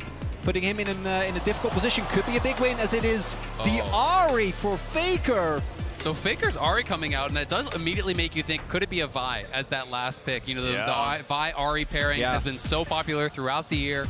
There's also an angle to play like a Poppy or something like that if we get more dash-style champions coming out from Weibo. But it's going to be Senna TK just trying to neutralize this bottom lane here. And we'll see how well it's going to do. Yeah, this is something that a lot of people have been talking about as well. The fact that Light and Crisp can go back to this style, we've seen already that they can play it to great effect. We'll see what the answer is going to be, though. Hard engage into the Tahm Kench is something that can be a little bit difficult if it is single target. So maybe not the Vi here, and maybe it could be the Poppy for Owner. We'll see where he decides to go. I feel like Wukong could actually be a pretty good answer. Oh, Lee Sin! Okay. All right.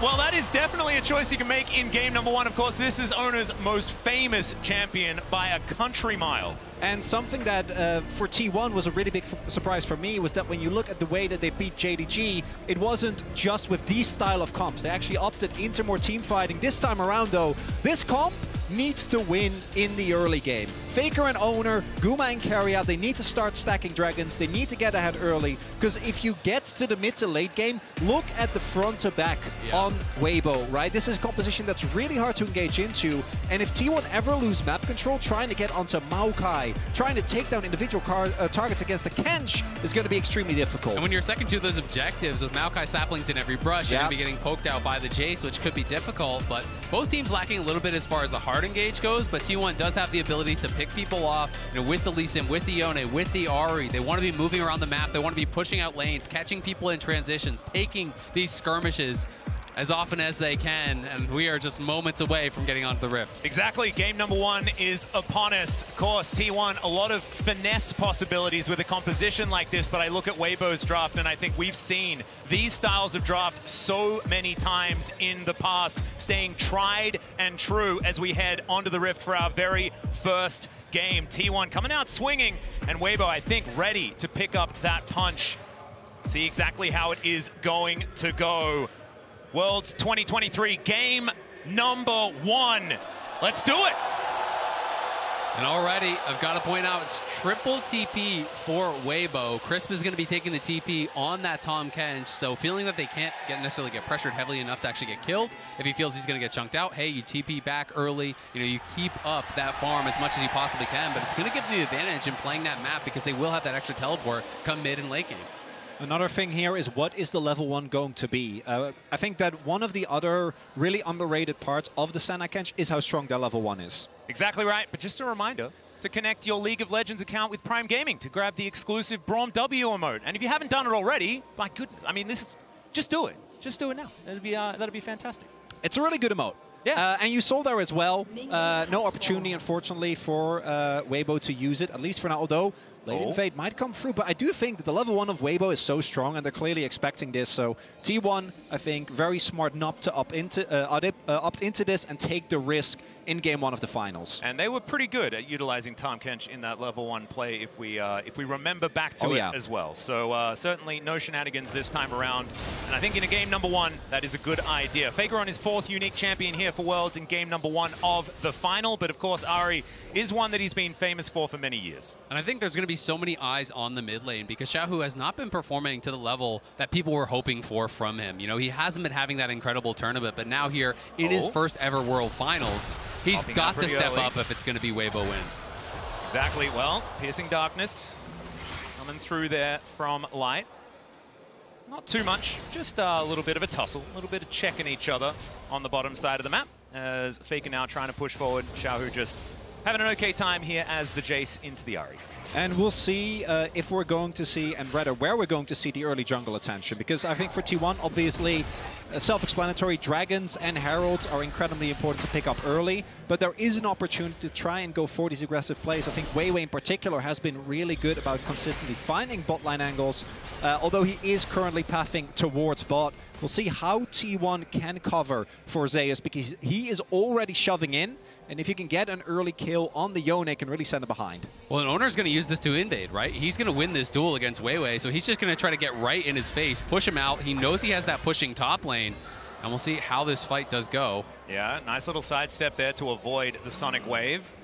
Weiwei just making sure that he can keep that health bar high. Has actually popped the potion there as well. Gets the sapling in the brush. Zone is just looking to try and wreak havoc. But look at Zeus. Zeus is already moving down. That's why he starts the camp now, because Zeus got the push in. He's going to come down, so Weiwei's going to have to back off. He could look for the 50-50, but he risks putting himself in danger. So it should be Owner grabbing the Wolf, and they can continue this pressure on. You can look towards mid now, as Xiaohu's in trouble. Yeah, Owner immediately moves over. There's the flash. A Q's going to land from Owner, but he decides to not go in under the inner turret, and Xiaohu looks to try and fire back. This is just great stuff early on here from T1. Owner, 3 camps top, moves into the enemy jungle to cover Zeus on the push, then uses Zeus' pressure to move down, steal the Wolves, rotates over towards mid where Faker has that, now into a bot side scuttle. This is really clean, really well pre-planned play here from T1. And I'm going to be looking towards how are the junglers able to punish the lack of flashes. W as Faker gets the charm. He stomps it to the skies, but I don't think it's going to be enough because his flash is already down. And first blood goes to Xiaohu. And I haven't even finished my sentence, so Weiwei does that exact thing. Punishes Faker for being that far up in the lane, and all they gave up for it was a wolf camp. And we said Xiaohu had to have a good series, had to have a good game, and what better start than a first blood on the Spring King from the LPL in his first World Finals. And you mentioned it already, Chronicler. Xiaohu is a guy that's had a lot of attention from a lot of fans and already starting to silence some of those doubts. But it is very, very early days in this one as we check out the replay. Really good pathing here from Weiwei. Yeah, this is just great from Weiwei. It just wraps around, did skip that topside scuttle, and I think Faker potentially thought he was actually over on it. Just comes right down, pass immediately there, is not going to be able to get out as Faker committed the flash for that trade earlier on Xiaohu. And if you think back to the spring final, or summer finals rather, that T1 wasn't able to win, it was in large part because Genji identified if you get Faker off of some of his comfort champions and you put him down early by a lot of repeated jungle attention, it can be a viable way to get an early to mid-game lead against T1. And we've seen that they can struggle in that situation. And particularly with draft like this, you need to win. You can't try and kind of go through the middle, maybe pick up a dragon or two. No, you need to be able to dominate from the get-go. And Ari Pre-6 is one of those champions that you really can take advantage of. That is why Azir was so key for T1 in their playoff run. And Weiwei, it's interesting to note that it was that first gank in towards mid. He has been so heavily prioritizing these bot side ganks throughout Worlds. In the LPL, it was much more about playing towards the Shy, but at Worlds, it has been about playing towards Crisp, playing towards Light. And I really wanted to see what his game plan was going to be coming into Worlds, because clearly T1 would be prepped for that.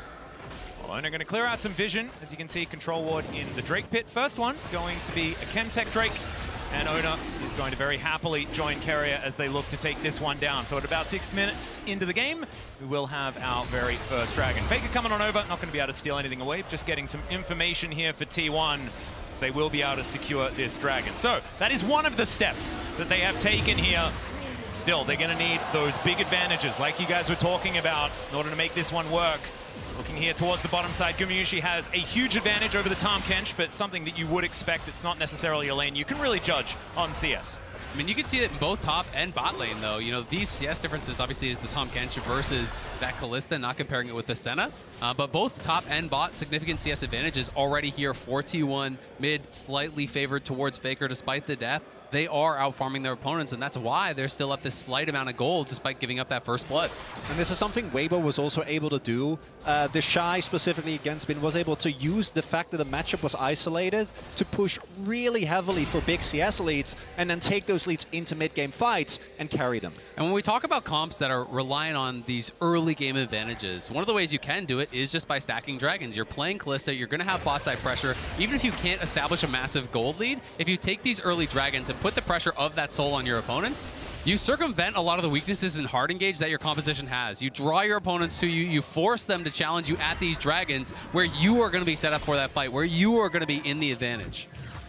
Well, right now, it is just a bit of trading in lanes. Weiwei going to go home, collect himself a book and a Control Ward, try to get back to it as Crisp, the Tongue Lash. It hurts a whole lot more, I feel like, when you've got him sitting in a lane by himself for quite some time, but he's actually still just level 5, same as everybody else. And Gumayusi still playing aggressively, not able to land too many of these pierces as Zeus' soul is relatively unbound as he just keeps shoving these waves relentlessly into the Shy's turret. First plate has gone down already here for T1, like you were mentioning, as they were playing into the advantages in gold that is now ticked up to about 500. And my expectation is that T1 is going to use this top lane prio to secure Herald without too much difficulty. Faker almost will have his flash available. Xiaohu already has his. But with this Aatrox being perma pushed in, it should make the setup for T1 around this objective pretty easy. And they have also already rotated over Gumayushi and Karya. So they're going to secure this. Then my question becomes, where are they going to throw it down? Because the two obvious solutions to me would be either Zeus or Guma. Obviously, Guma already massively far ahead, but a Yone in a side lane, I think, is one of the biggest things that Weibo might not be able to answer. I agree completely. I think it should go towards Zeus. He already has the push. This is one of these hyper-scaling top laners that he already has the early push. You can harass those towers, harass the Aatrox with the Soul Unbound, and you get him that big gold lead. This guy can make miracles happen in a 5v5. Zeus has been simply incredible throughout the World Championship. Certainly has. And now Faker is going to dash in, finds the charm under the Tom Kench. Faker has to get out of there, though. Can't be snared for the hostile takeover. Gets so much work done. The Devour's in, but the kill's there for Owner. Xiaohu now going down low as Faker dashes forward once again. But it looks like they'll have to settle for one and a Herald. And Weibo, they see that T1 is at the Herald. They rotate over, and I think they try to recuperate. But that's sunken cost fallacy because they just walk up. T1 finds the angle, and Weibo give up the Herald and a kill. Exactly, and maybe going to lose some farm down on bot side as well, because Chris has no TV, but Zeus. Nature's Grasp comes in, he gets pulled back, he's interrupted from the ultimate. Zeus does get a knock up there and a shield, but I think he's still dead. And there it is, the answering kill from the Shy. Weibo able to punch back on the top side. You can see Owner hanging around that bottom side, potentially threatening, as Guma and Karya are going to push it in.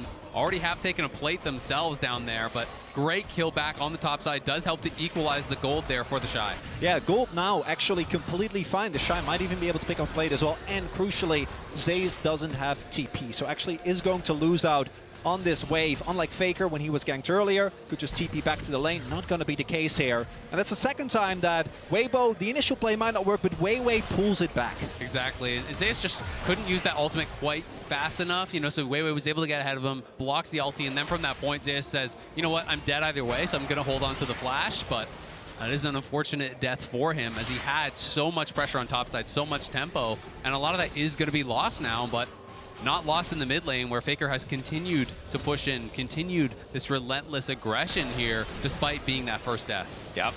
Even though he did fall down first up, Faker is pretty good at bouncing back from initial deaths. The global taunt that he's had for the last 10 years seems to be the thing. The most ganked man of all time. I think it's probably true, but also he's played like the most games out of anyone else that still plays currently. So it's a weird stat to go towards. Bottom side of the map, we do see a reset coming through here for Gumayushi and Karya. Not quite towards the first item yet for the Kalista, which would be pretty important for the next fight coming up. See what they can get for themselves. Yeah, you see as well already, Weibo is moving up. The second Drake, I think, is really pivotal. There are a lot of good Drakes still available for T1. No Camtech Dragon in particular. We know exactly what Drake it's going to be. It's T1. It's Cloud. It's got to be the Cloud. They've got the most Clouds out of any other team at Worlds. You don't want him to have Cloud Soul, particularly not with the amount of mobility on the team. So I think that Weibo is going to try and contest here. But T1 still are the ones with control of their pot side. Prio is now being found by Light and Crisp. Herald being placed down just in mid lane to try and pressure Weibo out and get a quick move into the river. It's going to mean that that dragon should belong to T1 if they can get control with it. Faker sticking around for the cash. They will be able to gather it here. Orbit Deception going to go wide, and it looks like Faker's not going to stick around for another plate. As Weiwei going for a reset, they're going to give up the second Drake as well. Yeah, I think there's just no real angle for them to contest from this point. Owner drops the Herald mid, they get Prio there, they reestablish Prio down on that bot side, move up through the river. And with Karya and Guma at such a strong point early on in the game, it is going to be Cloud Soul. Yeah, it's not a question mark. I did tell you. I informed you. I didn't pose a question. Well, Atlas, I always want to believe that you're right about dragons. And in case of Clouds, I got to say, you often are. Yeah. And do you know who was actually the one that told me that my love of Clouds was actually okay? It was Azael. As Crisp is taking some damage here towards the bottom side. It's all right. I've always been a Cloud believer. Yeah. Yeah. Yeah. Move speed turns out pretty good. Uh-huh. It's a pretty good stat. And Zeus not going to, he's actually going to utilize some move speed to move out of the Infernal Chains. Look at nice that. Transition. Proving your point immediately, Azael. You love to see it. Owner is here, though. It's going to be a 2v2. Zeus taking a bit of damage as the Q comes down. There's the ulti. Nature's Grasp, but look at the knockups, the kickback. Wei punches him out of it. Oh! The dawning shadow flies through to help get the kill onto Zeus. It looked good for T1, and Weibo struck back. And Light saves the play. T1 make the call before Zeus has back to all-in on specifically the Maokai. Just finished his demonic embrace. Weiwei's able to stay alive. Light keeps him there, and a big win for Weibo. They thought they could punish the missing flash that had been spent as Carrier looking for an angle, won't find it. They wanted to be able to burst him down. Faker. Yeah, maybe has come through. Foxfire coming down, but they do have to invest the ultimate. Faker now not going to have that for the next play, and that's what Xiaohu wanted. We'll have to see now. The Shy getting more and more ahead now in that top lane. Has taken a couple plates, does have the kill and the assist. Gore Drinker completed, tier 2 boots done. Zeus with that big farm lead is still keeping things relatively even, but both those scraps on the top side have gone Weibo's way. And again, Weiwei to me has been the crucial factor here. 100% kill participation thus far, able to make sure that T1 doesn't get that momentum. Now, I don't think that T1, particularly with the dragon stacking, is necessarily in grave danger, but this means that the gold stays on parity, that Weibo still gets to scale into that mid to late game, where it can be incredibly impressive to enter, as the Shy might be getting ganked. Yeah, Carrier's going to move on up here as Zeus is going to break those chains. Carrier's looking for that handshake angle as already the Shy's done a fair bit of damage, but I don't think it is going to be enough as it's Alco Gaming for the Shy, and he will go down. Owner grabs that kill. Owner, nice kill on the top side. If 2 doesn't work, bring 3. Bring another guy. Carry on the roam up towards top side. Wasn't really expected, I think, to be up there. The Shy thought he was going to be safe, but now dying there with no TP does mean there's going to be a pretty big push. You can see Guma. Of course, you have to compare that with Crisp's goal. Oh, brings him back in with a twisted advance, the kickback as well as Weiwei gets out the punch, and now Xiaohu coming on in. Owner's going to burn down, and no bailout for you. Light's in a bit of trouble, but the charm is not going to get it done because Crisp is there with the denial with the Devour, and T1 have to run away. What a play from Weibo. And continuously, they are getting out skirmished. Weiwei should be able to get the execute here. So nothing given up. And Weibo walk away victorious again. Weiwei has just had such an incredible journey as a player. You know, this guy first starting on V5, came in with them, played with BLG, and since joining, Weibo has made such a difference with this team, has really transformed the team, has such good pressure in the early stages, and him getting going early always spells good things for this team. Certainly does. Let's have a look at the play one more time. And as we look here, initially it looks like T1 wants to back off, but Weiwei goes very far back, but then crucially barely stays alive, right? And with him getting away, there is no bailout value for Owner, and the fact that Faker TP's in doesn't matter because Crisp is standing at the ready with Devour. Yeah, Crisp is there, and Light with some nice little side steps. Don't think the charm would have mattered even if it landed because Crisp was right behind him, but well played on the sidestep nonetheless. T1, though, continually going towards these objectives. They know they need to keep pushing the pace, and Weibo here looking to challenge. And nice shock blast is going to soften up T1 just a little bit here. 4 versus 3 in this moment, but Faker's wrapping around from the top side of the fight. The Shy pretty far away from this one. And Zeus is moving in, gets over the wall. There's the ult. It's going to be dodged as he gets himself out of there with the Unbound Soul. And T1, they are going to be able to secure the Herald. Forces the flash from Light, and they get the Herald. Really nicely done from T1. That is what has been going their way all game long. And now I'm wondering, can T1 also get themselves to this Dragon in time? I think they just have enough time to still get the backs in, make their way, spend their money, and then try and set up this soul point very early on. Because while when it comes to gold, Weibo has been able to stay very relevant, if T1 pick this up, they will have gotten every single objective thus far, and it will at the very least force Weibo to maybe make some tough decisions once Zeus in the sideline becomes hard to deal with, because I wouldn't be surprised if he ends up going for Hullbreaker again. And this is such an early soul point that they will be moving to. Their 3rd dragon here taken, if they can get it, around 17 and a half minutes into the game. You know, threatening that 22, 23 minutes soul would be a really tough spot here for Weibo. So they have to get mid lane control. They have to be able to push this out, then move into the river. They want to be first to the scene. You can see Weiwei trying to keep these saplings down and harass T1 as they try to move in. But in the bot lane, it's Zeus with the push there. And if he can get Pryo down to that bot side, they can potentially set up a flank from multiple angles. Yep, Owner should be able to put the Herald down here as well to help them get that mid control, get towards that dragon. But you can see Weibo don't want to give up the river right now. Weiwei just standing stalwart. The Shy is going to turn up. Charm is going to connect, but Faker probably not wanting to go in on that one. You're going to connect from Owner and T1, just keeping up this pressure, allowing Weibo to move into that river, knowing they have Zeus very close to that bottom wave to keep pressure in the lane. Exactly. Zeus threatened moving up. He went, just did the grump. Now he's down back towards that bottom lane, pushing that out. So forcing the response from the Shy. T1 are happy in this stalemate position right now. They still have the Herald to work with, so if Weibo overcommit towards the Dragon, they can just drop Herald mid and guarantee that tier 1. Carrier is going to miss the handshake, but the Q's going to land from Ona. Wait. Could avoid it with the twisted advance. Ona not going to go in as the Everfrost, it gets the Devour. Gumayusi getting himself out of there and utilizing his ultimate to save Carrier as well, but that is so many cooldowns, and now Weibo have started up the Drake. Weibo might be looking to go for it. They've also used a number of cooldowns themselves, most notably the Shy and Weiwei's ultimate. We'll see if T1 tries to go for an alternative play, just push mid, but it looks like Weibo isn't even going to give them the opportunity as Oh, there's the kick flash. Xiaohu's going to be pushed into Faker the flash forward, but the charm is going to miss. What? The Pierce doesn't land, and Xiaohu just walks it off. No worries there at all as Crisp is under the turret. They throw down Herald, but Zeus has found 2 with the ultimate life. Goes down so low, but isn't going to survive. Weiwei trying to get himself out of there, and the Shy is given up on. Weiwei running the wrong direction, but they at least get the Dragon. Weibo get the Dragon, but T1 get the kill. Xiaohu lucky to get out of that one, but Weiwei, he's going home in the body bag. That is the final kill there from Ona.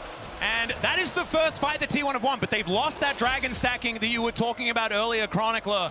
And so we'll see whether they can grab that next one and keep this level of pressure up, because 2.3 thousand gold, is that enough of a lead for this early game composition?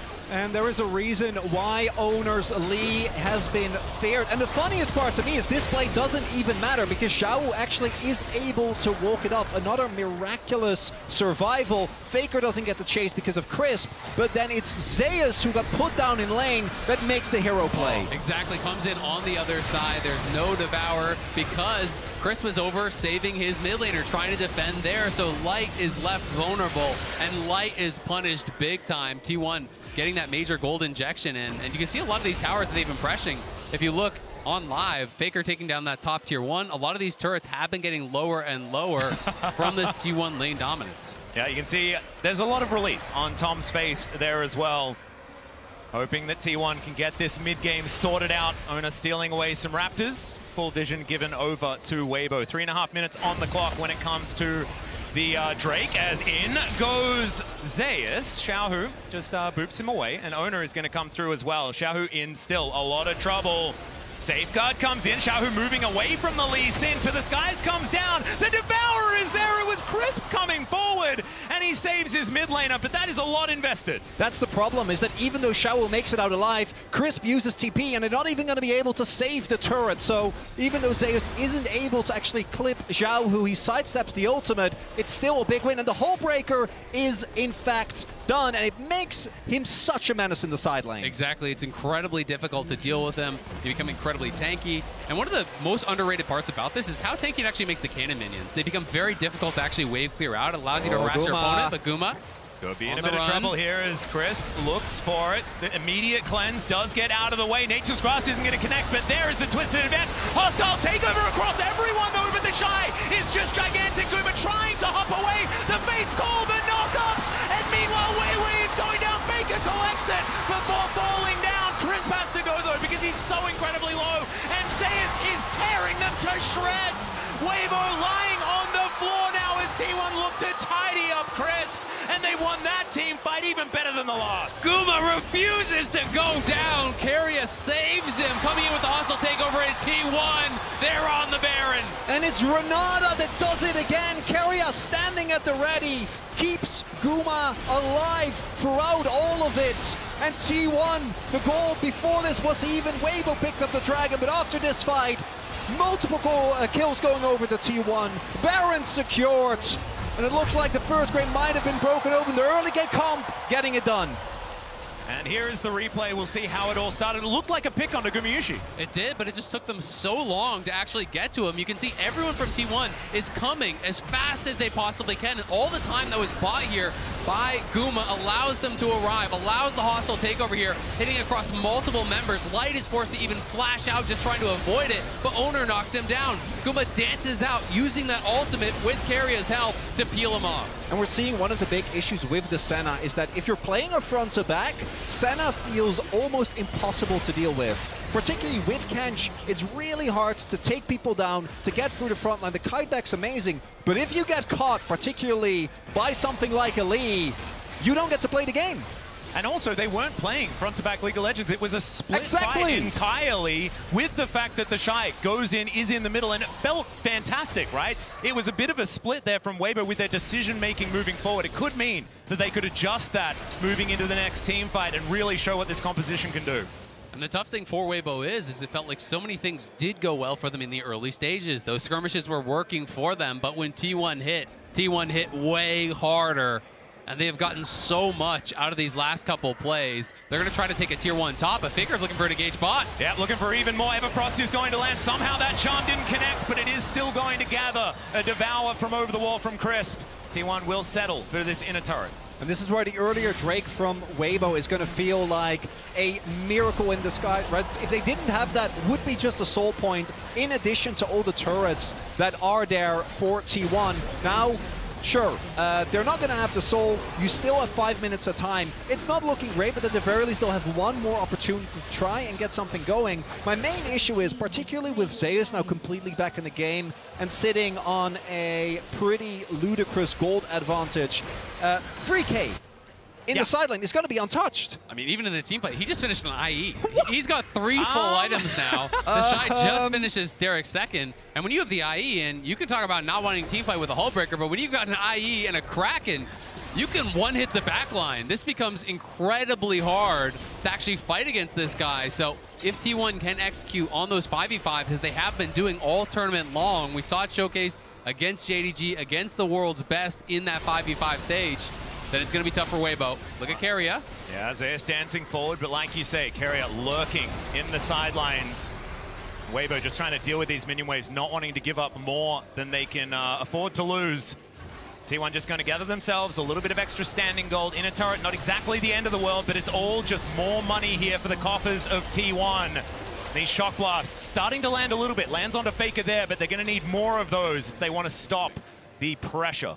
The shock blasts do hurt, but T1 is just playing so intelligently around this. They drop that pink ward mid. Zay is playing very far back because no one's answering top. You know, as T1, the only recourse in this game Weibo have is to overload one side of the map, get a 3v1, get a 2v1, get a pick kill, then attack the rest of the T1 squad. So until they show top, there's no reason for Zayas to walk up. He just plays it so far back, plays it calm, cool, and collected, and allows his team to get those incremental advantages up in top lane. And this has now turned into an 8,000 gold lead. The Rebel Baron power play just kind of gigantic, given the fact that it was relatively close for a lot of this game. It's how T1 do really like to break open games, especially in the past when they were at their most dominant. Definitely a good sign if you are a T1 fan. And Weibo well and truly on the ropes here at this stage of the game. And for Weibo now, you're going to either have to have someone on T1 overextend, like you were saying, Azil. I do think it has to be someone else, because killing Zeus when he has Flash, Hullbreaker, and IE is going to be such an incredibly difficult task. But then look at what the rest of T1 is doing. No one is actually segmenting themselves off from the rest. They're always working in tandem. Exactly. You know you win the 4v4 and you win the 1v1, so as long as you have eyes on Weibo, you are chilling. You just have to make sure you're not getting poked out too heavily. Wait, it's going to be up to Xiaohu. Faker waiting over the wall, wants to land that charm to start this fight potentially, but no. Weibo just back away, not wanting to take a fight unless it is far more within their favor and with more information.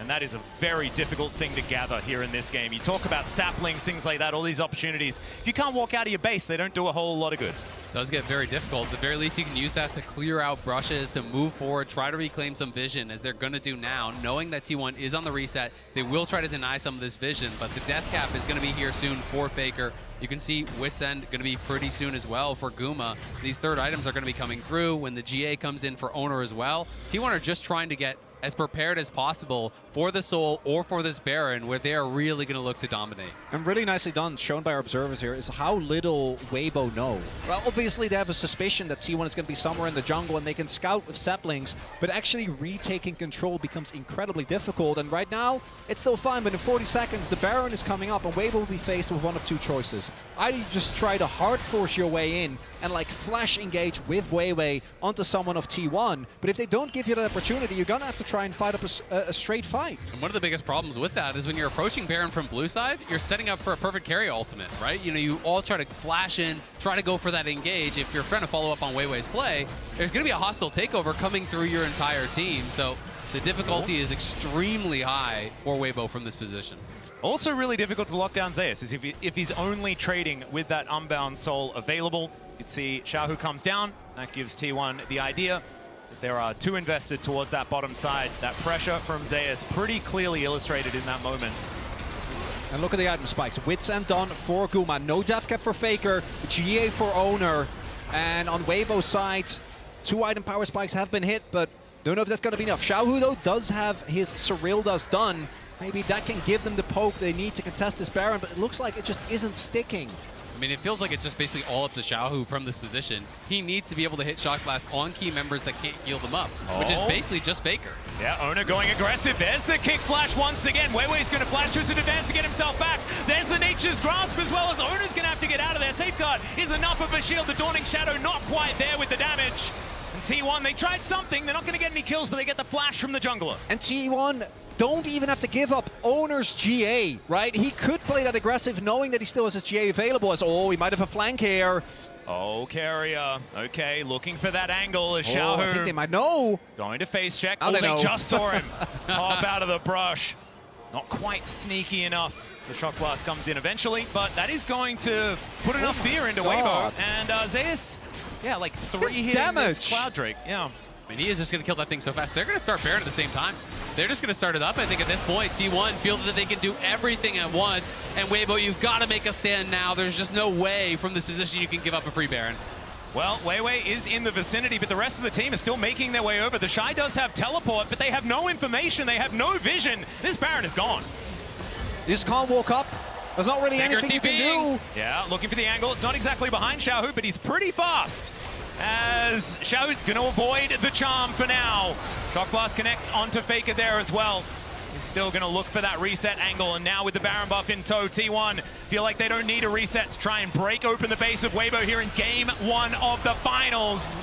Nature's Grasp flying forward. Owner still has that GA, remember. Chris going down so incredibly low. Zeus just executes the Shy up to the side, and there is another one. This guy's Yone is just absurd. And the inhibitor's going to go down. Weiwei is burning there as well, as now Xiaohu tries to be the hero, but it does not work out. And I think T1 are just going to end Game 1 here. And the early game, T1 not able to get a bunch of crucial kills, but they don't let it phase them. They are able to find the one skirmish they're looking for, take the Baron, and from that point on, Weibo doesn't get to fight back. And now 1-0 here in the World Final.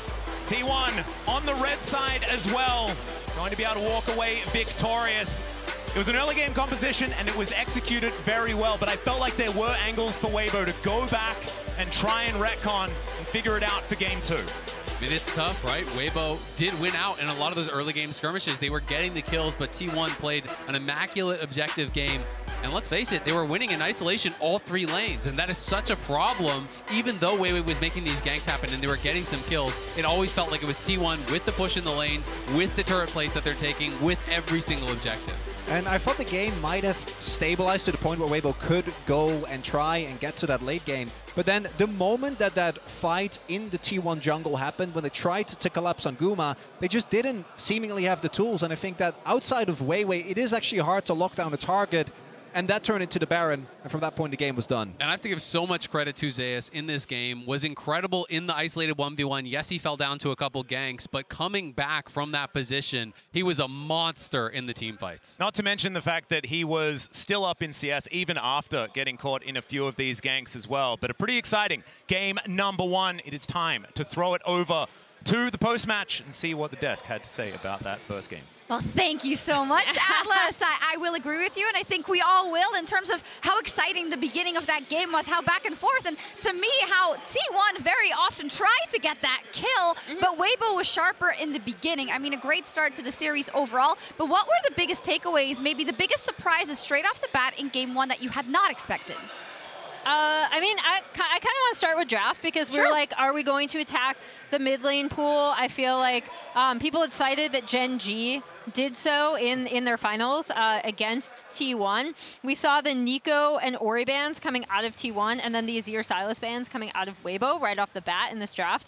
I actually thought this draft from Weibo was a really good answer to what T1 liked to do in the game, and even with the Senna TK locked in, it kind of set back, like they couldn't do the same really aggressive level ones that they want to do around some of these pushing bot lanes. So I thought it was a pretty smart draft coming out of Weibo. Yeah, and I actually am kind of surprised by what T1 opted in for here. One of the things that T1 have been very good about is just handshaking the Orianna with his Halo Blades Azir, and it's worked out very well for them, where they're able to take down the Orianna, and Azir has been a fantastic pick for Faker. So I'm kind of surprised to see them opt into both the Ori and the Nico ban, trying to target Xiaohu, because it only pushed him onto what has been his comfort. AD champions have looked fantastic for Xiaohu over the course of summer, and he actually looked really good in this game, even if he couldn't get it across the finish line. He did, right? And we were talking so much about how that would be a huge win con for Weibo. In the top lane, though, you called it. You want to take your page out again? Is Zeus the counter pick that he has already shown into the Aatrox?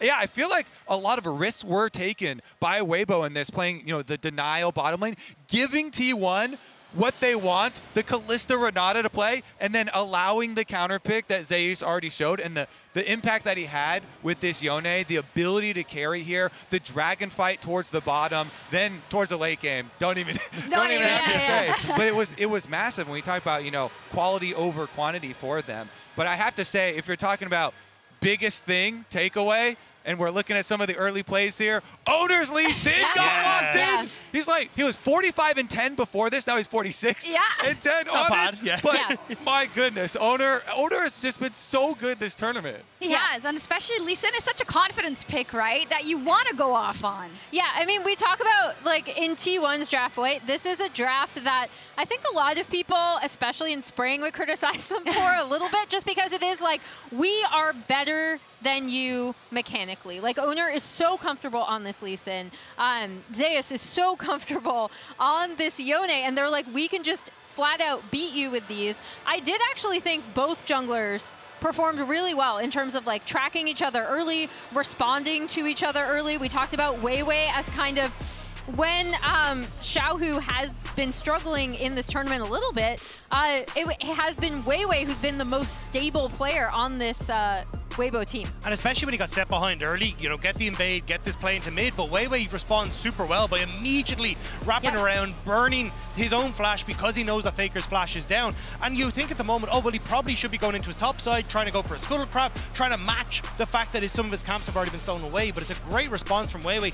And again, on this top side, helping out the Shy, just setting up perfectly, even walking in front of the ultimate there from the Yone to prevent Zeus from actually getting away. Weiwei did a really good job of controlling the early game for Weibo and making sure T1 couldn't run away with us. A phenomenal job indeed. It was interesting because it wasn't that much about the bot lane in the beginning as we anticipated it might be. Weiwei really good at counter punching whenever Owner pushed early, but I think then when you go into the mid game and some of these engages you see where T1 really wants to get it going. And guess what? You want to see how important these junglers are for their teams? 100% kill participation on both That's pretty good. sides. I think the big thing I do want to point out in terms of when owners look comfortable, right? Like every jungler, Kobe, you know this, if your lanes are pushing, it feels really good because you just have so many options.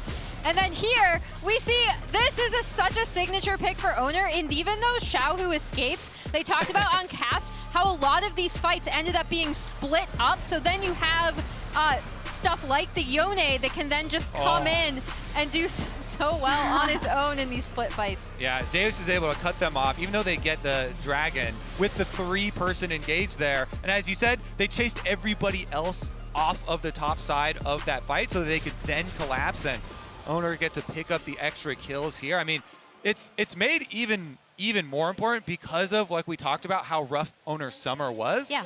He's really been a linchpin for this team, and this game one from T1, they like to snowball. Yeah. They're going to play these snowball compositions. They get a bunch of these early objectives, but how do you stop them? It's crazy. Maybe we know in the second game, Weibo is going to stay on the blue side, of course, also what they selected for game 1. But it wasn't really a draft issue, was it, Dagda? No, I don't think it was. I think it was more down to an execution. Now, I think you did have advantages for T when it came to, hey, we do have, as Emily was already pointing out, a bunch of pushing lanes. So, hey, when we come to first Rift Tower, we have the Kalista and the Renata that get pushed. We have the level 6 that hits first because Light is trying to catch some XP from the jungle. So they use that level 6 advantage to get the early Rift Towers and start to get that gold lead kind of ballooning. But it was decisions from Weibo to say, hey, we want to try and commit to that. We want to try and make these fights happen that end up coming back to bite them later on then. But a very, very good game out of T1 to kick us off here in Seoul at the World Final. And Riot's annual charity voting campaign is going on right now. Each year, the Riot Games Social Impact Fund selects 84 nonprofits that are leading impactful and meaningful work in 28 regions. Through November 30th, players can log in and vote to help direct over $4.5 million in nonprofit grants. Scan the QR code below to place your vote. Each player only gets one vote, so make sure to make it count. We'll be right back with Game 2. Fake has to get out of there, though. Can't be snapped with the hostile takeover. Gets so much work done. The Devour's in for the kills there. Nature's Grasp comes in. He gets pulled back. He's interrupted from the ultimate. Zeus does get a knock up there and a shield, but I think he's still dead. And there it is, the answering kill from the Shy. No worries there at all as Crisp is under the turret. They throw down Herald, but Zeus has found 2 with the ultimate light. Goes down so low, but isn't going to survive. Wei trying to get himself out of there, and the Shy is given up on. Nature's Grasp flying forward. Ona still has that GA.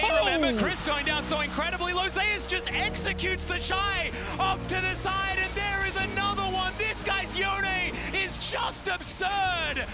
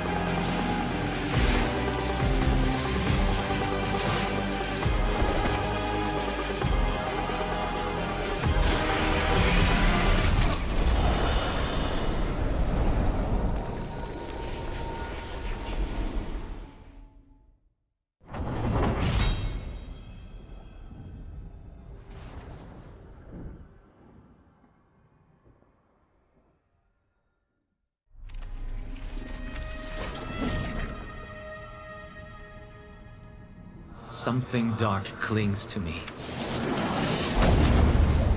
Has always lived in me. I see destruction and despair. You brought it to light, Jin. Good, evil, the line blurs. I keep spiraling down paths I never thought I'd walk. There is light in me. I can't lose sight of it. And the colors come flooding back.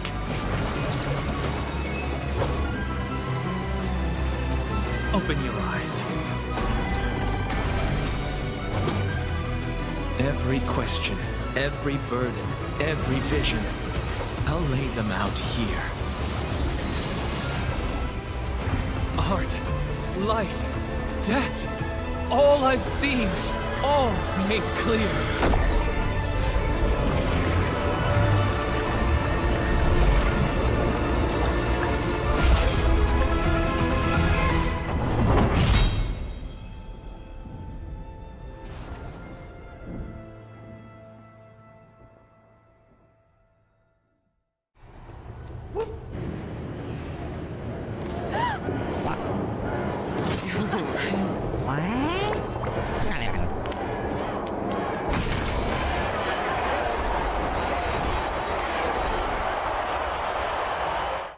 think about esports, what's the first thing that comes to mind? Players, obviously, but there's so much more. With the launch of the MasterCard Gamer Academy, we're providing 10 people who are passionate about League of Legends or Valorant and want to pursue a career in esports with the chance to learn what it takes. What it takes to manage a team. Can we wrap this up? We need to scream. What it takes to produce content. Cut. Okay, yep. Okay, action. What it takes to write, direct, and produce award-winning content. And of course, what it takes to pull off some of the largest events like the League of Legends World Championship or Valorant Champions. In partnership with MasterCard, we've created a priceless experience. The chance to fly to Seoul, Berlin, and more, and take immersive courses on esports, business, content, and everything in between. Taught by the very best. Think you have what it takes? Here's how to apply.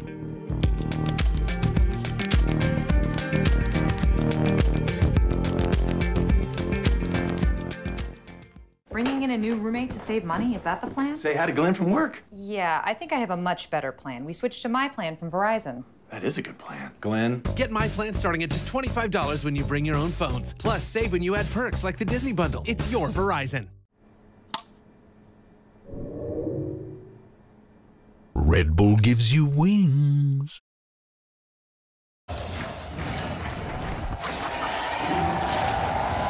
Red Bull gives you wings.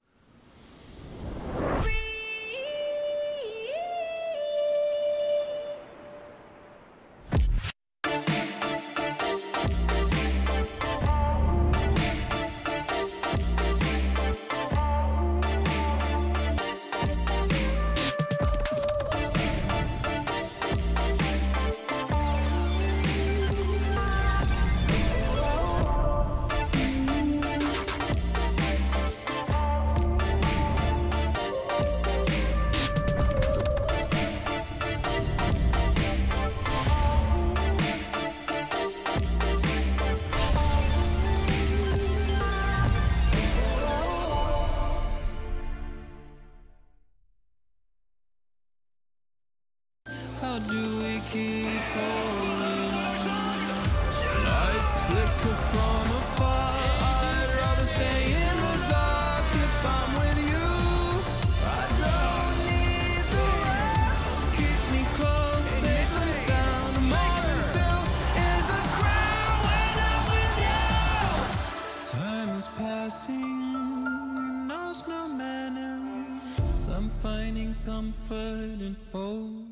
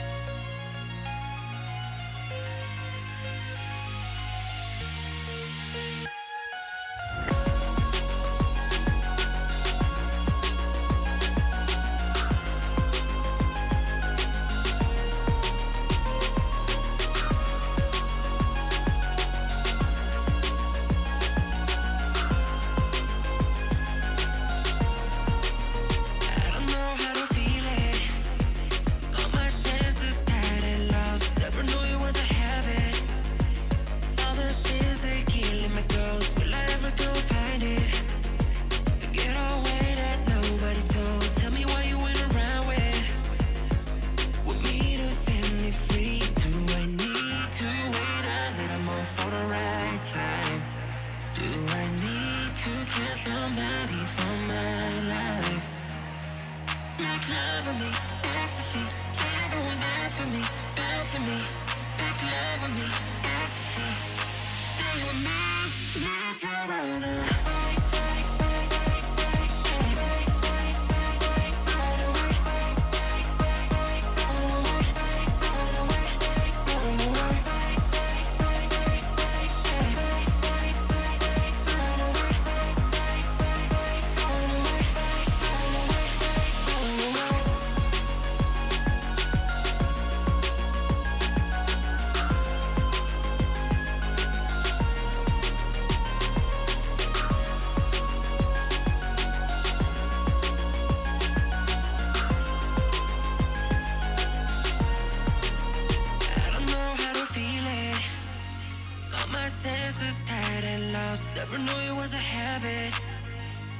the sins that killing my ghost. Will I ever go and find it?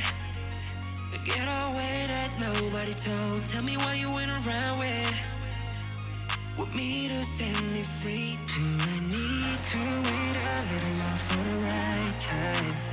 Do I need to kill somebody for my life? Make love with me, ecstasy. Say go and dance for me, bounce for me. Make love with me, ecstasy.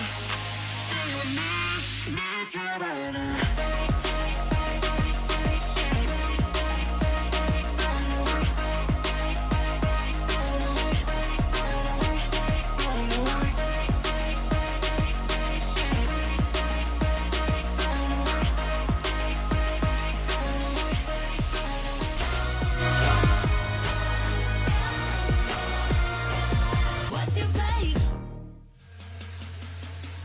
Welcome back, ladies and gentlemen, to World's 2023 Finals. We are dropping in hot to the pick and ban for game number 2. Weibo, once again, on the blue side here. T1 going to be wearing some red shorts for this one. And as the last ban comes in, gentlemen, what do we expect to change other than the bans that haven't really? Well, there's your first answer. Kalista going to be picked up here. The Ashe was banned out earlier this time around, so now the question is, does Maokai Jace go to T1? Are they going to be interested in taking that? Rel was actually passed over. It's such a big one for Owner. There is obviously answers that they could go towards, like the Senna type lanes, like some of those aggressive lanes that we've seen with Caitlyn and Varus as well. Also wondering if they want to pick up the Aatrox here or go for the counter pick again. Zeus was such a big part of what made the previous game work, and the Renata pickup is a no-brainer that has to be taken away to both deny Crisp, the champion I think he's looked the most impressive on, as well as deny specific that Kalista-Renata combo that has been so successful. Even so at last game, even with the laning phase, they got a slight lead, but it wasn't like they completely blew out the lane. But in mid-game skirmishes, playing against it becomes incredibly hard. And we'll see what other answer is going to get picked up here. Personally, I would love to see Owner on his Rel, try to pick that up maybe in third rotation. And this is Gumayushi's Draven, a champion that he debuted on as well. Extremely aggressive and really strong into the Kalista. This is one of the many problems you have about dealing with T1 on red side. You go for Kalista first pick, something that does have a lot of lane power. One of the only ADs that can really fight fire with fire down there is the Draven. I would like the Senna again, though. I think for Crisp, it's a strong laner. We've seen this actually work pretty well in the past also, but this is a tough lane to deal with, and have to see if Crisp is confident to go for it. It is going to be locked in here, so the final pick on the blue side here rests in Xiaohu's hands. Could be full Shadow Isles with a Maokai lock in here, but I don't know whether you're necessarily super excited about seeing a Maokai. We'll see where Xiaohu is going to go. I kind of expect a jungler just to keep these solo lanes a little bit more up in the air, unless they just want to grab the Aatrox and make sure that can't be banned away. But no, it is going to be the 3-piece Shadow Isles with the Maokai lock. And specifically, Weiwei obviously had an amazing game. It wasn't enough, but his early ganks were really good. And if the team didn't fall behind the way that they did, might have been able to set up objectives the way we've seen Maokai do really since last year at Worlds. Champion has been around for a while now. Now, T1 can either try and secure Owner his Rel if he wants to go in that direction. Poppy's another that we know he loves, and Poppy into Kalista specifically, I think, is a really good angle.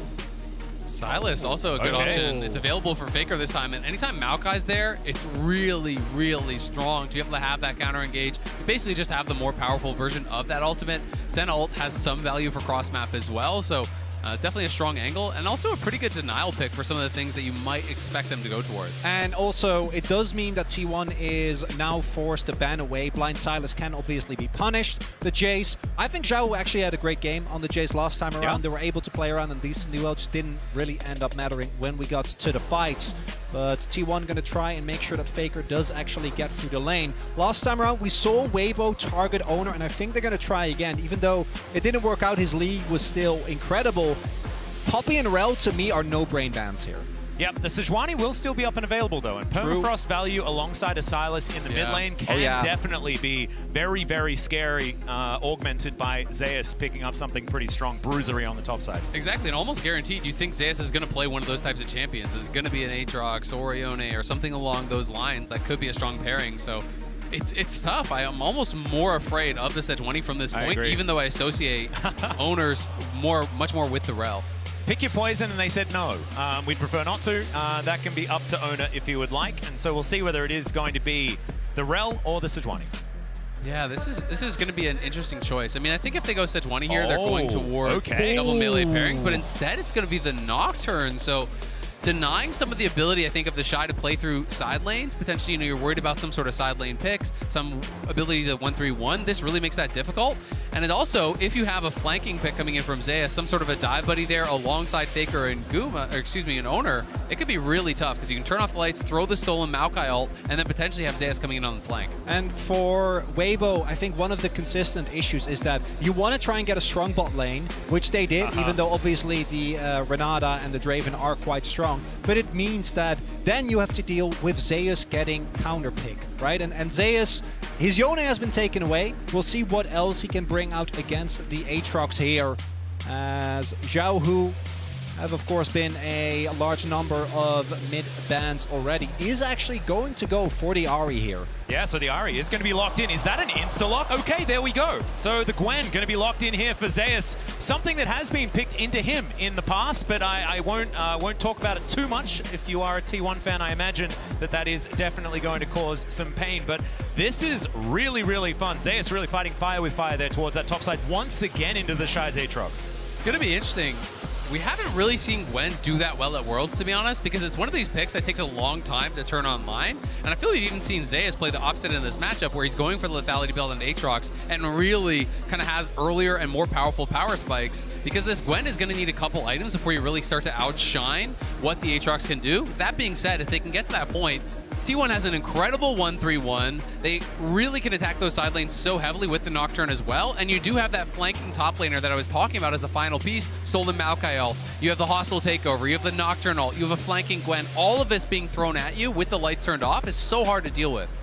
And my expectation as well is that with a lot of attention should go again towards the bot lane, we'll see how the Shy can recuperate after a pretty rough game one. Exactly right, but fist bumps have come out between our coaches. It is time to get onto the Rift for game number 2. There is match point on the line for T1, and Weibo could bring us to a best of 3 here at Worlds 2023. And I think everyone is aligned in just wanting as many games as possible here in this final. The last couple of years have been pretty good as far as games in the finals are concerned.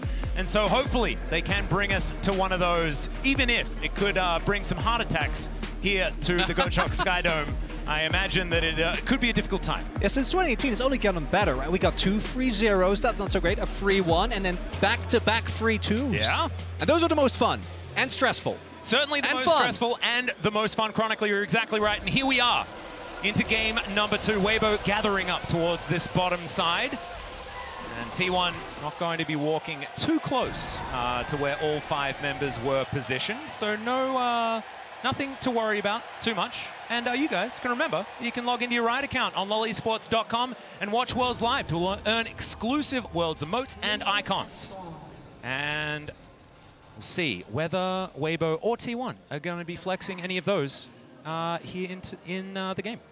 And you can see that side lane ward here from Weibo trying to maintain side lane advantage. They have to be winning out in this 2v2. They need to utilize that Kalista to be the one stacking dragons, much like T1 did last time. But T1 did take the time. Zeus went in, got that deep ward, so then I have full info on where Weiwei is going to be starting. Is going to be looking for this top towards bot clear, because it's going to be this classic Weibo playstyle that we have seen so much of at Worlds. Focus towards bot with the Kalista. You have to have it.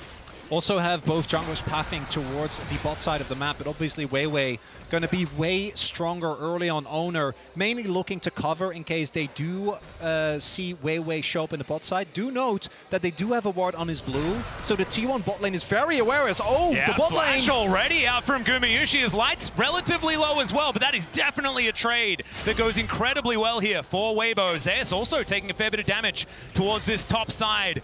Weibo Gaming, they are not backing down yet. Yeah, it's getting spicy here early on. Chris trades out his heal, but they get the flash off Guma, the ignite off Keria.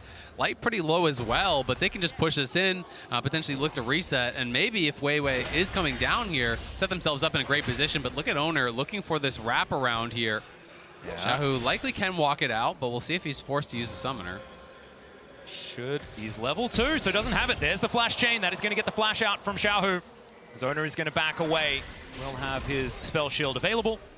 Not going to be too worried about any charms or anything like that. It is kind of a repeat of what happened in mid lane last time, though, and then Faker was the one punished by Weiwei with that missing summoner, so we'll have to see if Weiwei can get around mid lane and help Xiaohu out again. Big difference this time around is that Owner doesn't actually have Prio in his bot side. Last time, could go very aggressive because of Zeus having the Prio. Not going to be the case here, and you see as well, he wants to harass, but he needs to respect that Light and Crisp have shoved in that bot wave and can rotate over at any moment's notice, and falling behind with your Nocturne early can be a bit rough. Exactly, and Owner spent the time to do that, so he's only completed the 3 camps. Weiwei is about 2 full camps ahead now at this point as he's going to finish up the Gromp before the Wolves are completed there, so we'll have a little bit more tempo on the map. Light just going to take this early recall here as they've bounced the wave on bot side. Chris making sure there's no sort of a freeze going on because Guma had to take a super early base and a horrible buy as all he was able to get was the refillable on that first base. So Guma's going to be in a pretty tough spot when you compare with what Light has on the other side. Yeah, it looks like Light pretty happy to go towards the Callista that was so incredibly effective for T1 in the last game. And once again, it's a composition from T1 that, like we've been talking about, does want to have these advantages around the map, does want to get towards these Drakes, trying to play for these side lanes, because if you don't have that tempo advantage, things can go wrong. As the Shy does take a bit of damage here from Zeus, but just some biffo back and forth between the 2 top laners, and both of these champions having a fair bit of sustain. That's so a good, should be all right. Yeah, good adaptation as well from Weibo. Instead of opting in the Silas ban, they make sure that the Ashe is taken away. I think Ashe in particular can make any Callista lane really hard to play out. And by making sure that you also deny it to Guma and Carrier, who can flex it. Don't know if they actually want to opt into that, but have done it, of course, in the past. Secure yourself a good early matchup. And we'll see if they're able to push it further, particularly if you can get an early kill on the Draven. Could be big as Weiwei. Yeah, Ward is here as well. Zeus going to be ghosting immediately. There's a twisted advance. Zeus does create some space though on the Bramble Smash, pushes him closer to home. He will have to go back, and now with the Ghost on cooldown, a little bit more susceptible to those ganks. And nicely timed on the skip and slash there from Zeus. Pops the Ghost early, has the E buffered as the twisted advance comes through. So he ends up on the opposite side of Weiwei, so the Bramble Smash can't knock him back, and now Owner on the invade here, trying to put on some pressure again. Oh, that's a really high value vision cone there for Weiwei. Spots both the ward and Owner. And look at the pickaxe advantage. So there's no way that Weiwei can fight. He hasn't based yet. Owner did go back to base, has that additional AD, and Weiwei knows he can't win that. Yeah, and the whole time Faker is backing towards that top side as well, and so they know they can't go and contest that Gromp. It should mean that Owner can collect himself this Wolf Camp as well. So the advantages in the jungle are continuing to blossom here for T1, but on the bottom side of the map, Light still holding that advantage. Yeah, it's big there for T1 though, because it turns what was a really rough play, a gank towards Zeus, into a really big win. He immediately teleports back, is able to get Prio. The Shy hasn't had a window yet, and they use that to get Owner faster to his level 6, with him now having a CS lead. And something we haven't talked about at all, it's going to be AD Ahri, because he is playing Fleet Footwork and he has the Kirchi's Shard. So oh, yeah. I think it is going to be Static Shiver. I think this is going to be AD Ahri. We've seen quite a lot of this online. This is kind of the new evolution of what we were seeing with AD LeBlanc and that sort of style. I'm not sure if he is going to go like full on AD on hit or more just that similar build where you go Shiv into Lichbane and play the Night Harvester as well. That's the most common one I've been seeing online. But obviously trying to be able to side lane and trying to be able to kind of slam home an advantage here as this range versus melee matchup into Faker. So it's a very different style of Ahri than we just saw. And I'm excited to see it because I think this is the first pro game that I can recall seeing it in. Yeah, I haven't seen it yet either.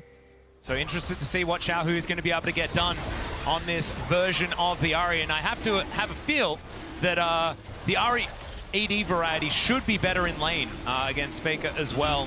Don't really need to land as many spells if you just right-click people. I like that idea. But Weibo going to be able to grab themselves the first Drake. Should mean the scuttle here as well from Weiwei is getting double duty done.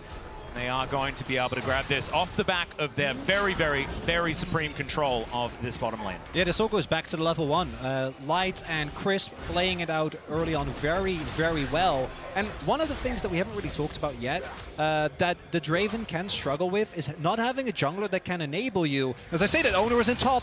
Yeah, Zeus dashing forward. The needlework is out. Snip, snip. Going to connect, but doesn't do too much. And in goes Owner. The flash out was incredible from the Shy. Owner gets taken down to, oh my goodness, about 1 health. But will will be able to walk away, but I don't think he's going to be excited about ganking the Shy anytime soon. Although Zeus is just going to go! That is just not fair. That is the Shy encapsulated the massive outplay into the overstay. He has the 1v2. He likes his odds in the 1v1, and that is such a costly death because he has no TP, gives up first blood with 2 stacked waves at his tower. That is catastrophic for Weibo's chances. Unfair. That is it. So initially he outplays it, gets the Q while dashing back, denies the fair, and then he goes back in.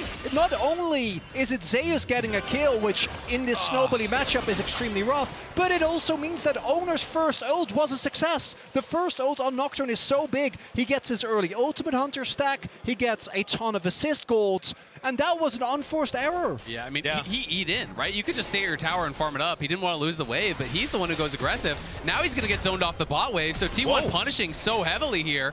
Yeah, the flash forward from Carrier finds the handshake this time. The Infernal Chains come in, he's lit on fire, he's feared, and Gumayushi cashes in. It's the Shy getting way down in this game now as Weibo have their bot lane up top.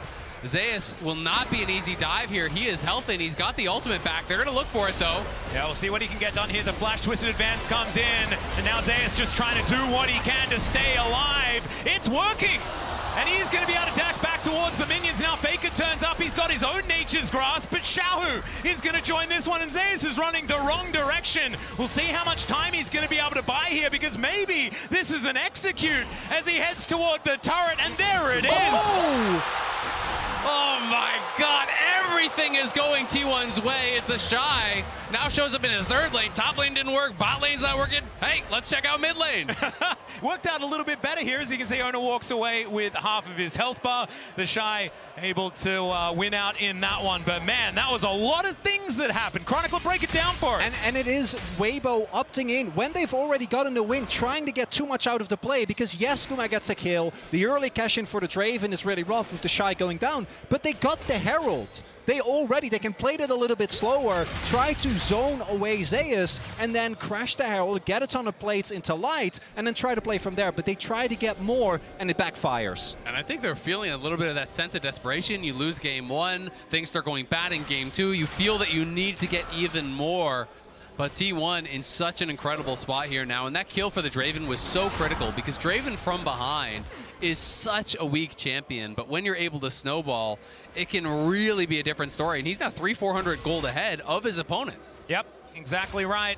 And okay, Faker diving in here towards Xiaohu, of course. This is our featured matchup, thanks to Mercedes-Benz. And some scuffle, but not too much more than that. We are just going to back away. So I got a little bit overexcited. That is fine. Carrier going to be snared here for a moment. Gumayushi down here, like you say, with that extra money. That his Draven didn't work out for him. Last time he played it, of course, in the finals against Gen G. Hasn't played it this tournament yet, though, and this is one of his favorites. And next comes the setup for the Ocean Drake. Weibo already picked one up early, and with the Kalista, I really want to try and opt into this. We haven't really talked about the scaling aspect between these two teams. I think that both teams have some parts that feel like they scale really well, particularly the Senna, and I think that Maokai remains very high in value just by the virtue of his ultimate. But on the flip side, particularly with Zeus already getting ahead and Owner starting to stack his ultimate Hunter, if Weibo don't snowball objectives early, I think it's going to be such a nightmare trying to play into this T1, because they can get so much in the side, and collapsing becomes really hard because of the Nocturne. And the build from Xiaohu, I'm finding a little bit confusing, because he did start with the Kerchi's Shard, and now he's going into what looks like a Leandry's here. So it looked like instead we've backed off like 5 patches or something. I think we've seen this before. It reminds me of what Showmaker used to do. I think it was LeBlanc. It might have been Ari versus Galio, where you go fleet and early AD just to have an extra edge in lane. Yeah. But it is a lot of gold that you invest, and as we can see, Faker, not even taking into account first strike gold, has been able to stay on parity on the Sylas. Absolutely, and it's going to make it that much more difficult when you're talking about in the 5v5s, dealing with Guma and dealing with some of these champions in the backline that he's going to be trying to burst down. That job becomes that much harder when you don't have the extra electrocute damage, when you don't have that early mythic completion. but it is going to be Weibo taking the second dragon here. We know it's not going to be a Chemtech Soul, so it should be a good one. Yeah, and it's also going to be a teleport in T1, not wanting to give this one up as Faker turns up. Nature's Grasp going to guarantee the dragon. The hostile takeover chasing Weiwei, but just dissipates before it gets there. Once again, it's going to be a Cloud Soul. Love to see it.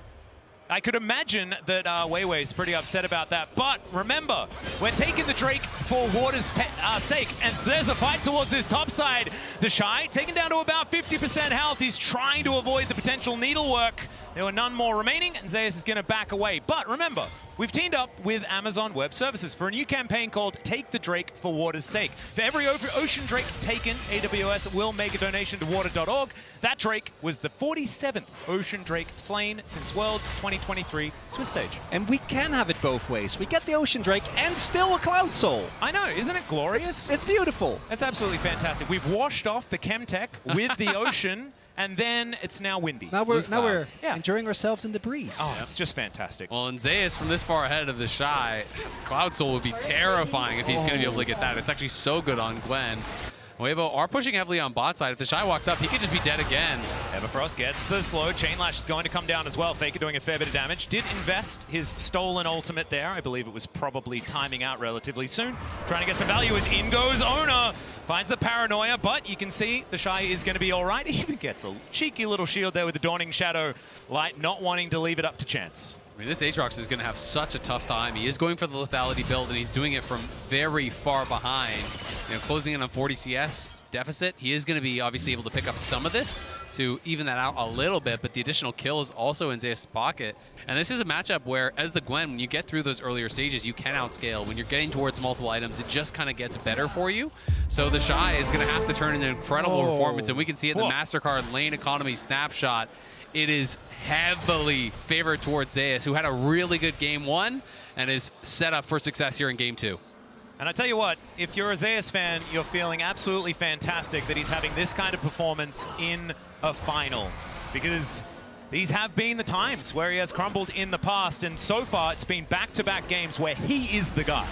And this has been the story for this T1 roster. You know, they have been so close so many times. 4 times they have lost in an international game 5 and not been able to claim that big title they've been chasing, with Zeus showing up so far. Yeah, another teleport to come in here as they do manage to secure this Rift Herald. We'll see whether Weibo can get themselves out of here. Light going to be hostile takeovered, but he's the only one, and now Zeus looking for the target. Faker dives in though as well. He's going to collect the first with the help of Owner. The Shy goes down, the rest of Weibo will scatter, but they do get the objective and only lose 1 for now. And Weibo gonna be happy that they, at the very least they did get the Herald, but they did have to invest a lot. Teleport used by T1, but outside of that, and Gumayusi's clan's not too much look on the other ends. No flash for Weiwei, no flash for Light. Those are going to be big cooldowns in the possible fight for Soul Point that I think Weibo was going to be looking for in about 2 minutes. That stolen Maokai from Faker got incredible value. Weibo was kind of panicking. They had to make a run for it here.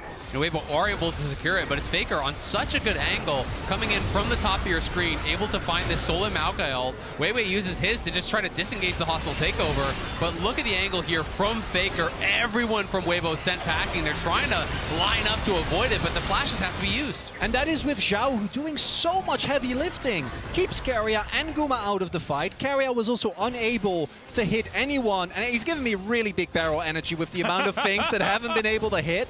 But even with that, because Zeus is already accelerated and Owner and Faker are there with him, T1 is still able to push their lead aggressively and get more gold onto their carries. And similar to how we saw last game, Zay is building, he's building more towards that side lane. He's going to be going for Nashor's second. It's not going to be Cosmic. It's not going to be Zonia. It's about that 5v5 straight up. So this is going to give him so much power in those side lanes. They have Owner behind him, and they're going to continue pressuring these side lanes constantly. When you're winning that 1v1 heavily, as long as Owner is there to back you up, you're never going to lose the 2v2. Oh, this is so difficult. Dustbringer is going to connect. They do have to use the ulti, and that is going to do it. Dawning Shadow does fly forward there as well. And once again, they just have to get out. And I believe, did Owner even use the ultimate? No, and that's going to be the fight for T1 looking way better, right? 25 seconds till the Drake spawns, and now Crisp doesn't have his ultimate, and neither does Xiaohu. It's going to be really tough, and the flashes aren't going to be up either. You look at Light, he's not going to have his flash. He doesn't even have his cleanse yet. this feels like a really tough one for them to fight, and Zeus is going to be able to knock down this turret on the bot side, get even more gold in their pockets prior to it. Snip, snip, snip, and down goes the turret. That is the first one of the game. He is looking completely unanswerable. He is so far ahead in the majority of metrics right now, as the Rift Herald is going to park itself in the mid lane. Immediately, that turret bot lane should be answered, and there goes the charge. So T1 are going to lose one, and the more important one, you'd have to say. But still, I mean, who's going to do stuff about this? No lady one. with the And scissors. it's also Zeus getting a turret, the nice first turret, which would be some much-needed gold for Weibo. Now they're going to try and contest the Drake with very little vision. Well, Zeus on a flank They have to angle know. here as well. Crisp going to be spotted, but he does put that ward down. That is going to get there.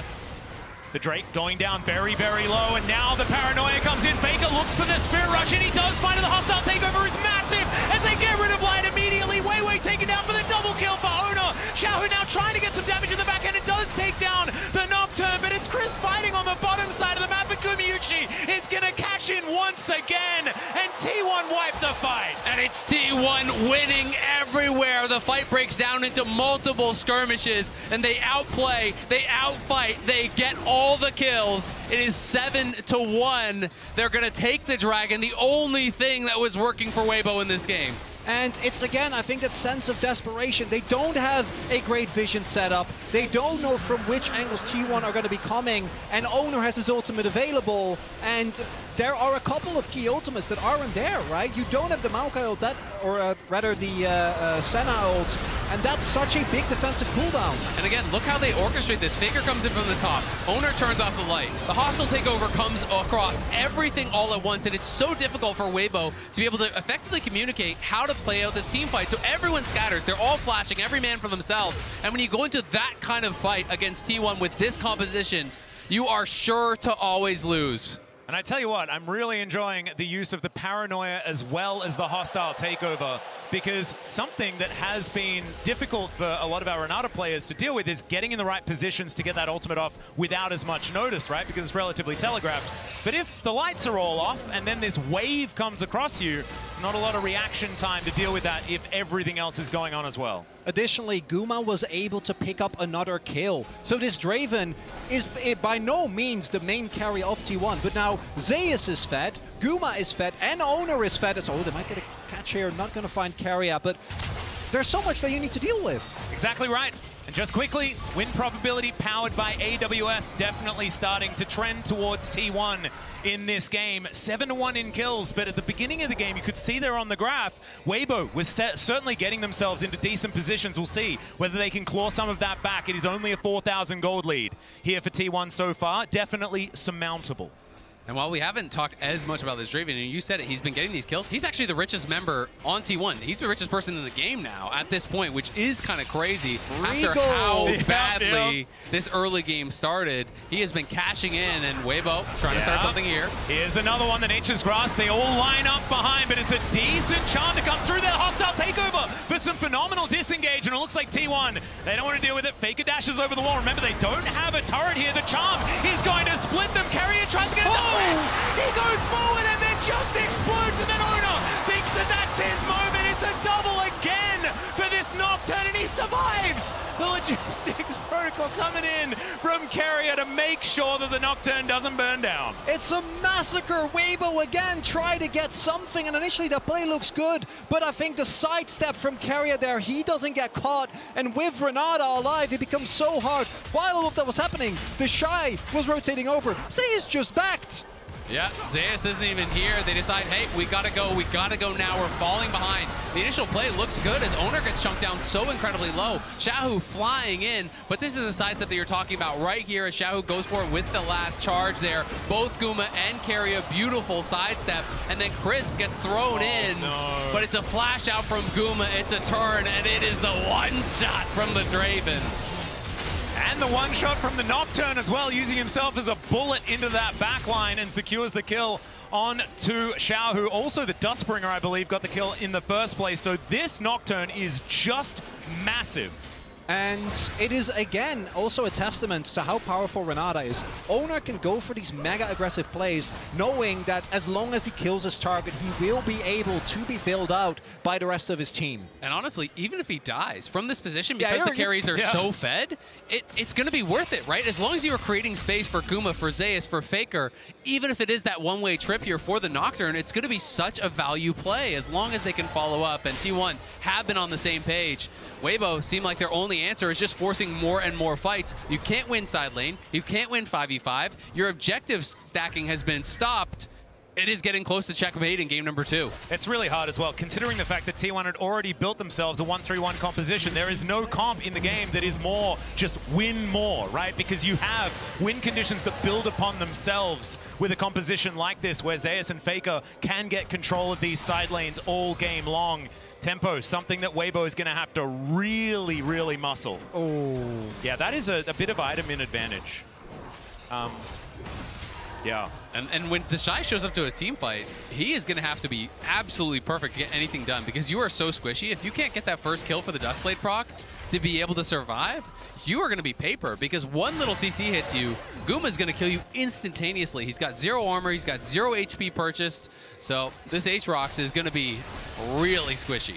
Additionally, Weibo, after game number 1, obviously tried to pivot, tried to play much to a bot side, and even with them setting Guma up for a deficit, the main issue is just the other lanes. T1 has been able to get the counter pick towards top side twice, and Weibo, you gotta imagine, if T1 is able to play it out from here, have to try something else, because this blind Aatrox, even when protected with bans, just isn't working out.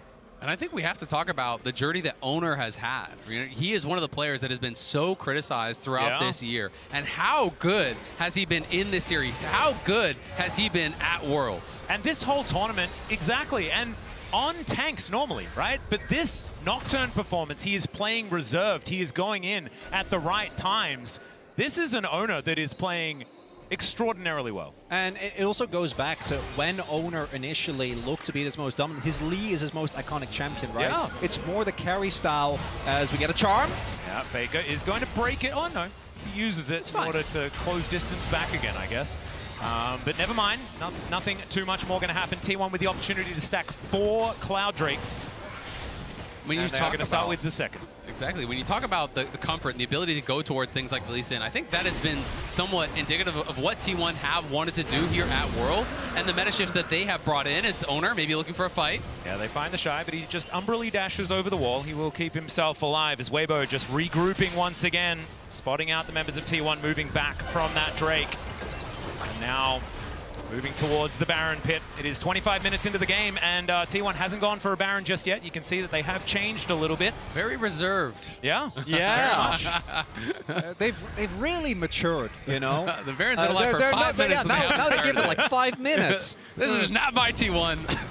I think because they were near the Baron pit, though, they have remembered. So I imagine we're going to be playing around that now. Oh, okay. I thought you were going to say it counts as them starting and you're just walking by, saying hi to an old friend. No, I don't think that that's necessarily how it works. But it's just been so fun to watch T1 because they have been on the forefront of these meta shifts, right? You know, Keria, when it was this double AD carry meta in the bot lane, he was incredible. Being able to bring that back, being able to have Owner on Lee Sin, Guma here on this Draven, being able to see these iconic picks and their comfort is working out so well. Oh, Paranoia comes in once again as the flash out from the Shy may not be enough. They're under the turret. Owner was tanking it up, and Zeus is going to finish it. Inner turret should now be next on the clock. And because the rest of T1 is standing guard, Weibo can't try and turn the fact that Owner is towards bot into a Baron, so they just have to watch their teammate get killed through Merc Treads and a Hex Drinker as well. Yeah, and Teleport's still available, so it was only ever going to be a 4v4 anyway. It is a 4,000 gold lead in top lane, almost 4,500 gold in top lane. That is just ridiculous now at this point. This lead for Zeus is becoming just a nightmare for them to deal with. He has the Cosmic Drive finish now. He's so far ahead of the pace of this game that no one can answer him, and it just felt bad for Crisp. Every time he popping a Sentinel, it's just been to watch his teammate die. And he doesn't even get to watch because the lights are out. He doesn't even get to... that's why would you have to remind me? I know, it's very cruel. That's painful. I'm still remembering back to the Shy outplaying a 1v2. And then, walking back into the 1v1. As Owner, he's going to get charmed. It's a decent amount of damage, but he is very far ahead, and he will just be able to wander his way out. And the problem for me now is that reactively, the Weibo comp, individually they can pick off very well, but if you don't get to the objective first, it becomes very hard to contest, and right now that's not the case. Yeah, they're definitely not there first. The Baron is down very, very low. There's the paranoia as they look to try and burst down the Baron. They do collect it, and now the hijacked ultimate comes through from Faker. Now Zeus dives in. He's taken matters into his own hands. He hasn't taken any damage. Weiwei has to run away. He gets thrown back by the Bramble Smash, but the damage has already been done. Faker goes golden, does have to flash as Light's doing a fair bit of work with these Rens into the back line. But T1 just took a Baron, they got 5 out. And Gwen truly is immune. Zeus doesn't care, dives into multiple people and uses his lead very aggressively. And this is where I think you really see the goal difference. Weibo get close in a couple of situations, get some health bars low, and if they had items that might have been enough, but instead they just have to watch T1 walk it off. The only thing invested is a flash and a stopwatch from Faker. Exactly, and Weiwei just can't actually close the gap to even contest the Baron because the hostile takeover comes through, then the stolen Maokai ult comes through. By the time he's out of CC, the Baron is already gone, and Zeus is running rampant in the back line. T1 just getting further and further ahead. Guma still doesn't even have boots, by the way, but he does have a Bloodthirster and 3 items. Okay, yep, Kamushi just having a good time, and he knows that he is not the main character necessarily. He's just been able to sit back. And it's because of the Cloud Drakes! And, he doesn't need boots! Oh, that is true! Everyone's Cassiopeia on T1 now. Be prepared. Everybody else actually bought boots, though, which is a little bit of a shame, not making up for it. The Rebel Baron power play already at 2-2, 2-2. That was actually cool that I looked up at the top there when it was a whole lot of 2s. Nice. And 1 minute until a potential soul point for both teams. T1 at a 10,000 gold lead, though, or at least very, very close. Should be able to grab advantage and secure that for themselves. And this is the problem. Once you fall behind against a 1-for-1 comp with a Nocturne, like, what do you do? If you try to collapse, Nocturne presses R, you don't know how many people are coming, you don't know how many people are responding, and T1, they're looking for more. Yep, Shahu already taking a bit of poke damage. Light will turn up. As 4 members are here, teleport event not available for the Shiva. They dive in, the turret goes down, the needlework just rips the center to shreds, and Zeus just by himself destroying everyone. Hostile takeover comes in, Light has the cleanse, but you can't cleanse death. It's a triple kill for Zeus, and they'll get to work on the inhibitor. It might just be the game right here. Zeus playing like his namesake, a god. This guy is going crazy in the finals. Just extraordinary as Zeus helps clear up this second Nexus turret, and T1 at match point already. And by the end of that game, the kill score is 1-14. That was a little bit even more one-sided than the last game, and T1 really on the back of Zeus, the man who had been performing less good, we should say, in some of these finals in the past, really showing up here today. This is exactly what we've been touting for this guy for so long. But T1 are 1 game away from clinching their 4th Worlds title. But before we get into break, let's have a look at some of the amazing behind-the-scenes footage of the finals tease, thanks to the Oppo Cam.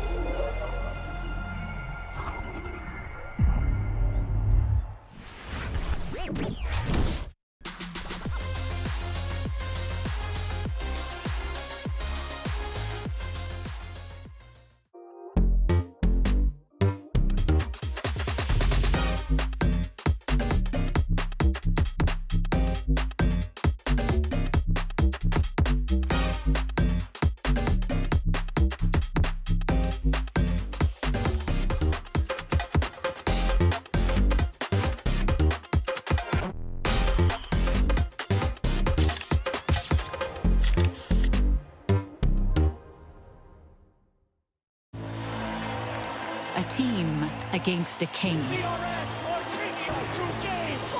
Seeing against believing. A moment against a moment for the ages. Countless battles, one arena. The realm. The only thing capable of powering the game, the stage, the broadcast, and the worldwide spectacle we know and love. AKA the Cisco Network.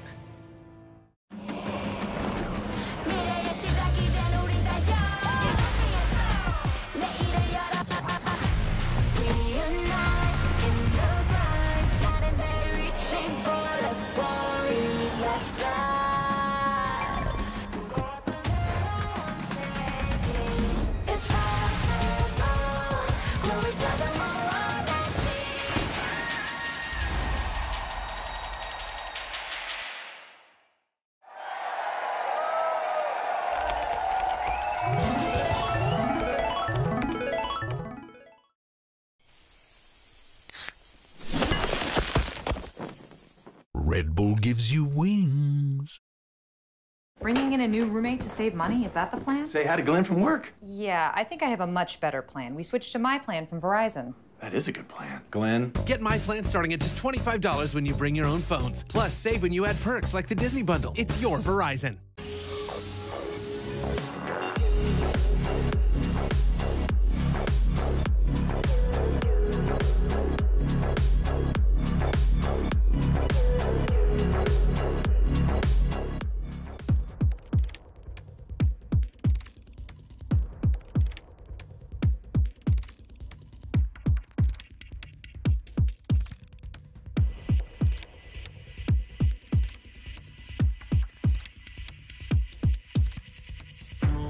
Time left to pack it up. On the brink of a brand new age, better buckle up. Hey, oh, let's go, have you had enough? It's coming like the fire and rain. When it's over, they will know my name. I'm alive.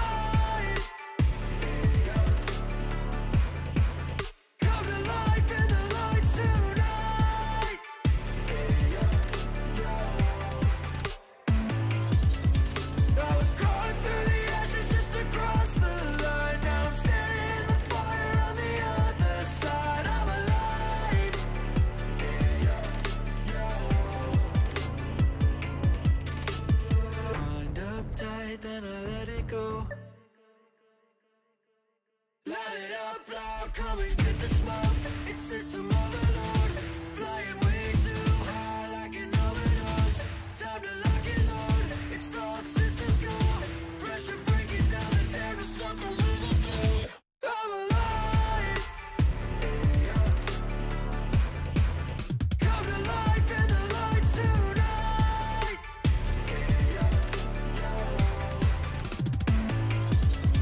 I was crawling through the ashes just to cross the line. Now I'm standing in the fire on the other side. I'm alive.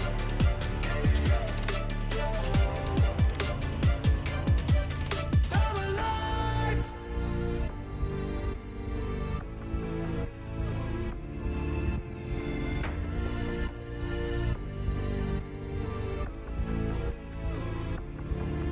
I was crawling through the ashes just to cross the line. Now I'm standing in the fire on the other side. I'm alive.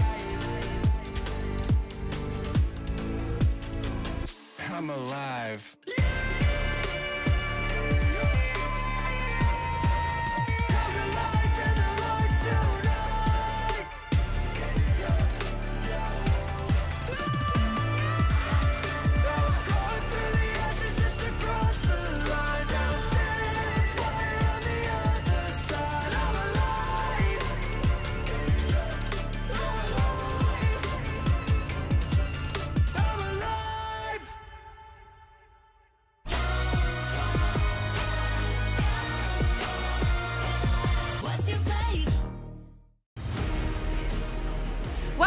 everyone to Seoul, where T1 is already on match point. That was quick. Yeah. Emily's on track.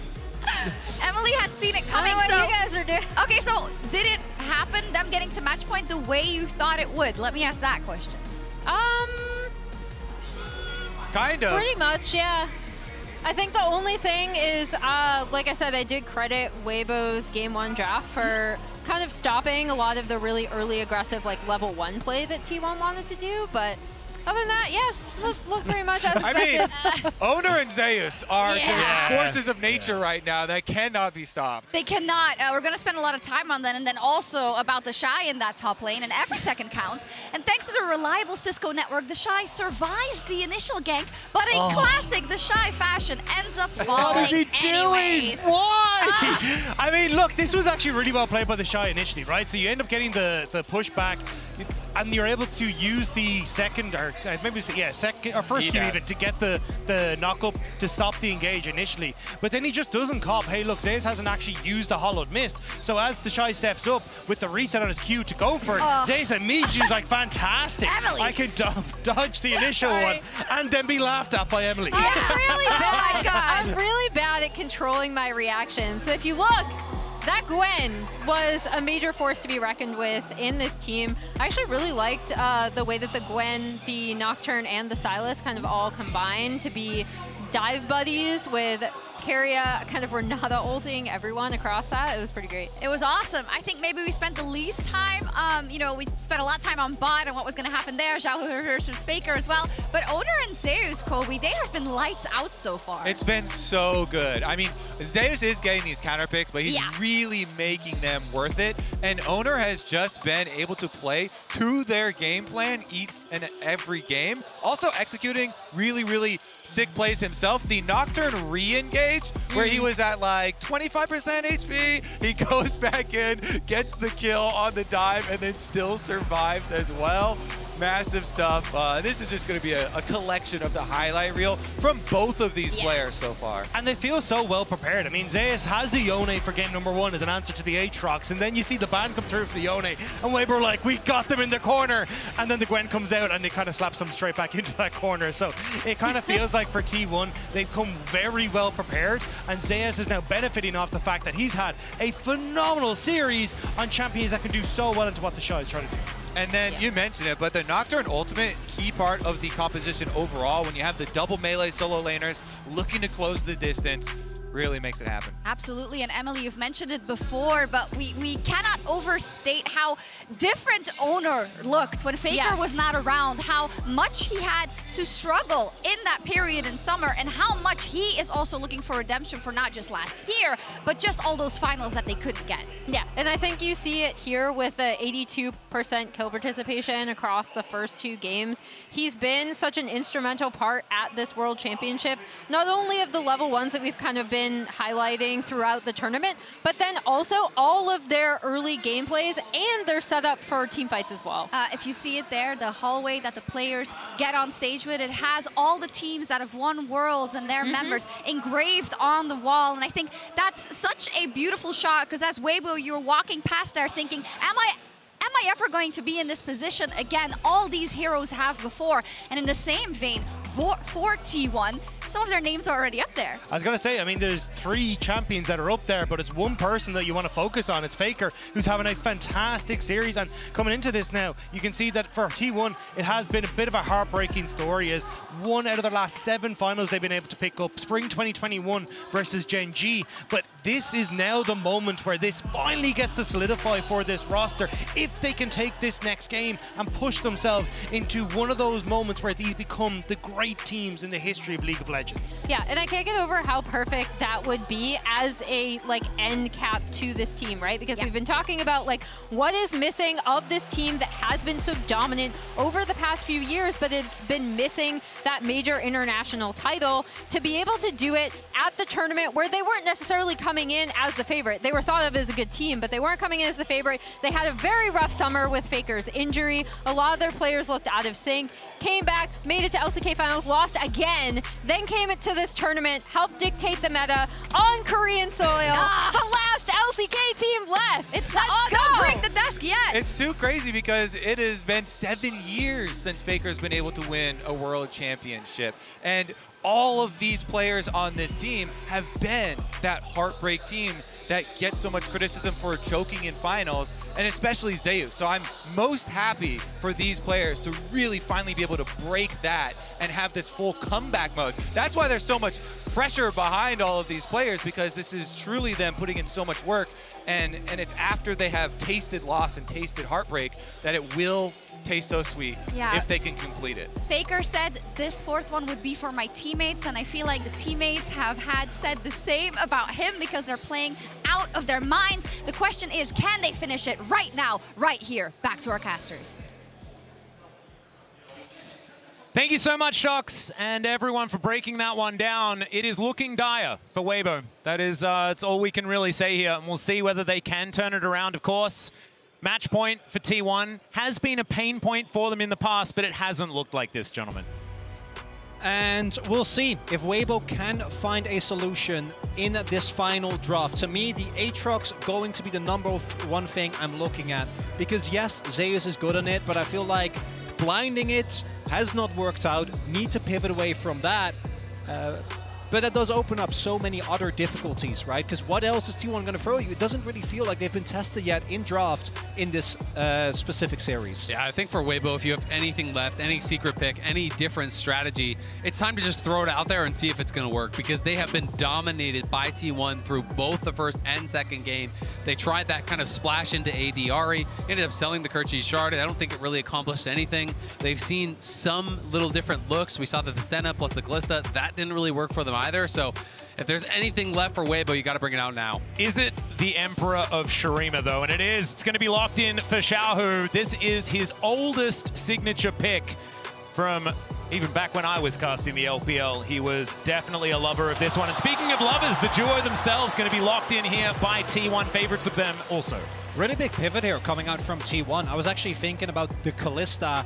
That to me seemed like a pickup that could come through, but with the Renata gone, doesn't look like they want to prioritize it quite the same way. I would love the Poppy. I think that Poppy Azir specifically is a really strong combo, and it's also one of Weiwei's best champions.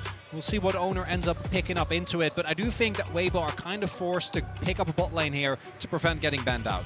Yeah, and they're clearly not sure if they want to go for Poppy here, so they're just buying themselves a little bit more time. They do grab Varus, and will it be a full bot lane to answer, or will he go towards that Poppy? Because I agree, Weiwei, it is his best champion. It's great as an answer to the Rakan. It answers a lot of the meta top laners that we're seeing today as well. But there is that risk of, if you don't grab your bot laner now, you could get banned out, and potentially things could go terrible in the bottom lane.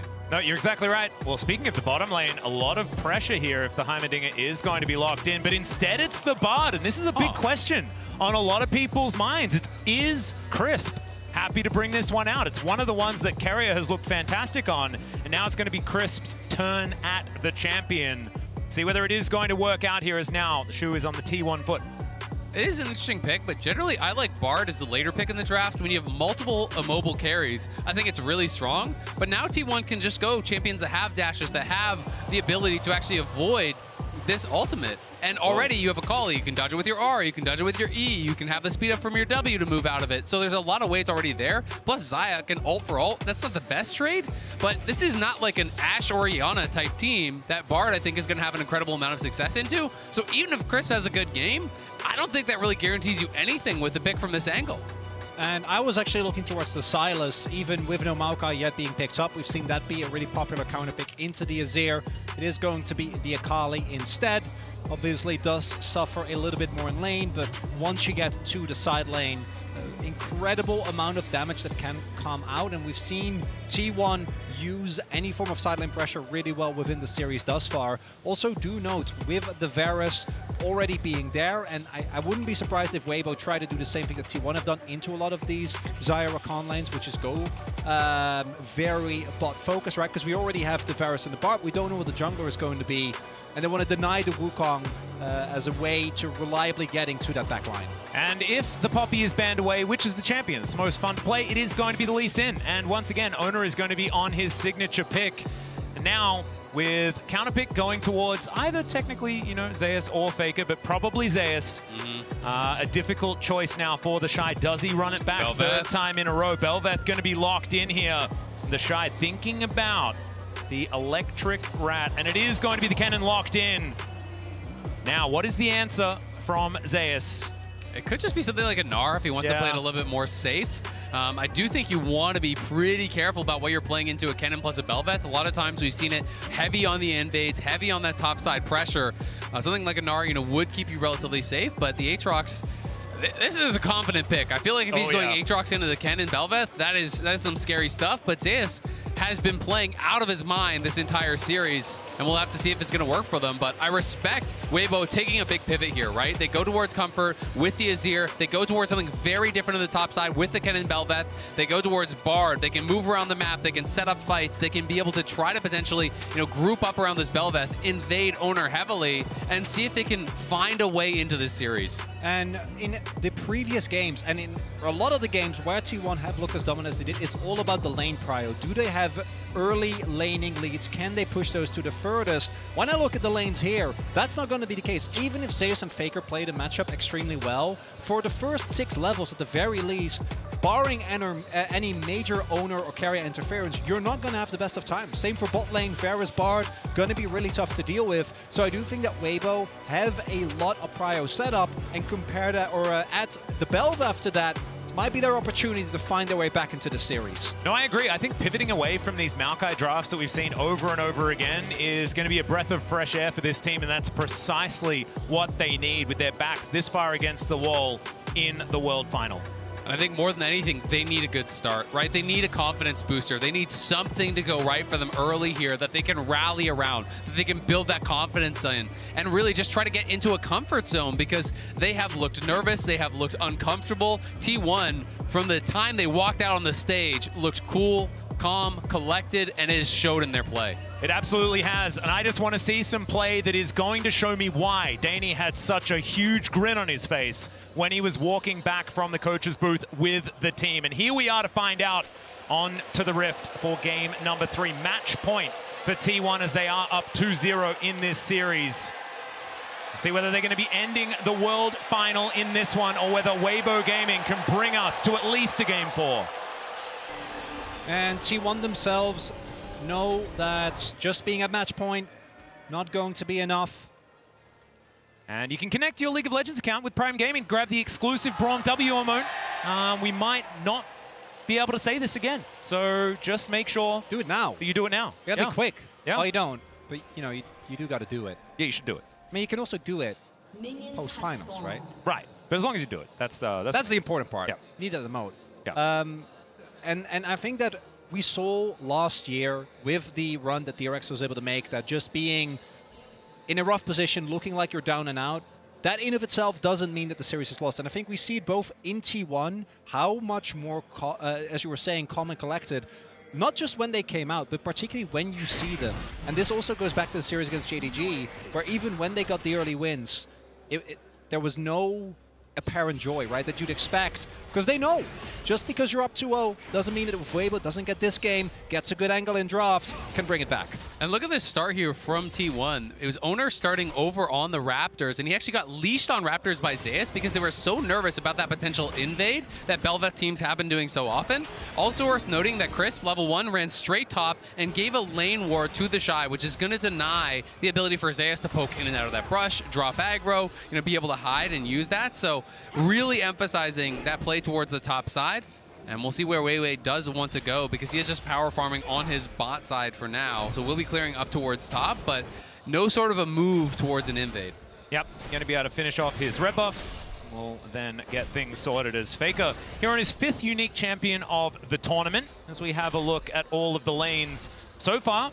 Weibo actually with great position as far as tempo and control is concerned. Yeah, and this is what we were talking about. This should be heavily in favor of Weibo. We do see Faker is able to put in a little bit of pressure. I think that's partially because they're not 100% certain where Owner is. I don't think he was tracked early on, but both for the Shy and for Crisp and Light, been able to find the early leads. Now the question is, can they maybe set up, say, a double scuttle or get an early back? The Shy also did go for call, so is looking to try and play as aggressively as possible while naturally being able to get ahead just by the virtue of cashing out. Yep, Light getting some Bel'Veth wards in there as well, just to give Weiwei the opportunity to get towards the enemy jungle. Right now, he is just finishing off his top side.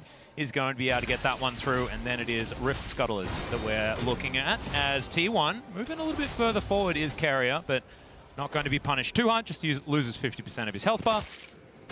And we are just going to see Weiwei on this ward for T1. So vision given over, some information there T1 do gather in this early stage. And it could mean Owner goes top, because now you know that the jungler can't be there to answer, so there is a potential angle to look for him. And he did just use his Lightning Rush, so I think he's in trouble. Yeah, there's the flash Q3 from Zeus. The Shy is in trouble. The Lightning Rush is on cooldown. He gets slowed down by the cripple, and the Q's going to land. Owner secures it, and that is first blood for T1. It's perfect timing from T1, and it's all because of the Raptors ward. It was a clear top to bot from Weiwei, but he wrapped down to try to go towards that bot side scuttle. As soon as they saw him on that ward, they knew they could go for it on top side. Zeus, no hesitation, starts it off with the flash in. But without that E from Kennen, there's just no way you're going to get out of that long lane.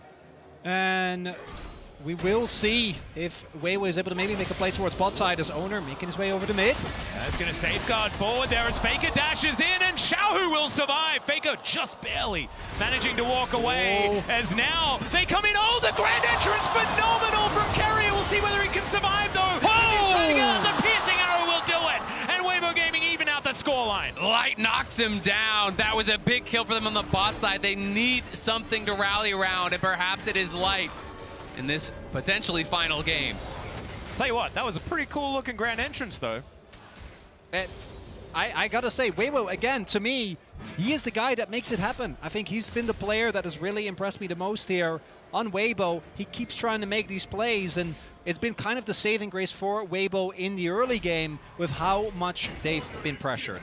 And you have to say, it's really concerning to see the Shy die top lane once again here with how Zeus has been playing. If you cannot keep this guy down, he is just on fire. But it is Zeus with no flash, and it is Crisp up on top side. But missing his Ignite, I don't know that you can really go into this wave and try to fight him. You can see Zeus is going to get some vision down on top of the ward that Weibo already have. And they know that this is where they need to defend, right? You can see the Shy with a couple of wards already invested here towards this top side. Now underneath this turret, Zeus finding these little Qs. Magical Journey, definitely a possibility, and Weiwei wants to take it with Crisp here. Let's see whether they can get an angle. 3 versus 1. He does try and get out. There's the World Ender. He's trying to avoid all of this CC, and it's not going to work. There's the kill for Weiwei. Really good communication there for Weibo. They know that Zeus wants to try and get the wave in, so the Shy is setting himself up as juicy bait, and Zeus takes it. But the question is, how much do you lose bot side? Because we talked about Light as the hope in this game. Light now is going to be fully zoned off the wave. They lose the Dragon as well, because there was so much time spent topside. They're going to lose at least 1 plate bot, maybe 2, and likely most of, if not all of this wave, because he's totally zoned off until Crisp arrives. So, yes, they do get a kill on top side, but T1 are taking a lot down here on bot as well. And it's not going to be a Cloud Soul this time around, gentlemen. It is going to be Cloud Drake coming up second, so we will get a different Soul. We'll see what that is going to be a little bit later on. Zeus comes back up towards this top side, about 20 CS down. So the top lane that Weibo have been focusing on is kind of working out, but like you're talking about, so much is going to hinge around Light. Does still have a CS advantage. That bottom side certainly is somewhere that T1 can play through. And this is also where the early kill in Light, I think, makes a really big difference, because the fact that he was able to get that kill means that even with him having to give up some of his laning lead and Gumayushi picking up a plate, still going to be in a great position. Guma and Carrier, though, now taking control, as we do have Weiwei here again. Yeah, Control Ward has come in, of course. Crisp, he can make these tunnels. So they are a little bit closer than you might otherwise expect, but no, not going to pull the trigger on anything, understanding that T1 have full information of what's going on. Exactly. They knew they've been spotted. They're not sure where Owner is on the map right now, so it would be a risky play if Owner is shadowing them. He is level 6, so Weiwei just going to keep his farm up as much as he possibly can and re-clear that bot side jungle. But Faker, time and time again, has just been pushing out, moving into the enemy jungle, getting a ward down, and now pulls the wave to push towards him. So that entire wave is going to be denied from Xiaohu as it comes in towards Faker, and that's going to even out a lot of the CS in that mid lane. We can also see that Owner is in that area as well, so setting up for a potential gank. You can see Crisp going to come up, try and make sure that this mid lane is going to be sorted out. And with this wave pretty prepped, this is going to be a very satisfying Q. Oh, Faker doesn't even let us see it. He just wants to deny even more CS if he can, and now Zeus cheating down. They're trying to get vision on where Weiwei is, and they know he's not going to be in the topside jungle. Owner is there. Zeus is there. Carry is there as well, so they can now move up and potentially start up this Rift Herald because they do have Prio.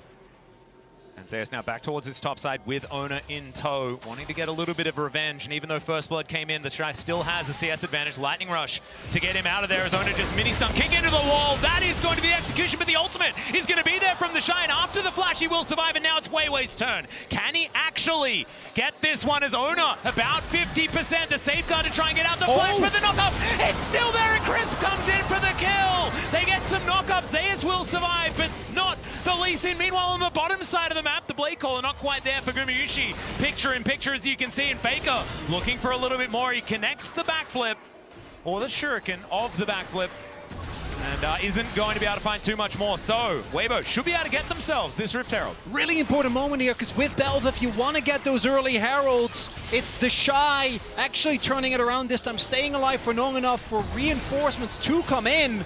Ona and Zeus don't actually get to 100 to 0, and that is the Herald going over to Weiwei. Yeah, Light just staying his ground. And when you do have the lethal tempo Varus, have to be a little bit scared if you are Gumayusi. So he's going to be going back, but still just a trade of ghosts in the end. Very close stuff. I mean, both of them had committed their ults in that previous exchange where Guma was chasing him down in that bot lane. But this is Weibo on the brink of despair here in a match point game, being able to stay alive.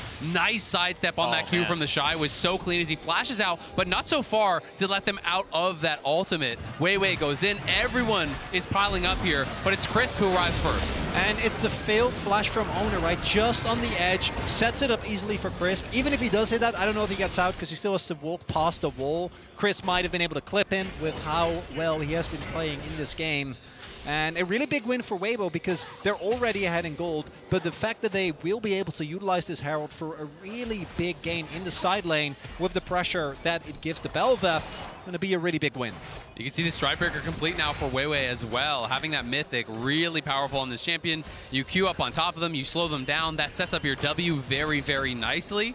And you can usually get a full E channel with that. So we'll see if Weiwei can stay aggressive and if they can keep the Shy in this power position that he has created slightly for himself, you know, not obviously at a massive advantage, and Zeus doing as Zeus always does, building lethality. Yeah, he does very much like to have a bit of burst on this Aatrox, but I like that Weibo have just stuck to their game plan, right? They're playing around topside, they're getting the Shy, like you say, into these positions, and even though Zeus isn't necessarily ridiculously far behind, as you can see in the CS, it's pretty close, but still, the Shy will have these very impactful ultimates, and Weiwei is the benefactor here, sitting at 1-0 and 2. Able to get some control on this Belveth, and we know she can be devastating if she gets ahead. And it's just been kind of this return to more what Weibo showed us in the LPL, this play towards topside, this focus on the Shy. It hasn't been about going towards Light and Crisp, and potentially that is because Guma and Keria are so hard to attack in a lot of these situations. Cool, Q going to connect there. Nice little knock-up as Keria tries to find it. There's the quickness onto 2. The kick gets the knock-up onto Xiaohu. The Empress might only gets Ona, but that will get him out. But Weiwei's not going to be so lucky. The Shy got in here, and now he might be in trouble. He breaks the chains, but is he still going to be able to get out? Gumayusi decides he wants to fight Light towards the bottom side. That was the right call. Zeus grabs the double kill, and Weibo lose out on the fight. And while the laning setup is there this time around for Weibo, their early game looking a lot better. The skirmishes, they're still not able to make work, although teleport coming in. Yeah, teleport from this top side of the river. Xiaohu coming in, looking for the opportunity, doesn't have the ultimate. They secure the Drake as T1. Grand Entrance not going to find the target there. Onto Crisp as the Tempered Fate comes in. Faker trying to play bouncer to keep his team alive. And the ultimate doesn't really work out here from Crisp. Still, they don't lose too much, even though Xiaohu is on the other side of the map. And they're buying time for the fact that there is just a guy on the top side of the map taking plates. Yeah, they can't get anything. It's a great ulti from Crisp, but no one is there to follow it up. And as you say, Chronicler, again, it's T1 out skirmishing Weibo, who were in that power position coming into this fight, it felt like, but T1 just preempt the play. They press the go button, they find that engage, and they push Weibo out of there. And it's Keria and Owner grouping up and starting this off. And initially you see Weibo wanting to try and look for something here, but Keria with his charm buys so much time, and then the moment that Faker hits that E on Weiwei, his fate is sealed, flashes over the wall just to die to Zeus, actually giving him the reset. And then this is the point where already as Weibo, you have this incredibly strong like level 6 comp with the Shy, with your ultimate, and they just don't get to use it. Yeah, and that's just T1 really understanding their position in this game. They find the opportunity, they force the engage. That's one of the really powerful things you can do against comps like Kennen comps, where you just get on this guy, you put him under pressure, you force him to use his ultimate in a situation that he doesn't want, just almost defensively, as they were able to there. And it just means that Weibo now losing that second dragon. This one's going to be an Ocean Soul available, which would be pretty devastating, I think, for their chances. It would mean that the Shy is not going to be able to play through sides at all.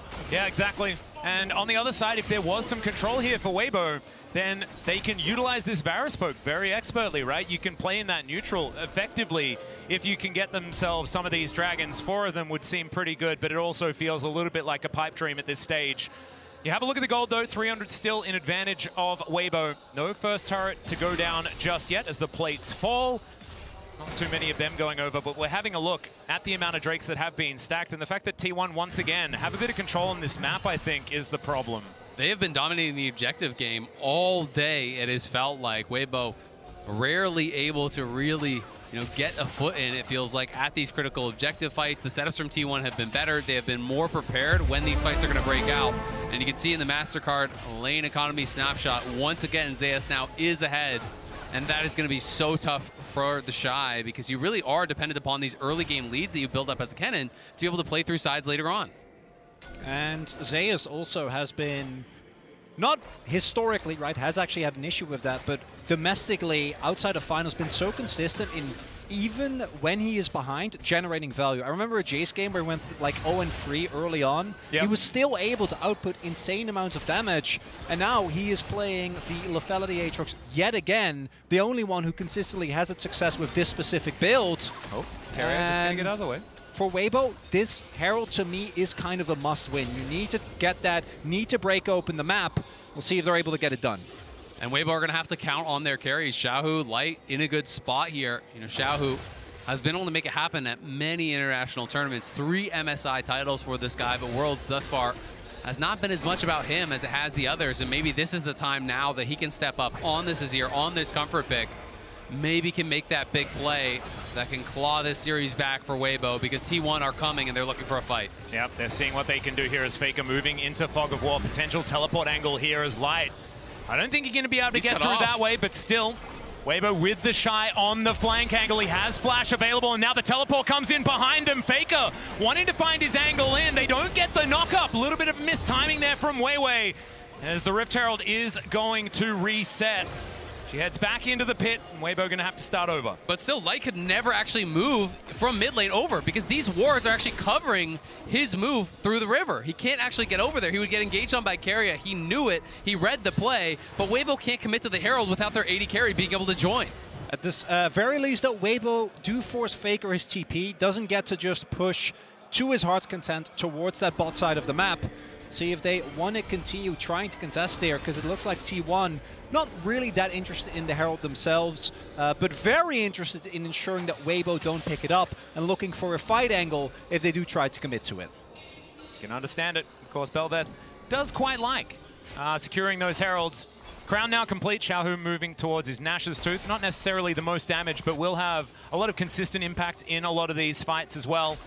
And avoiding getting burst down, certainly going to be very, very strong. As Faker picks up this top wave closer to Herald, does make a lot of sense. And we've got 1 second on this Dragon, which is where T1 are going to put their attention. Crisp gets over the wall with a tiny little magical journey. It's going to work out, though. Yeah, they are going to be able to have the inside track on this Dragon. Faker was up on the top side, has no TP, so he has to run down. As Xiaohu has pushed in bot, the Shy will answer topside, but they don't really have any deep wards for him to TP to, so if he does join, it will be very much so on Weibo's side of the fight. Yeah, Faker just going to backflip away from the knockup from Weiwei. So Weibo not going to find too much there as Ona in the river. Zeus just clearing out this Gromp, wanting to get some control back, and looks like T1 happy to start off this Drake, although it's not behaving itself all that much. Carrier with all of his buttons up and available, the engage potential is going to be there. Control ward just eviscerated here. As T1 trying to do the same thing. Teleport now to come forward. As Zeus on that flank angle, the Shy now here. And Gumayusi pretty safe now on that back line. Look at Keria though. It's so hard for Weibo to walk up because Keria is on that sideline. They know he's there. Yeah, he flashes in. He finds himself the charm on Force. There is the ultimate from the Shy, but it just doesn't quite do enough. They try and get out, but Fake has the perfect execution and locks down his fellow ninja. Xiaohu now taking a whole lot of damage, and Faker is in the shroud. He's toying with him. It's a double kill. What? Order! And back in again. It's a triple for Faker. Zeus is going to be able to help lock down the next one. Faker eventually goes down, but it's 4 for him and Keria. And that is T1 turning the situation around. Their health bars are low. Not all of Weibo's cooldowns actually hit the mark, but it doesn't matter. They're still looking pretty good. If only they could take down Faker. But they don't. The reinforcements come in, and T1 set up Soul Point. They just can't. Light fishes with the Q, won't get it. It's T1, 1 game from the World Championship. It's T1, 1 Dragon from Seoul. And Keria gets spotted. He says, great, I'm going to engage. Both your Soul Laners are stacked up. Keria goes right in, knocks them both up. The Bard ulti comes through there. I think it was meant to protect the Shy and Xiaohu, but it kind of backfired as it immuned the ulti coming through from the Shy. And from Xiaohu, that was 2 ultimates that just didn't find their mark. The anti-synergy, really rough for Weibo here with their backs against the wall. They just don't find the angle, and that is Soul Point set up. A triple kill for Faker on Akali, a champion that, well, of course, we knew he could play, but we hadn't seen this year just yet. I tell you what, it's pretty poignant seeing him play Sylas and Akali in this series, though, after what happened last year. Just showing that it doesn't really matter what the meta's like. Faker's there. There is always going to be an opportunity. Just kind of cute after what had happened. I mean, the man is the meta. This guy has been around forever, and it is so impressive to see how well he is playing, because I don't think you could make the argument that he has been the best performing mid laner individually since 2017. This year, you can make that argument. He has been tearing it up. He's been great in lane, has really been impressive in team fights, and it just feels like a rejuvenated Faker. And he goes again, as now Ona looking for that opportunity as well. Backflip connects also as the perfect execution comes forward. Have you overstepped? The answer is no, because he had the stopwatch anyway, and now the cavalry comes in. Crisp, the next to go down. Wei. He's under a turret. Zeus flashes on top. The lethal Aatrox gonna get it done, and T1, they feel like it's Baron time. It's the king at home. Respect the name. Faker, the greatest of all time. Styling on him in Seoul.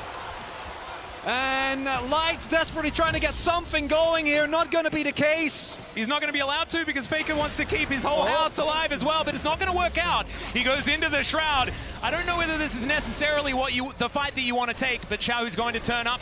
Faker is going to get out. The Baron secured here for T1 on all 5 members as we tick just past 21 minutes. And as we take another look here, you see how ready T1 is, right? Everyone already on their way.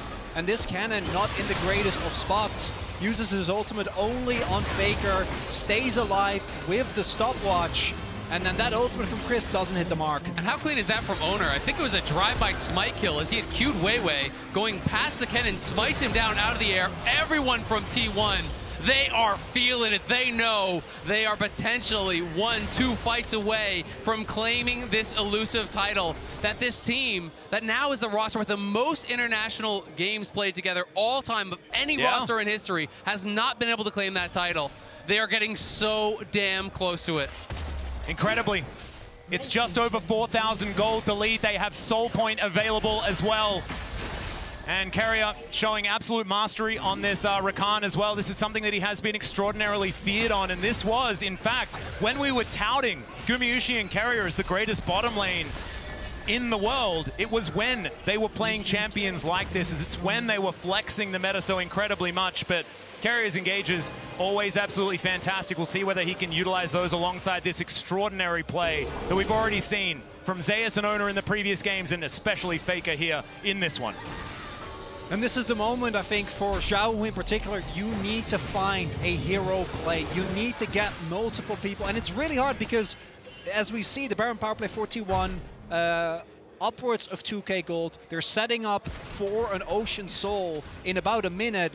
And everyone on T1 has so much mobility. But if they don't find a play like that and the game plays out the way it has, there is just no way. You need to get a Xiaohu to Shy Wombo combo, possibly set up by Crisp, and give Light an opportunity to pop off, because otherwise T1's going to get Soul, they're going to get the next Baron, and they're going to win the series. And Carrier gonna get knocked up here as Ona comes on over. He's here to protect his support. The quickness ties them all up, and Xiaohu going to be the next target. He finds two with the Emperor's Divide, but Crisp just evaporates. Weiwei going to suffer the same fate as Zeus is on the warpath. Light able to sidestep, finds the Chains of Corruption, but there's not enough damage. Xiaohu decent flash to try and get himself out, but he's not out of the woods yet as Faker tidies up that kill, and they are just so far ahead. Ona secures Light with a Sonic Wave, and the Shy finds himself alone heading back towards his base. That's the double kill. That's the clean ace for T1. And T1, Weibo trying, they know they have to contest this Dragon, they have to contest the Soul, but they're not even given the opportunity. They thought they got Carrier, but Carrier says, come get me. And it looks to me like they're going to take this inhibitor and move back. It may not be the end of the series, but it might be the last moment that Weibo felt hope in it. As Crisp clearing out some control vision. Ona wants to grab himself a Soul to finish this game off on. And T1 are just on fire. All 5 players in this final game here, potentially playing out of their minds. They are 5 brains, 1 player. It's like everything is perfectly coordinated. They think they've caught Carrier, but everyone from T1 piles in lightning fast. Owner is here. Zeus pops the ulti fast for the move speed from the top side. Faker coming in from the bottom. T1 collapses from every angle, and Weibo are wiped from the map. And there's nothing to do, right? The moment that they're not able to 100-0 anyone on T1, as soon as reinforcements arrive, you're gonna get blown up. And the gold leads as Light desperately tries to at least get Zeus. Won't even get that. It's heartbreaking as now they take a magical journey over Zeus. He likes this one though, 1 versus 3. He's absorbing so much, the Emperor's Divide. It comes in, but he's still alive. What is going on? Faker tidies up the burst. Everyone's just exploding as Weiwei trying to get something done, but it does not matter. T1 are too strong. 4 times T1 has lost in a Bane 5. 4 times they've been knocked out, and 4 times they have got back up for this moment. It was 7 years since their last, a decade since their first. The SKT legacy has been reignited. T1 will be your 2023 World Champions.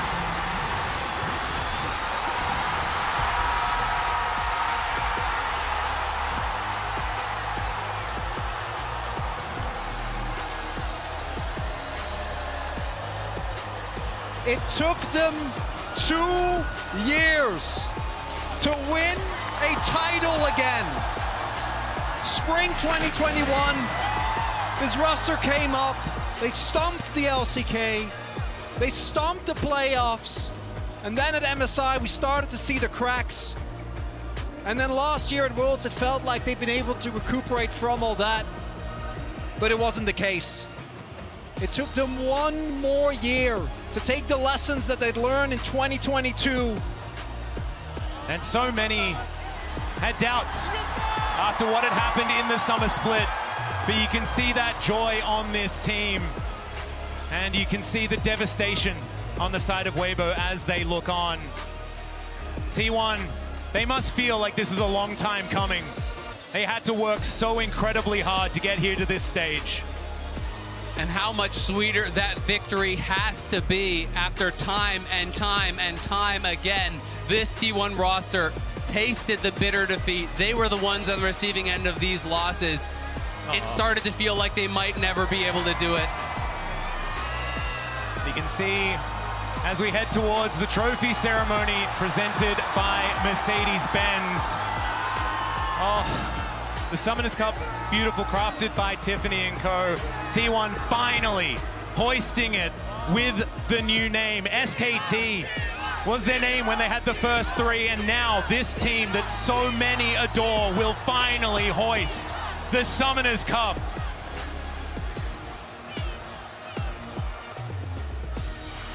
And they've waited for it. Last year, the story wasn't about them. But this year it is. All the pent-up emotion for this team, all the disappointment, it's led to this. And what an incredible run. With 4 LPL teams remaining, T1 were the last team from any other region, let alone the LCK. They took down BLG 2-0. They swept LNG. They crumbled JDG's Golden Road. And now, here in the finals, another sweep, absolute domination against Weibo. There is no doubt who the greatest team in the world today is. And you can see Faker especially looking on while his teammates are raising the cup as well. He's done it 3 times. This is the first time, and he'll hoist it for the 4th. I can't believe it. The GOAT has bookended his first decade with 3 zeros over the LPL, but let's recap this incredible Worlds run by your world champion, Hometown T1. heroes T1 are defending the honor of the LCK. They had a very shaky summer, 9-9. But it is still T1. It is still the #2 seed from the LCK. But here's Summit just by himself, finds himself, and Q the Magnus Storm on 3. It's gigantic, and Summit's going all out to just roll over the top of TL. T1 are going to take the first game of Swiss. 페이커와 같이 추격! 캐리어 들어갑니다! 와! 대경야! 캐리어 쳤는데요? This is the team that T1 fans wanted. Entrada sensacional do Honor! Baker predicts Ruler's flash. He gets there first. He catches him with the ultimate. It is a clean ace.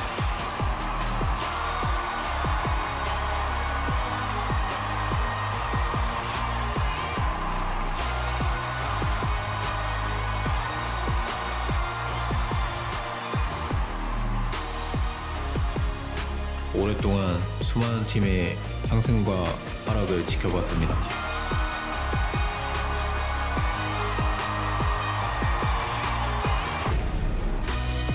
끝에 서 있던 사람은 항상 저입니다. Is found 2 with the ultimate light. Goes down so low, but isn't going to survive. Wei trying to get himself out of there, and the Shy is given up on. Remember, they don't have a turret here. The Charm is going to split them. Carrier tries to get it to West. He goes forward and then just explodes, and then Ona thinks that that's his moment. It's a double again.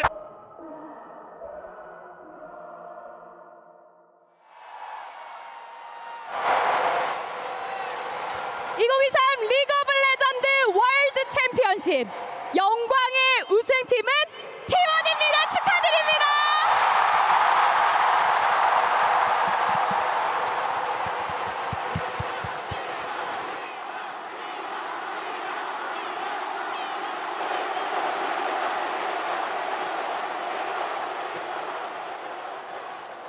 자, T1 팀의 우승을 기념할 메르세데스 벤츠 트로피 세레머니는요, 리그 오브 레전드 e스포츠 글로벌 총괄을 맡고 계시는 나즈 알레하타 총괄님, 라이엇 게임즈 딜런 자데자 CEO님, 라이엇 게임즈 존 니덤님, e스포츠 사장님과 함께 하도록 하겠습니다. 큰 박수로 환영해 주시기 바랍니다. Thank you so much, Heiji. T1, congratulations, our 2023 League of Legends World Champions. Your journey has been exceptional. Your legacy is forever cemented, and you have given the world peak League of Legends. We are so honored to present you with the Summoners Cup and the 2023 championship rings.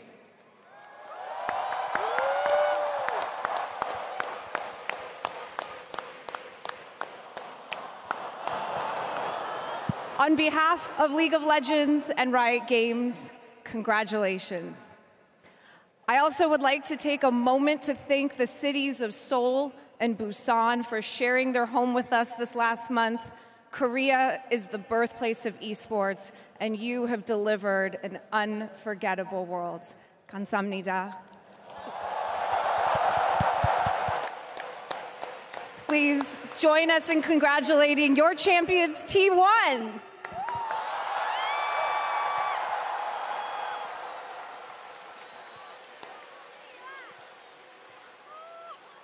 Thank you.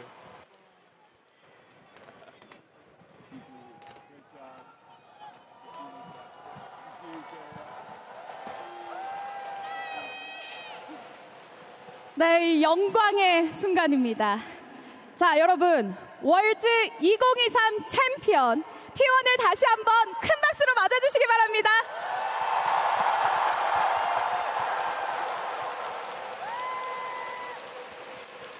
네, 오늘 정말 흥미진진하고 압도적이었던 대결이 펼쳐졌던 결승전의 영광의 우승자는 바로 T1이었습니다. 이 T1 선수들과 인터뷰 나눠보도록 하겠습니다. 자, 그렇다면 the winner 먼저 제우스 interview. 선수와 인터뷰 나눠보도록 하겠습니다. Top laner Zeus. 네, 제우스 선수. Zeus. 역시 This is the national team top laner. You were performing out of your mind today. How do you feel right now? 일단 작년부터 올해까지 되게 많은 일들이 We had 있었고 a lot 시련도 of 많이 ups and downs. We 겪었는데 had so many hardships starting from last year. But I think this moment at Worlds repays everything. I thought I would be crying, but I'm not actually in tears. 예상할 수 있어서 그렇지 않았을까 조심스레 짐작을 해봅니다. 오늘 더샤이를 상대로 Today, 한 게임 your lane opponent was the Shy. How was it? 되게 긴장도 I was 많이 하고 quite nervous. You know, I was pretty much worried as well. 이렇게 But 많은 경기 이렇게 많은 팬분들 앞에서 안 떨고 the moment I started playing in front of so many fans here, I was not able to feel nervous. I was actually very confident, so I was able to pull off a decent performance. Thank you so much. 이어서 이제 월드 우승까지 Zeus, you won the gold medal at the Asian Games, and now you're a world champion. What is your plan or goal as a League of Legends professional player? 연도를 봤을 때 I mean, I can say I achieved a lot of achievements this year, but at the same time, all the other players will step it up starting next year. So I want to say I want to enjoy the moment of being the best top laner until the end of this year, and I will keep grinding. 내일은 또 다시 도전자의 마음으로 돌아간다고 하는 겸손한 제우스 선수였습니다. 승리 진심으로 Once again, congratulations. 네, 이어서 Now 오너 let's hear 선수와 from 인터뷰 T1's jungle owner. 네, 오너 선수 그토록 원하던 첫 Finally, 우승을 거머쥐게 됐습니다. 소감 You managed to win your first Worlds title. How do you feel? Over the course of 3 years, you know, it was not easy. You know, I was going through a lot of ups and downs, but in the end, I was able to lift up the trophy. It feels amazing. I really, really wanted to win Worlds with the 5 players on T1's roster, and in the end, we made it. I don't know how things will turn out next year, but it just means a lot that we managed to win the Worlds trophy in the end, all together as a team. A great accomplishment by Zeus, owner, Faker, Gumayusi, and Kyria in the end. Owner, starting from quarterfinals, you guys were the last hope of the LCK. Did you feel extra burdened? Not really. You know, it was happening in Korea, and also all the other teams are really strong and talented anyway, so I was not worried about our opponents. I just tried my best to enjoy every moment, and because of that, we were able to get such a great outcome today. 마음으로 이렇게 월즈를 치러주셨기 때문에 좋은 결과 있었던 것 같습니다. 오너 선수 이번 월즈에서 정말 멋진 말을 많이 보여주셨는데요. 지금의 기분을 How would you like to describe how you feel right now? Your interviews left so many great quotes. 일단은 뭐 인터뷰에서 많이 말했듯이 그냥 I mentioned this multiple times in previous interviews. 일단 제일 예쁜 꽃이 여기서 You know, today we were able to finally bloom the prettiest, the most beautiful flower. T1꽃이 여기 활짝 피었습니다. 승리 진심으로 After multiple setbacks and hardships, T1 finally bloomed at the best moment possible. Now let's hear from the mid laner of T1, the Faker, the unkillable Demon King. 새로운 역사를 또 써내려갔습니다. Faker, you wrote another history, 4 times champion. How do you feel? 기분 좋고요. 네, Feels great. 무엇보다도 이렇게 많은 분들이 Plus, I'm just happy that I got to play in front of such a big audience. You know, who we are playing up against doesn't matter. I'm always really grateful that I can perform on stage. 페이커 선수 아까 초반에 나왔던 Faker, earlier today in the matchup teaser, you mentioned that the 4th Worlds title will be for my team. What does that exactly mean? 앞서 말씀드렸다시피 저는 사실 Well, just like I said just now, 저로 인해서 I'm just happy that 기뻐하셨으면 the people are happy by watching me perform, and I hope my teammates are also happy by playing together with me. So I wanted to just share joy and happiness with all the people around me. 그렇다면 페이커 선수 함께 Then 고생한 Faker, would you like to say anything to your teammates? 다들 너무 고생 많았고 Great job, everyone. I know you guys worked so hard for this moment. Thank you so much.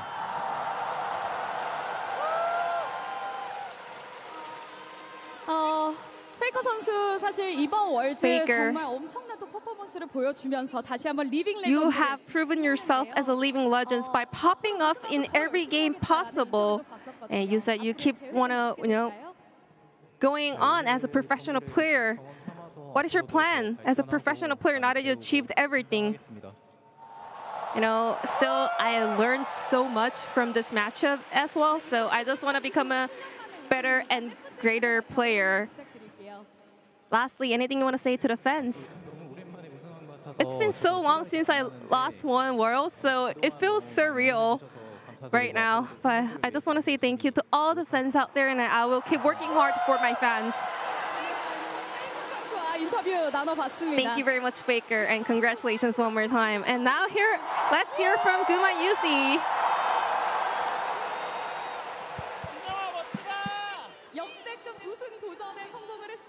You finally made it. You are the world champion. How do you feel? 좋고요. Feels good. 네, 좋습니다. And amazing. 기분이 좋다. 이렇게 짧은 한마디에 정말 많은 감정이 느껴지는 것 같습니다. 계속해서 바텀 구도가 I think 핵심이었습니다. it all came down to the bot lane matchup. How did you prepare the draft and comp today? Before I answer to that question, can I add on to my first answer? Yeah, of course. Go ahead. How do you feel right now? 하나님께 감사와 영광 돌리고요. Thank you, my dear Lord. And also, I want to say thank you to all the coaching staff, our GM, our COO, our manager. They worked so hard for us. I really appreciate their hard work. I don't think I was performing really well today, but my teammates, they're doing a great job. So we won the finals. It feels like a dream. I want to say thank you to everyone on the side of T1, especially Keria. 또 오늘 바텀 듀오로 멋지게 활약한 캐리아 선수에게 감사함을 표했습니다. 오늘 그렇다면 today, 바텀 듀오가 준비한 뱀픽. What was the key to the bot lane composition with you and Keria?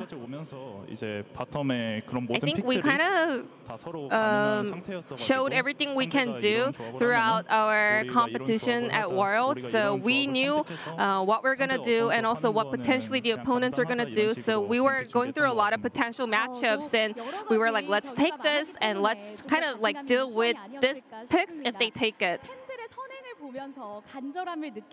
And you also mentioned that by seeing all the LCK and T1 fans doing good stuff to make T1 win Worlds, you were also happy and could tell how desperate your fans are. Anything you want to say to them? So it was not easy. I know we ended up being a runner-up for like 5-6 times.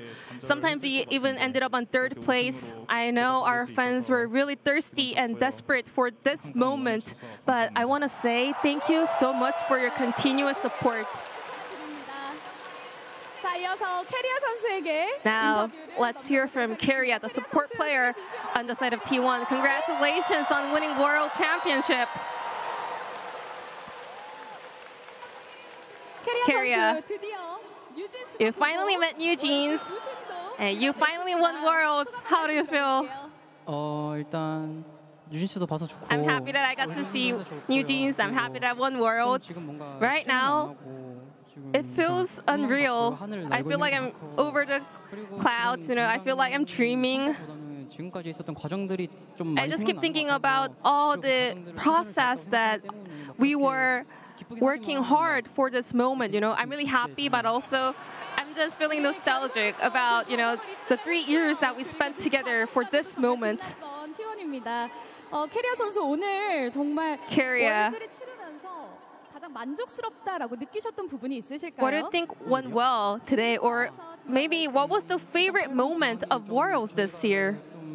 I think our preparations were really on point in quarters and semifinals, and because of that, we made it to the finals.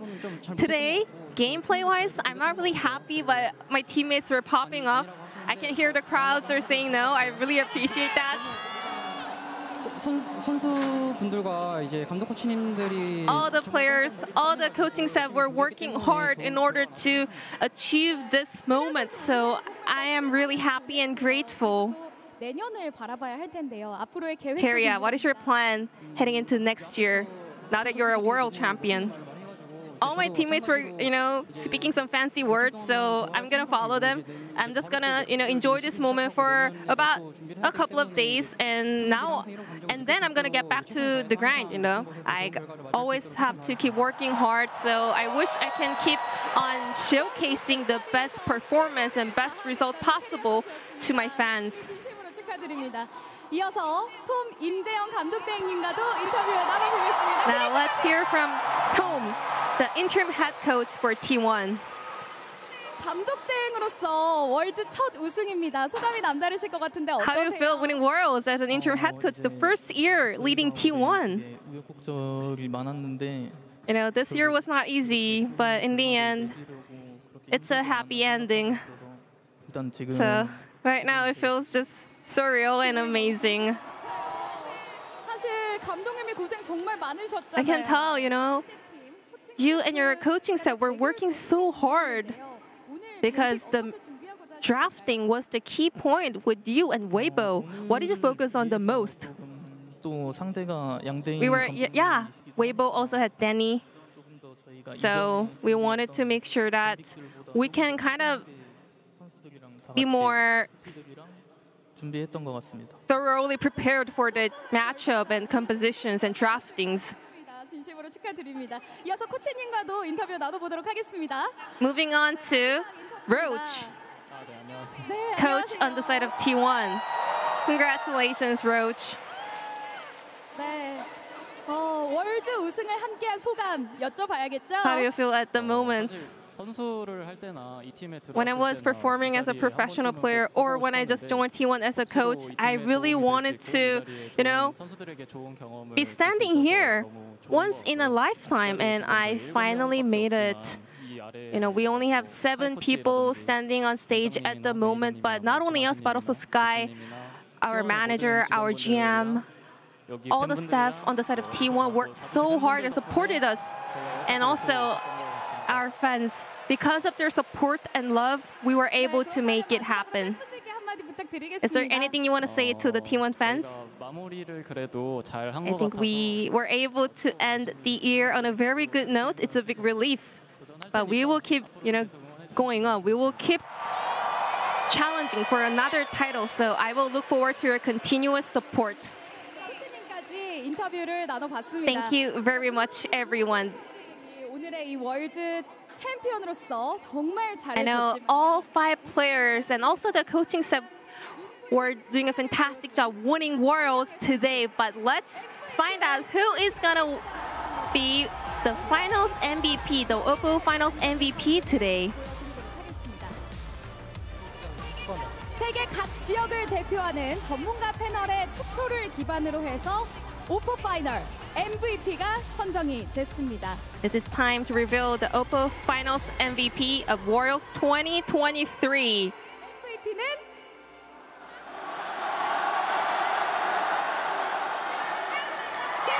It's gonna be Zeus on the top lane. Congratulations.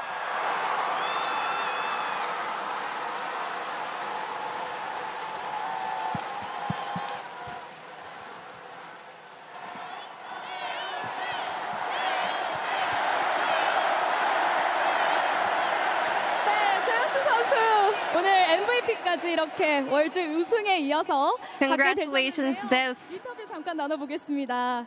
제우스 선수 Zeus. 월즈 2023 우승에 이어서 오늘 You won MVP까지 Worlds and you won the Finals MVP. Were you expecting this? 제 상대 말라이너가 Last year, my opponent laner won Finals MVP, and I was watching him winning the Finals MVP in the backstage. It was another year of me ending up being a runner-up. I was like, well, this happened again, but I was like, maybe if I just keep working hard, there will be my moment. And somehow, I was able to make it happen in the end. I want to say thank you to my friends and family, and also Khan, who helped me so much during Asian Games. And also, of course, T1 and my players. And also, Bengi, who used to be the head coach of T1. 뱅기 감독이 보고 계시면 또 너무 기분 좋아하실 것 같습니다. 그렇다면 우리 또 팬분들이 엄청난 환호를 보내주셨는데요. And also, Zeus, 팬분들께도 한마디 would you like to say 부탁드릴게요. anything to the fans? 진짜 올해 너무 롤 너무 I 많이 한 것 played 같아서 so many leagues this year. It was really hard. 이렇게 팬분들 But thanks to your support, I was able to keep myself motivated. 앞으로도 항상 I will make sure to always show the best performance possible for my fans. Once again, this is your 2023 Worlds Oppo Finals MVP, Zeus. 자, 이렇게 해서 월즈 우승 V4라는 대기록을 세우면서 다시 한번 세계 최고임을 입증한 T1입니다. 승리 다시 한번 진심으로 축하드립니다. 2023 리그 오브 레전드 챔피언십 한 달이 넘는 긴 여정 동안 정말 많은 일들이 있었습니다. 전 세계 모든 팀들과 그리고 스태프분들, 선수의 친구들과 가족분들 정말 많은 응원과 애정을 보내주셨는데요. 또 개최에 힘써주신 서울시와 부산시 덕분에 이 자리가 더욱더 빛날 수 있었습니다. 이번 월즈에 보내주신 전 세계 팬 여러분들의 응원과 열정, 그리고 리그 오브 레전드를 향한 변함없는 애정 역시도 진심으로 감사하다는 말씀 드리고 싶습니다. 자, 이제 2023 리그 오브 레전드 월드 챔피언 T1 팀의 트로피 세레머니와 함께 여기서 인사드리겠습니다. 그럼 선수분들 트로피 앞쪽으로 이동을 해주시고요. 소환사의 컵을 들어 올려주시기 바랍니다. 2023 리그 오브 레전드 월드 챔피언 T1입니다. 큰 박수 부탁드립니다.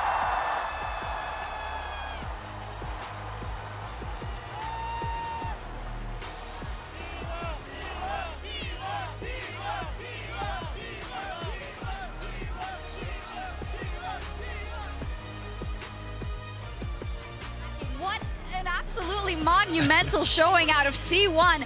Emily called it at the top of the day, 3-0. They are not going to let anything to chance, and they did not.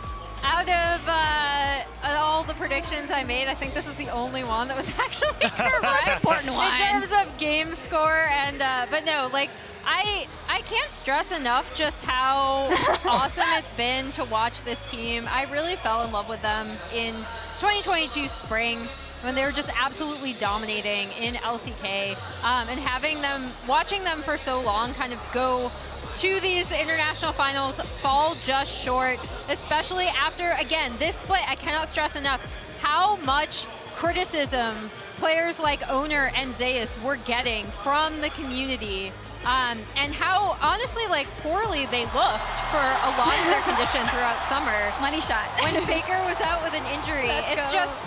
It's so amazing and cathartic to see this moment for this team. That's what makes it so much sweeter, that they did drop and have to pick themselves back up again. We called it the grind, the glory for this year, and I think they've deserved it. We saw Faker there, of course, with the trophy, and just, you know, 10 years ago, he did it for the first time. The trophy isn't getting any lighter, but the crown isn't getting any lighter either. Yeah, I mean, absolutely insane to see from Faker, and the fact that as well they get to do it in such a dominant fashion.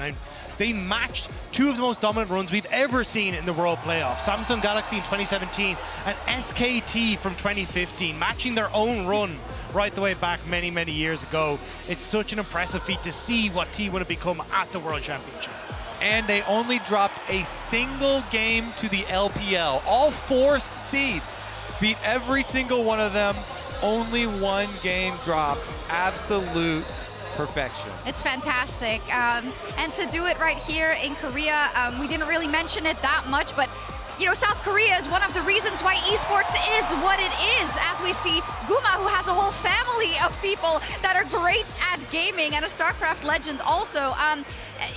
In general, it's just such a beautiful moment, and I almost think, was it all for this? You know, the 2 years of the heartbreaks for the T1 fans, for the organization, for the players themselves, even on the biggest stage. But this is what you get in return for all your hard work. And it's the fact that every single one of them stepped up at different times over the course of this playoffs. Obviously, we were talking a heap about Gumayushi and Kerry in that bottom side. But I mean, the fact you saw Zaya step up here today to clinch that World Finals MVP, when you look towards how good Owner was in the jungle, not only here, but over the course of playoffs as well. And obviously, you could talk at length about Faker. But every single person on this team had their moment and had to do it to get here. Yeah, and I think the other thing that I still want to stress about this team is like the fact that they came in, you were looking at how they were going to play, you were looking at JDG. A lot of people were like, JDG has the golden road, the meta hasn't changed at all.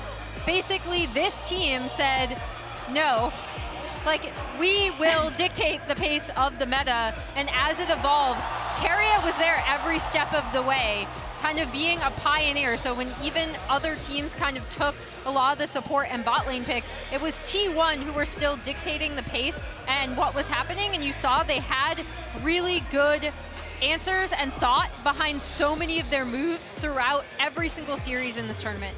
I think if you're looking at the tournament overall, Keria might be my overall MVP. Okay, yeah. Zeus definitely deserves it here for finals. Him and Owner had really big games. Faker, as you said, popping off in the last one as well, especially. It's so interesting because we were watching the JDG match as well, and it almost seemed like it's a pre-final, of course, almost, but today, I don't want to say it, but we had them as huge favorites, and for Weibo, was it a collapse, or was it just the fact that T1 was that much stronger? How do you want to put it? That was just Weibo. That's just Weibo to the T. I mean, this team can, on the day, look like the best team in the world, but it can oftentimes fall apart because you do have players that are so coin-flippy, like the Shy, Xiaohu not stepping up, and even when we look towards, you know, how a lot of these fights were going, a lot of them were resting on that knife's edge, and Weibo very quickly turned it into themselves. Yeah, it's true. For T1 also, we've said it before, but now we often say the LPL is like the most gruesome qualifying bracket for Worlds. Well, T1 ran through all of them to make it to this title, which is so impressive, especially when you look at the history between these two regions and the fact that T1 wasn't necessarily the team you would have chosen out of the LCK to make this run. Yeah, I think a lot of people were highlighting Gen G as like on the opposite side of the bracket as the other LCK team, or the LCK team that might make the most noise at this tournament. I think it's also for T1, like specifically, and again, this roster, like I loved hearing from Zeus being like, oh wow, someone copied That's the awesome. I loved hearing from Zeus being like, last year I saw Kingin across from me get this MVP award, right? And it like tore me up. Yeah. And so now to see him step on stage, I also would shout out Owner throughout this tournament. Again, I think I cannot stress enough what a amazing performance he has had throughout Worlds, especially compared to his summer, and to have that happen, to be that player for his team is amazing. And I think it's been incredible to see that, like, we had the T1 obviously from spring that was incredibly strong, and we did see that shift back in towards this meta, but like every single time T1 took to the stage, they were massively prepared for their opponents. I mean, you can see it up against JDG where they were forcing these like picks were missing, has to go into the Alistar, into these terrible matchups, so that then they're prepared. They come into today and Faker's able to bring out the Akali and have an insane performance because they're ready for what Xiaohu wants to play. There is so much work that has gone into this, let alone the fact that every single part of them has been incredible. And T1 really did silence them here today. I love it. He's like, I'm gonna do it, and then immediately a little smile, like, oh, I'm a good guy. Like, and when we talk about the LPL, I think one of the things that I know you and I have both stressed, Rob, is how different all of these LPL teams are, right? In terms of playstyle, in terms of how they see the game. So to see T1 go through every single one of them, have good game plans, having prepared the squeal for every single one of them, and have to go through different playstyles, and also to have T1 be this team that's like, we are going to play so aggressively. We are going to smash you early, which I think people initially, at least whenever I would talk about this team, had trouble wrapping their heads around because they had old, slow T1 still in their minds. And that team was never like that. The heart synergy is not on point, sorry. And then to see them go through all of these teams with different playstyles from the LPL, no one can contest how good this team is. I just think that Faker especially deserves that shush to the audience. You know, everybody had started to doubt that he would be able to do it again. People were like, okay, Faker, is he ever going to be able to get back to it? And he worked his way all the way back here to make it so complete now with a 4th World Championship on top of it. It is crazy. There's no one who can ever catch him. No. At this stage, I mean, a 10-year-long career with a 40% win rate in World Championships is kind of nuts. Like, that stat in its own sake is just mind-boggling. People are still like, okay, yeah, he's the GOAT, but the GOAT is getting old, you know, maybe he doesn't have the hands anymore. He had the hands. Yo, the volley game. He was magnificent. It was crazy. It's so cool to see, and as we've discussed also before, it's those purely the numbers, absolutely, but it's also his influence on this esports. I would even wager he's one of the reasons why this esport and this sport is so incredibly big. Oh yeah, he is definitely, he is League of Legends. He is competitive League of Legends. I have to say as well, just for the T1 team, like there's also no way that this is ever going to not be Korea's favorite team ever. After being the only hope in the tournament and having all the pressure on them. Do you think they're still going to go their separate ways? They can't now. Oh my God, if the team breaks up still, it's going to be such a heartbreak. I have some disappointing news for you guys. I think they still might. I mean, either way, We'll see. I think it's still an incredible moment for T1 and for Faker. 10 years ago, the LPL got their first ever finals at the World Championship stage against Faker and against SKT, and they couldn't overcome them. And 10 years later, it's still the same final boss that they can't overcome. And it's incredible to see that T1 have been able to keep what has been such a world-class level for such a long period of time. And finally to have the other 4 members on this team picked up more than a well-deserved win and more than a well-deserved title is such a momentous moment, not only for this team, but also, as you say, for the esport as a whole. It's crazy. Hey, Kobe, you tweeted it, but what skins do you think we're looking at? I was thinking the Jace top for Zeus. Yeah? You know the story around his name and his mom suggesting it to him because it does sound like his Korean name. And the God of Lightning is so intertwined with some of his favorite champions, with the Jace, with the Kennen and stuff. Not Volley Bear? That'll be my vote. When I return and I get back. But you know, maybe something like that for him. You know, for Owner, the Lee Sin, he got to pull it out in the finals a bunch. It has been magnificent for him. Every jungler also loves Lee Sins, and that sells really well. So maybe something like that. Faker's always talked about the Ahri. Yeah. So maybe he can finally get his Ahri skin. The bottom lane is a little more difficult because they're so versatile. Like I would love a Gumaveris because I thought he had those crazy plays, but he is also, you know, one of the Draven, so maybe he goes to Draven is pretty cool. Maybe he goes the Draven route. Carrier could get an AD carry too, or a Bard, or I want to petition. Yeah, I want to petition Carrier to do the Tom Kench because Carrier's Tom Kench, I just love it. It's so aggressive. Like, you know, I don't know. Great. Wow. Really exciting. Another side quest, something we can talk about a lot.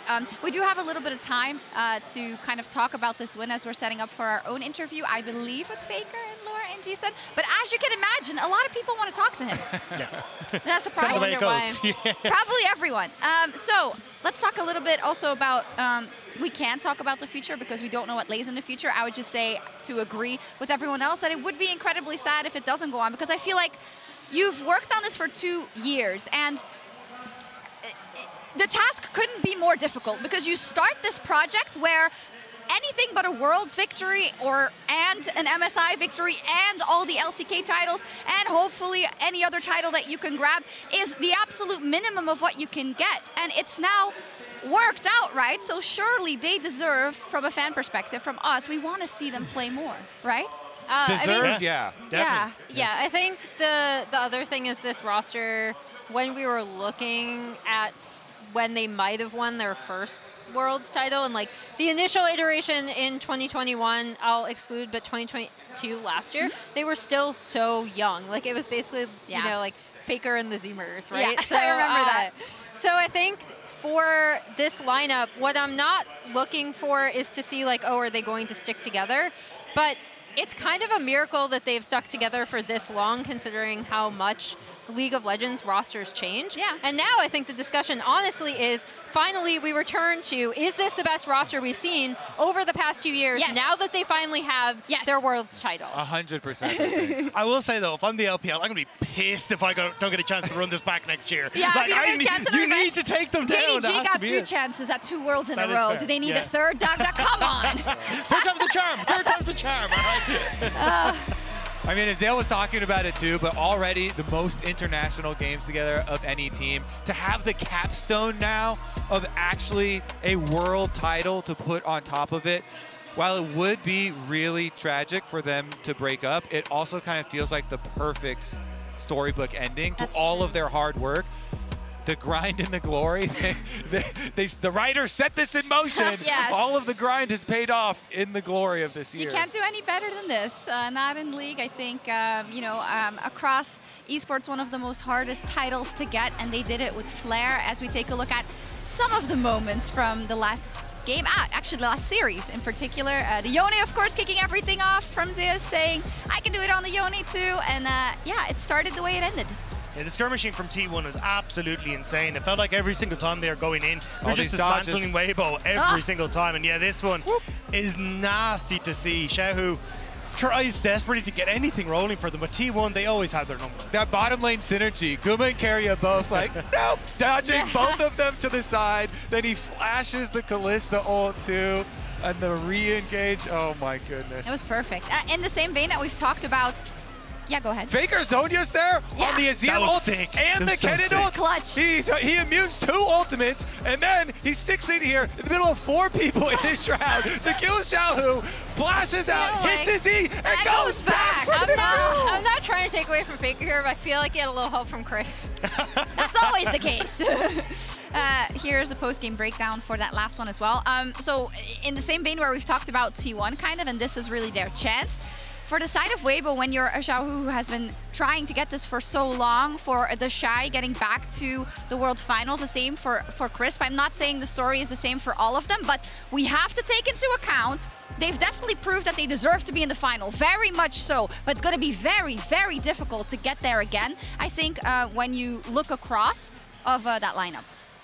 Yeah, I think 100%. I zoned out for a second. I was thinking about something else, so I have no idea what what the are you question thinking was. about? But he agrees with you 100%. What are you thinking about? I mean, look, I think for Weibo, I think it's a long road to try and get back into this position. Yeah. I think, as you say, this is a squad that has incredible talent, but it's also one that's taken a long time to try and get together and try to work together. True. When I look towards the Shy, look, this is as you get what you give. It's kind of a bit back and forth with him, but I think this is definitely a roster that has grown together over time and kind of understood how they need to work together. Even the Shy in interviews saying, hey, look, this is now a team that I do trust in and a team that I can't believe in, so maybe we get the run back, but we have no idea. I only will play Ornn when I trust all my teammates to carry, and he played Ornn. That's the truest side. To trust his teammates to carry in that game. I think the big thing for me with this Weibo roster, first of all, I never expected them to make a Worlds Finals based on their performance. Or Worlds. I didn't even expect them exactly to make it here. I think when you look at what Weibo and then previously Suning has kind of done with their lineup, they've shuffled pieces around until they found something that works. So I am really curious to see what's next for a lot of these players, especially, like, I do want to highlight Weiwei, right? Because I do still think he was very much their most consistent performer throughout this tournament. Obviously, like, certain other players had highs, but then they also had some pretty low lows if we're looking at someone like the Shy or even Crisp, who I did appreciate how he adapted to the meta, but I also thought he looked really, really rough at times, including today in this series.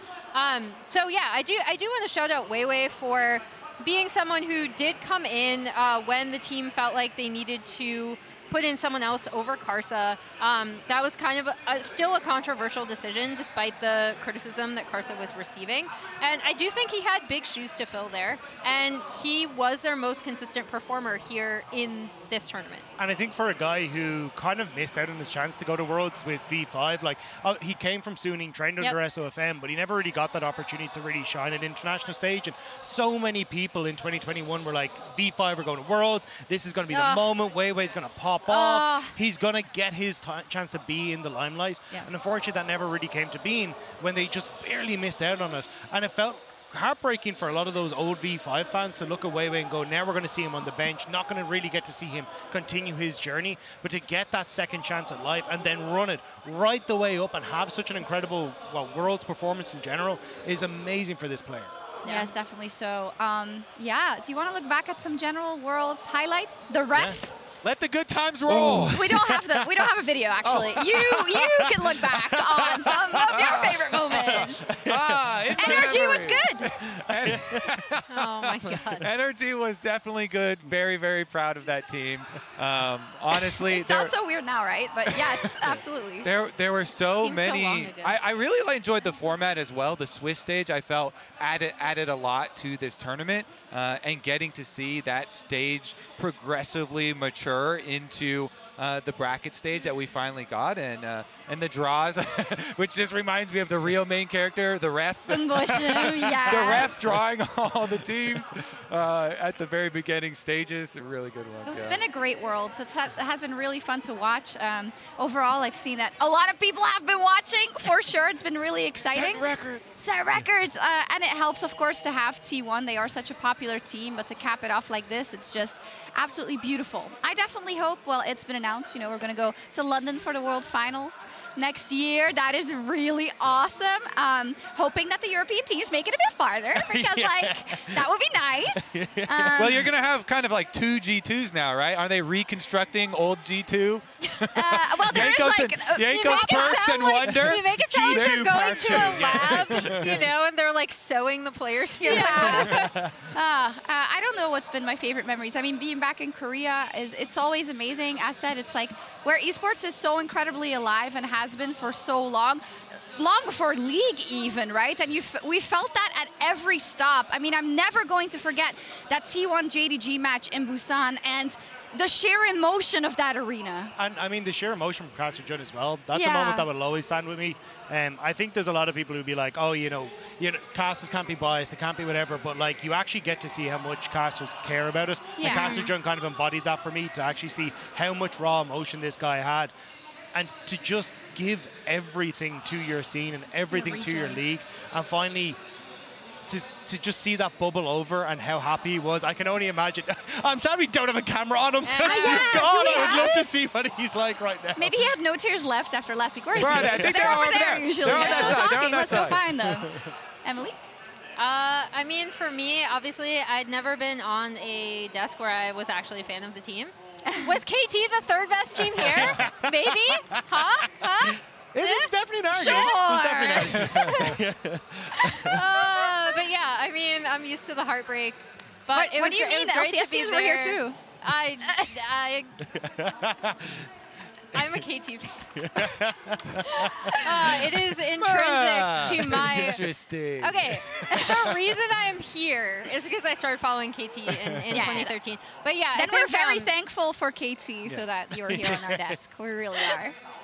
But I don't know what to say to that. But I thought that was like, even though I watched them lose, obviously, to JDG, that was a really special moment because I'd never been able to be on a desk where I was such an actual huge fan of the team and had that kind of emotional investment that wasn't just general, like, I mean, I'm emotionally invested in too many things in League of Legends, honestly. It's probably and in bad. life, me too. Yeah. It's troublesome. Emotions, gross. But no, that was great, even though KT lost. Yeah.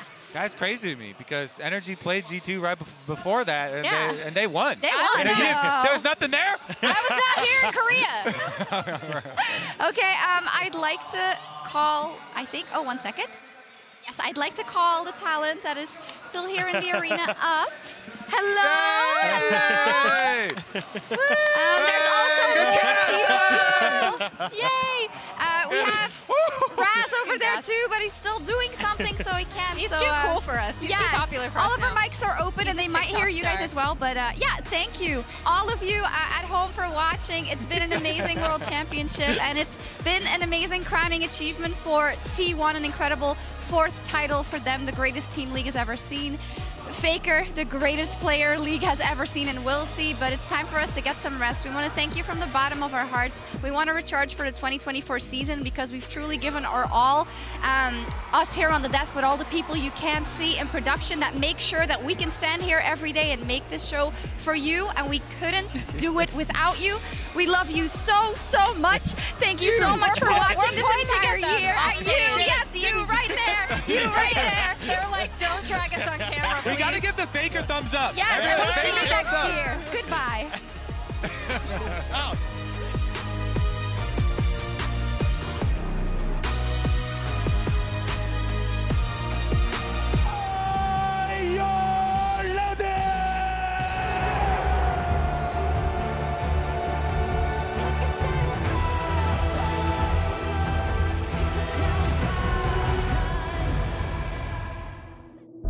It has been 3,695 days since Faker first stepped onto a World's final stage and won his first title. T1 have dismantled all hopes and dreams of the LPL. All of them, but one.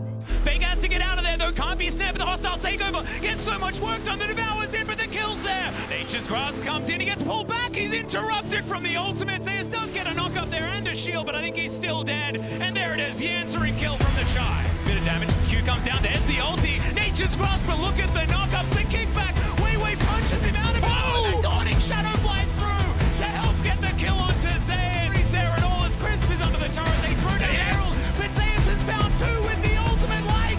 Goes down so low, but isn't going to survive. I think he's going to be excited about ganking the Shy anytime soon. Although Zeus is just going to kill him. That is just not fair. The Infernal Chains come in. He's lit on fire. He's feared. Akumayushi cashes in. Faker dashes over the wall. Remember, they don't have a turret here. The Charm is going to split them. Carrier tries to get a double rest.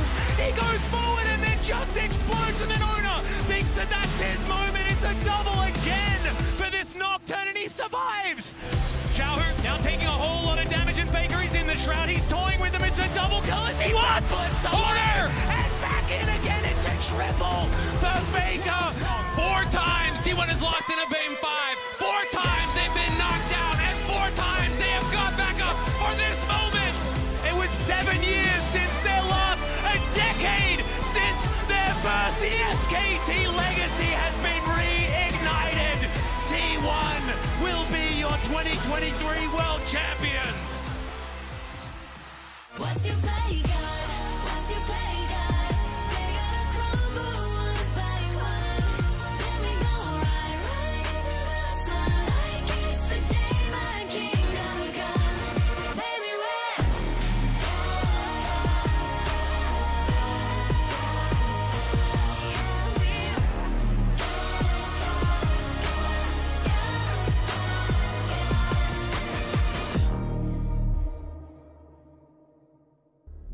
unstoppable, phenomenal, awakening, the animal, unshakable, optimal, it's happening, can't control, feel it, feel it, feel it. Feel it.